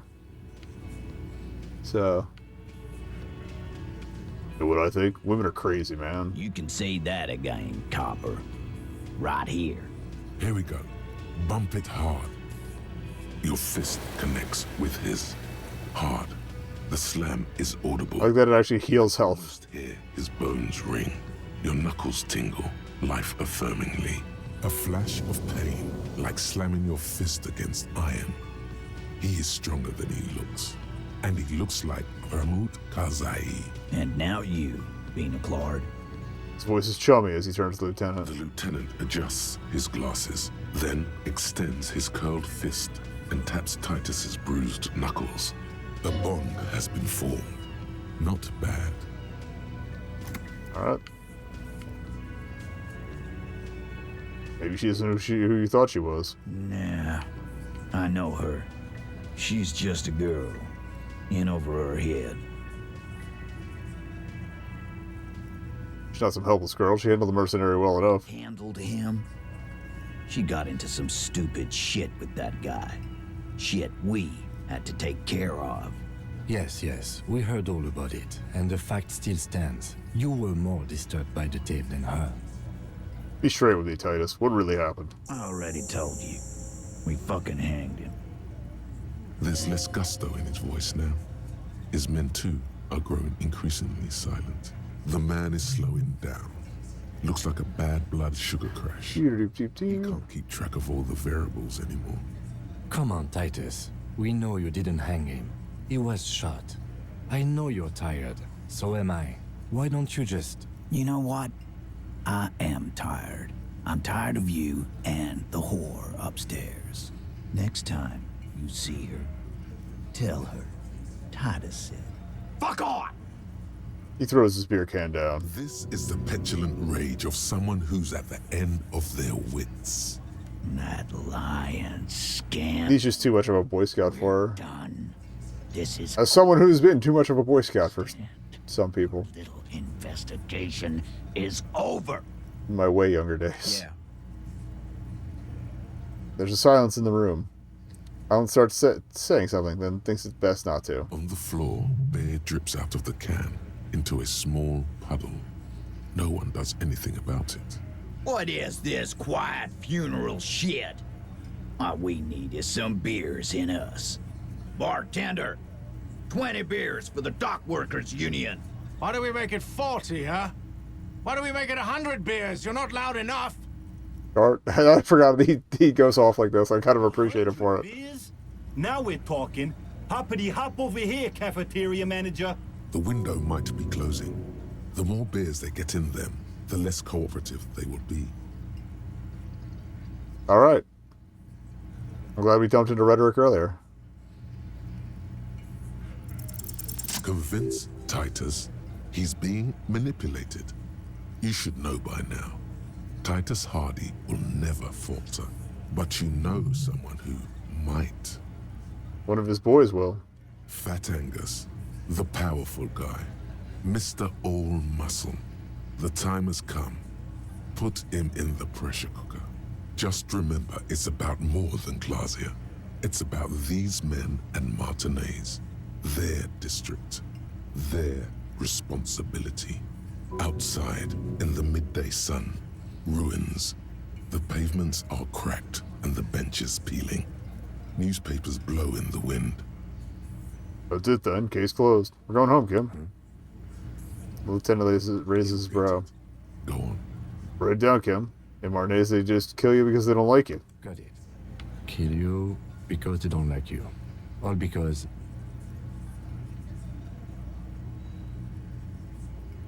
Because of some chick. Bring that up one more time, and you won't get to write that report. A wince. It's involuntary. The man's fists under the table are balled. You can tell from his neck and shoulders. He means it. Yes, I understand, Alain. That's your name, right, Alain? You'll kill us. That's what they do in the wild north.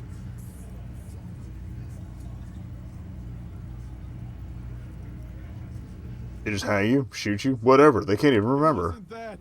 It wasn't. We didn't shoot him. I got him. That's it. That's the weak one. You flushed him out. Now go in for the... Officer, you will be next if you don't shut up. I love Theo.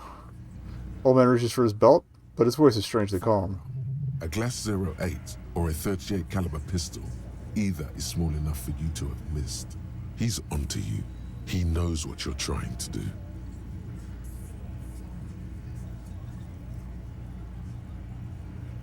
Or what? You're gonna kill me like you killed him for no fucking reason? Kill him. We didn't even hang him. He was dead when...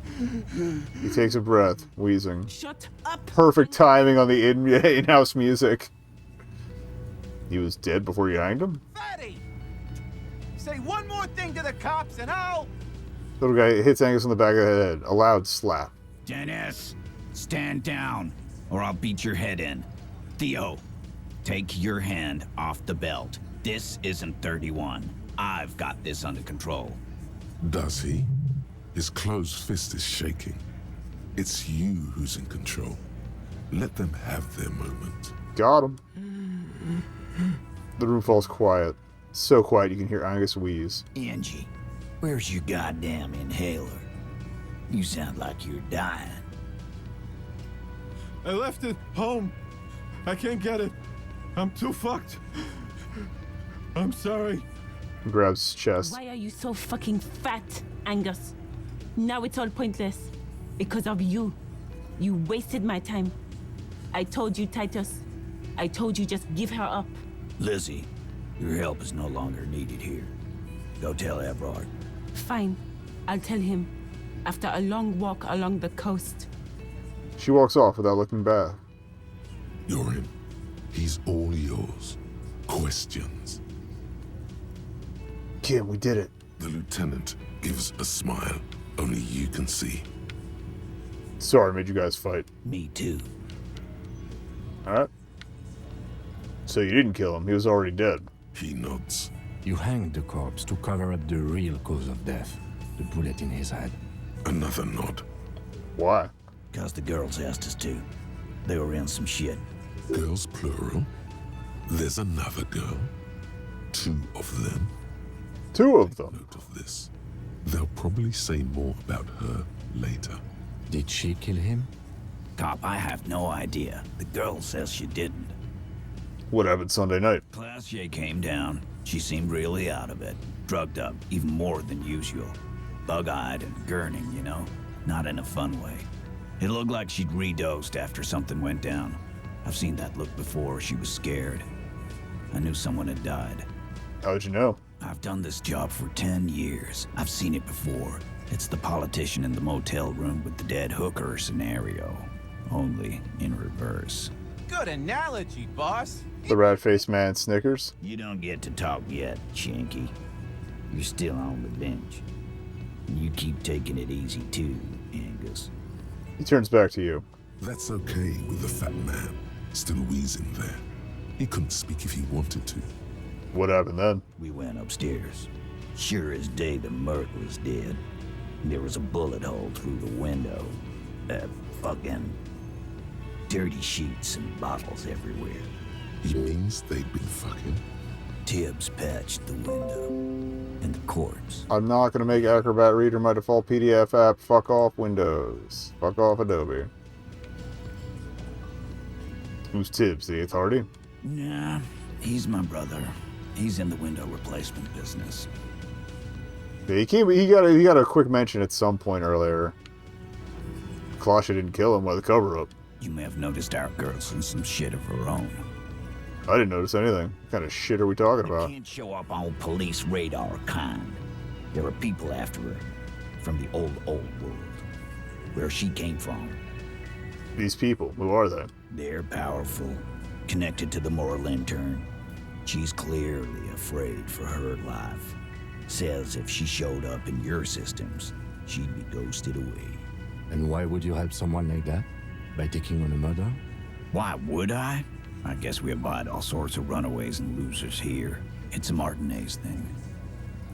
So who killed the merc then? Any leads? Not yet.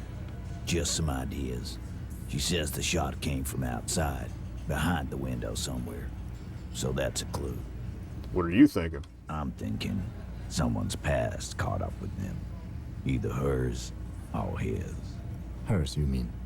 I mean the people after Klasha. Maybe the shot missed. Maybe it was meant for her. I like that. Been thinking the same thing myself. You had ideas about his past too? My dude. One of those mercenary buddies of his could have done it. They got guns, training, years of bad blood, probably. Or it could have been someone else from Crenell. He pauses to think. Tell you what I'd do. Check out the coast for vantage points. Maybe consult with a ballistics buddy of mine. That's what I'd do. If I wasn't too busy doing this clown dance with you. Whose idea was it to hang him anyway? Hers? In a manner of speaking. Remember the two girls? He may be talking about the other one. Earlier you said the girls asked for your help. Was this the other girl? That's right. It was her idea to hang him. I liked it for political reasons. It sent a good message. It's her, isn't it? The drug trafficker, the missing eighth Hardy. Fella, you think too much. He's off all right. You're gonna hurt your head. That woman is just affiliated with the Hardy Boys. You don't know her, anyway.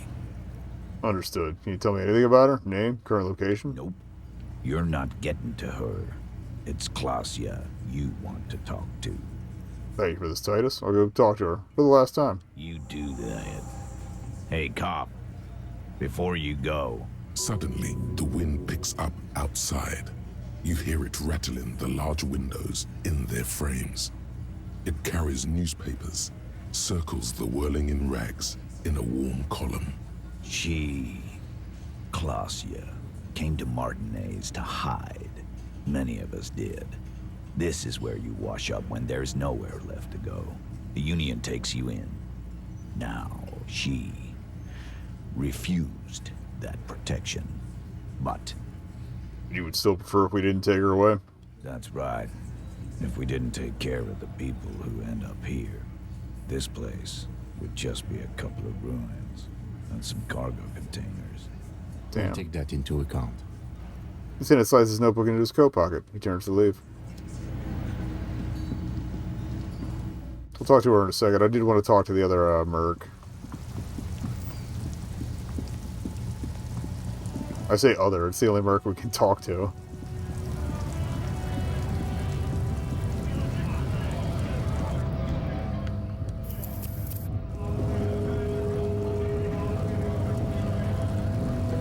Right to work! Okay, nothing new.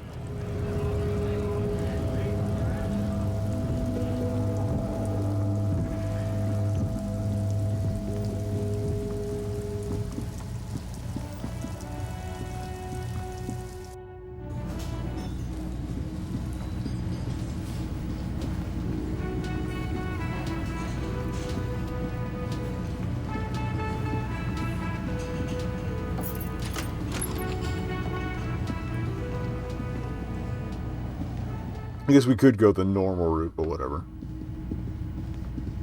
Either way gets us out here. You can almost see the shape of a man and a woman writhing inside. Oh, walking past the hole again. In drug sweat and dirty linens. Bottles lie around everywhere. I think it's in Collag's bedroom from here. You can barely see through. Better not to jump to sensationalist conclusions here. The footprints on the floor, however, definitely suspicious. Boring footprints. I want to jump to sensationalist conclusions. What were those people doing in there? You lean closer to the peephole instinctively. I bet they're doing something quite unnatural. They're sensationally unnatural. Okay.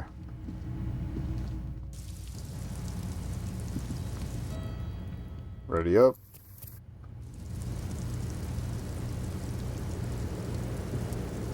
It's always good to see you. Saves right before an autosave. Good job.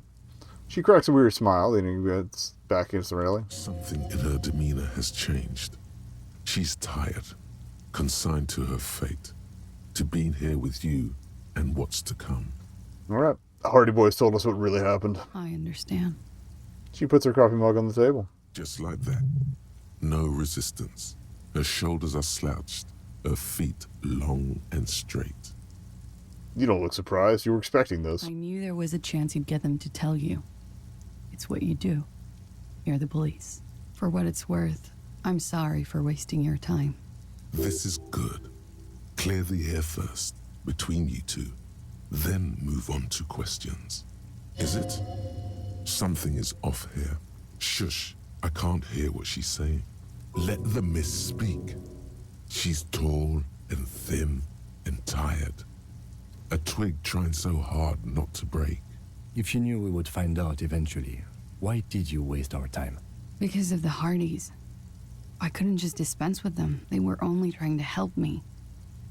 Out of the shit I'd gotten into. She looks at her feet. Is she implying the Hardy Boys are the law? Whoa, whoa, whoa. I am the law. The law, it's me. I know that.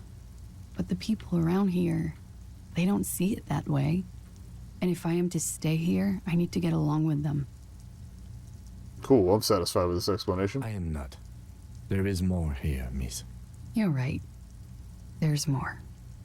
More? You answer to the coalition government, and by extension, the moral intern. She reaches for a new cigarette. Briefly glancing over her shoulder to the sea, as she's done time and time again. A grand expanse of water reaches over the bay and to the horizon, golden grey in the noonlight. What lies beyond it? The pale. I think we got it. Isula, the Occident, and then Oranje, the old world. What's the RCM's involvement with the moral intern got to do with this? You share a database with them. You send people to their courts. She lights the cigarette. What's going on? What'd you do? Just business. But bad business for some people in the moral intern. If I show up in your records, officer, they will find me. They will... What happens if they do? They will kill me, sir. If you file my name, take me in for questioning, enter me into the moral intern mill, well, then I'm fucked. For nothing. This murder didn't have anything to do with me. What'd you do to have these people after you? It's not nice, but it's not illegal. Not here in Revachol, or even in Oranje. What exactly did you do? Industrial espionage. I joined a business collective with the intention of betraying them. But I feel like this Harry would let her go on sob sit Do bullshit. it again. With a bigger company. The kind you really, really don't fuck with. I took their ledgers, 2 decades worth of accounting. I need the names of the companies involved and who hired you. He taps on his notebook. The job was Lewsdoen County Savings Bank. They sound small, but they're part of the Lewis-Scott conglomerate. That was the second job. The first was some printer company. You wouldn't know them. Felt Electric? As to who hired me for the job, I don't know. But they're after me too. Along with Lewis-Scott and their friends in the MI.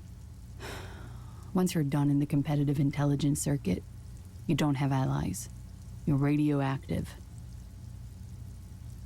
That's a lot of shit you got yourself into. It is. Many people lost their jobs. Not just C-suite.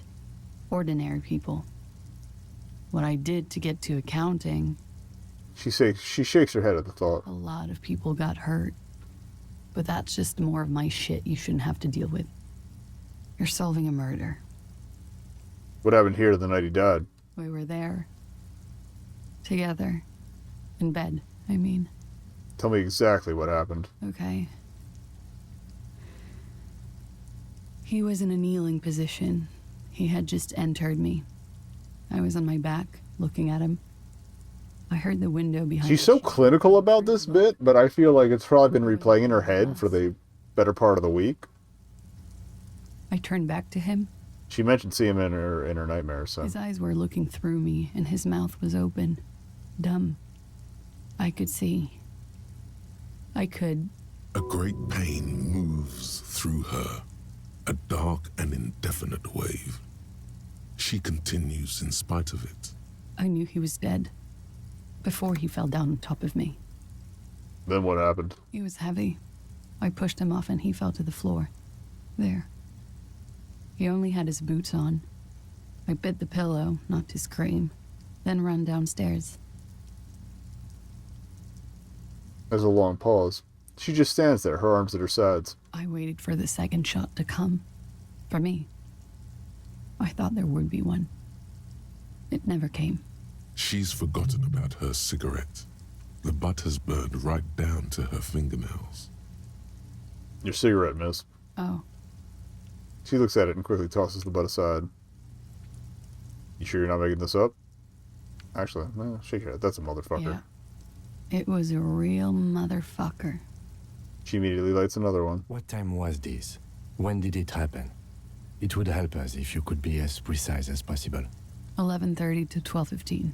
I don't know the exact time. Around midnight. So my average stream start time. It's okay. Were you inebriated? Not as much as usual. He'd done a line, plus other things. I was drinking. Wait. Titus said she was gurning her jaw off, much more than usual. I just said you look pretty high. Oh, yeah.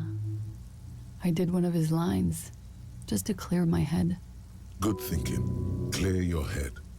You should clear your head. Get into his mindset. Did you hear or see the shooter in the course of this? No. What'd you do then? Nothing. I was trapped. I was stuck in my room downstairs. I got some clothes on and crawled back up, drew the blinds. Blood was coming from his mouth. Not a lot. Just a little. He was still on the floor, slouched. I couldn't be there with him anymore, so I ran down and out of my room, into the hallway, down the stairs. I knew there would be people there. What happened after you ran downstairs? Sylvie was tending the bar. A lot of people were there. The Hardys were at the table in front of the stage. I think the Union box was full. Ruby was there too. They were having such a good time. There we go. That's the name we haven't gotten yet. And they all welcomed me. Ruby. I didn't even have to say anything. Ruby knew something was wrong. Ruby? Before we continue, who is Ruby? Ruby. You know, the leader. The leader? Of what? The Hardy Boys. She says as if it's self-evident. I thought Hardy was leader of the Hardy Boys. Well, nominally, yes.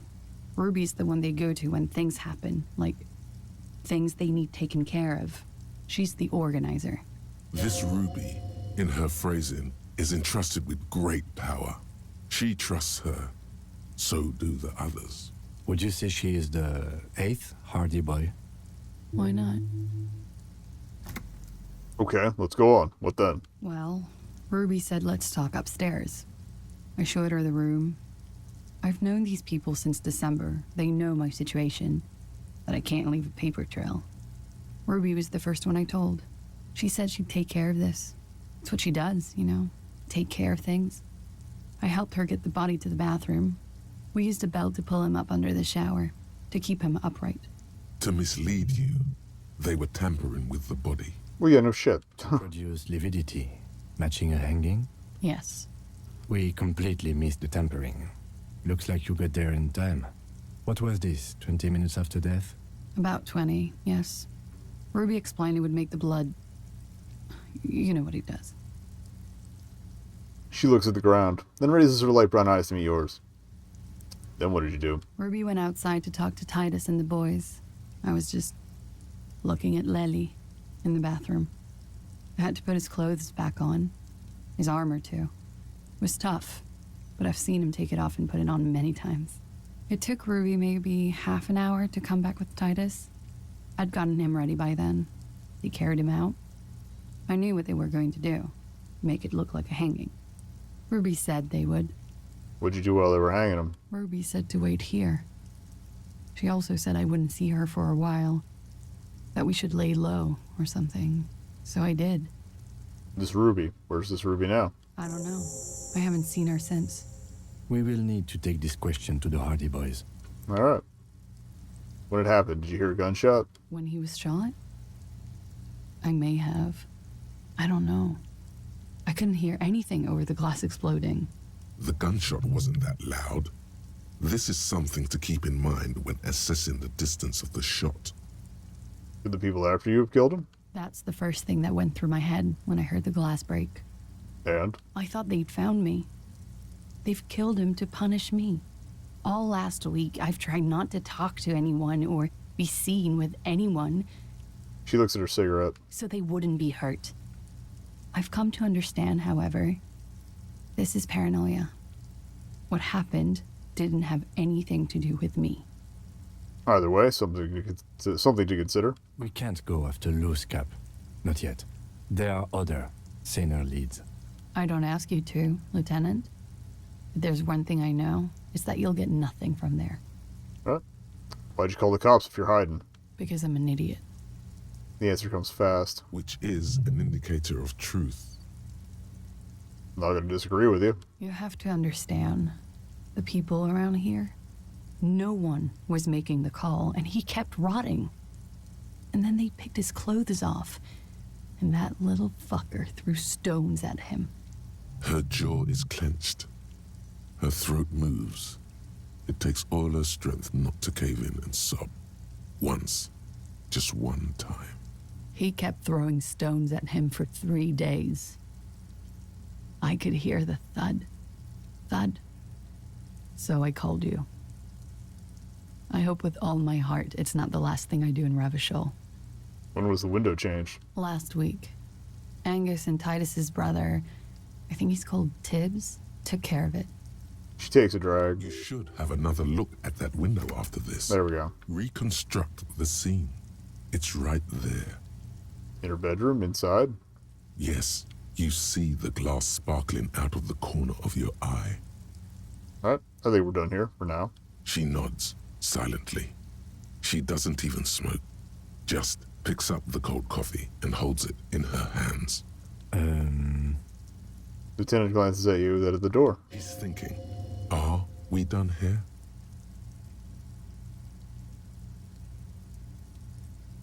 Trauma is shit. But, long shot. But we are awake, sire. She has been forthcoming. This was the thing I definitely never got through last run. Most shocking details of the sexual kind. We are a bulwark, unbreached. If you have doubts, just give us one example of deceit. Just one, and we will gladly change our minds. I got nothing. You're right, wise counsel. It's silly of me to imply she's lied. She's so young, isn't she? She would look spectacular in a starring role. Be careful not to look too long into her soon-to-be famous face, lest it make you look like an indecisive suitor. It looks like this one's not waking up. You'll have to do it without pushing her further.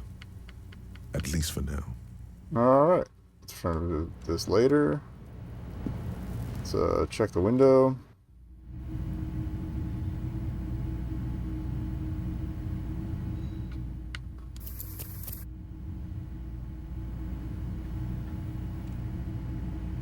This window is pristine on the inside, unlike the one next to it. Light from the desk lamp reflects off the glass in an untarnished golden halo. Let's calc.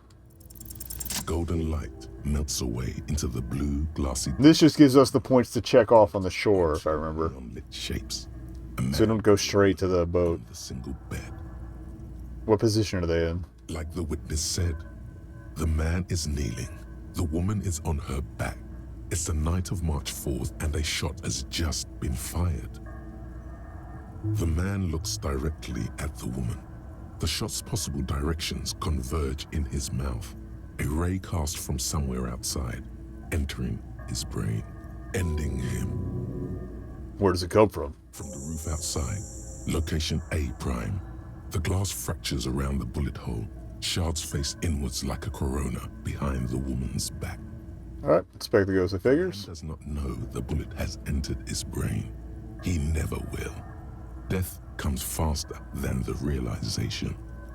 Have a point at look A prime, the roof. The ray cast from the man's mouth unravels into a fan of possible directions, all on the roof at first. The shot could have come from any of them.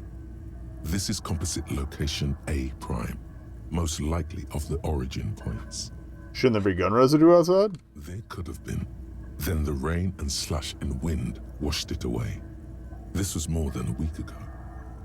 So I'm what, 80% sure the roof is where the shot was made from? 72%, with an antique weapon that fires military-grade ammunition. A Belma-grave rifle, for example. This is a good short distance, but not too short. The perpetrator aimed with their back against the railing, or possibly kneeling for precision. This would explain why it only took them one shot. The lights were on in here. Outside it was dark. It was like shooting fish in an aquarium. A well-lit aquarium. The victim opened his mouth to let the bullet in. Neither of them would have seen anything outside in the darkness. Too busy with their own bodies. Are there any arguments against A prime, the roof? None that you've found thus far, but that doesn't mean there aren't any. Could there be another point of origin further away? That's a 28%, yes. In this model, the shot could have come from a greater distance. Nothing excludes the possibility. Should we extrapolate to include every possible point of origin in Martinez? Get out that X-strap. X-strap it on. Your map of the district. This shot could have come from a wide angle of locations, starting with the northern edge of the abandoned boardwalk, ending with an islet in the bay. Let's call them B prime. More precisely? B prime for boardwalk, B double prime for Land's End, and B triple prime for the islet detective. There may be smaller points in between, but those are too fine to zoom in on. Have a look at point B prime, the boardwalk. 700 meters away. The likeliest of these B positions, 20% chance. A skilled sniper could have made the shot, provided he had a safe sniper's nest. Even with the light on inside, we're talking military training. At that distance, the perpetrator would have had to take wind direction into account. Have a look at point B double prime, Land's End. 1.2 kilometers away. The least likely of these positions. Let's say 3%. A truly skilled sniper could have done it, possibly from a tent. No, too far-fetched. Have a look at point B3 prime, the islet. 1 kilometer away, a point beyond the docks, on an islet in the bay. The fort is ruined, but the perpetrator may have found a stable spot on the beaches surrounding it, where the concrete crumbles into the sea, as you saw in the coin-operated viewer. Okay. The shot would have been a small miracle, 5% likelihood. There is an extremely narrow field of view from the bay to the window, between Rue de Saint-Ghislain 10 and 33A. The angle would have been extreme, and access to the islets is questionable. Kim, do you think the shot could have come from further than the roof in Martinez? From where, precisely? Let's say B prime, the boardwalk, B double prime, Land's End, B triple prime, the islet. I see you have given this a lot of thought. Are those the locations you've singled out in addition to the roof? And what is the likelihood, in your opinion, that it came from a further distance? Much less from the roof, but still. Okay, well, we should see if there is gunshot residue or sniper nests if we go down the coast. Roll these spots out one by one. Alright. It would be the diligent thing to do. Until then, personally, I'm going with the roof version. It fits the hidden path through the whirling. A simple hypothesis. Bringing Occam's razor to it. Okay.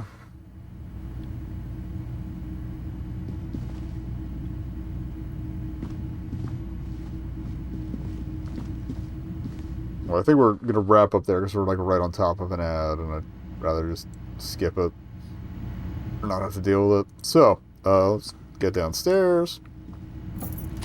And, yeah, we'll slot up for next week.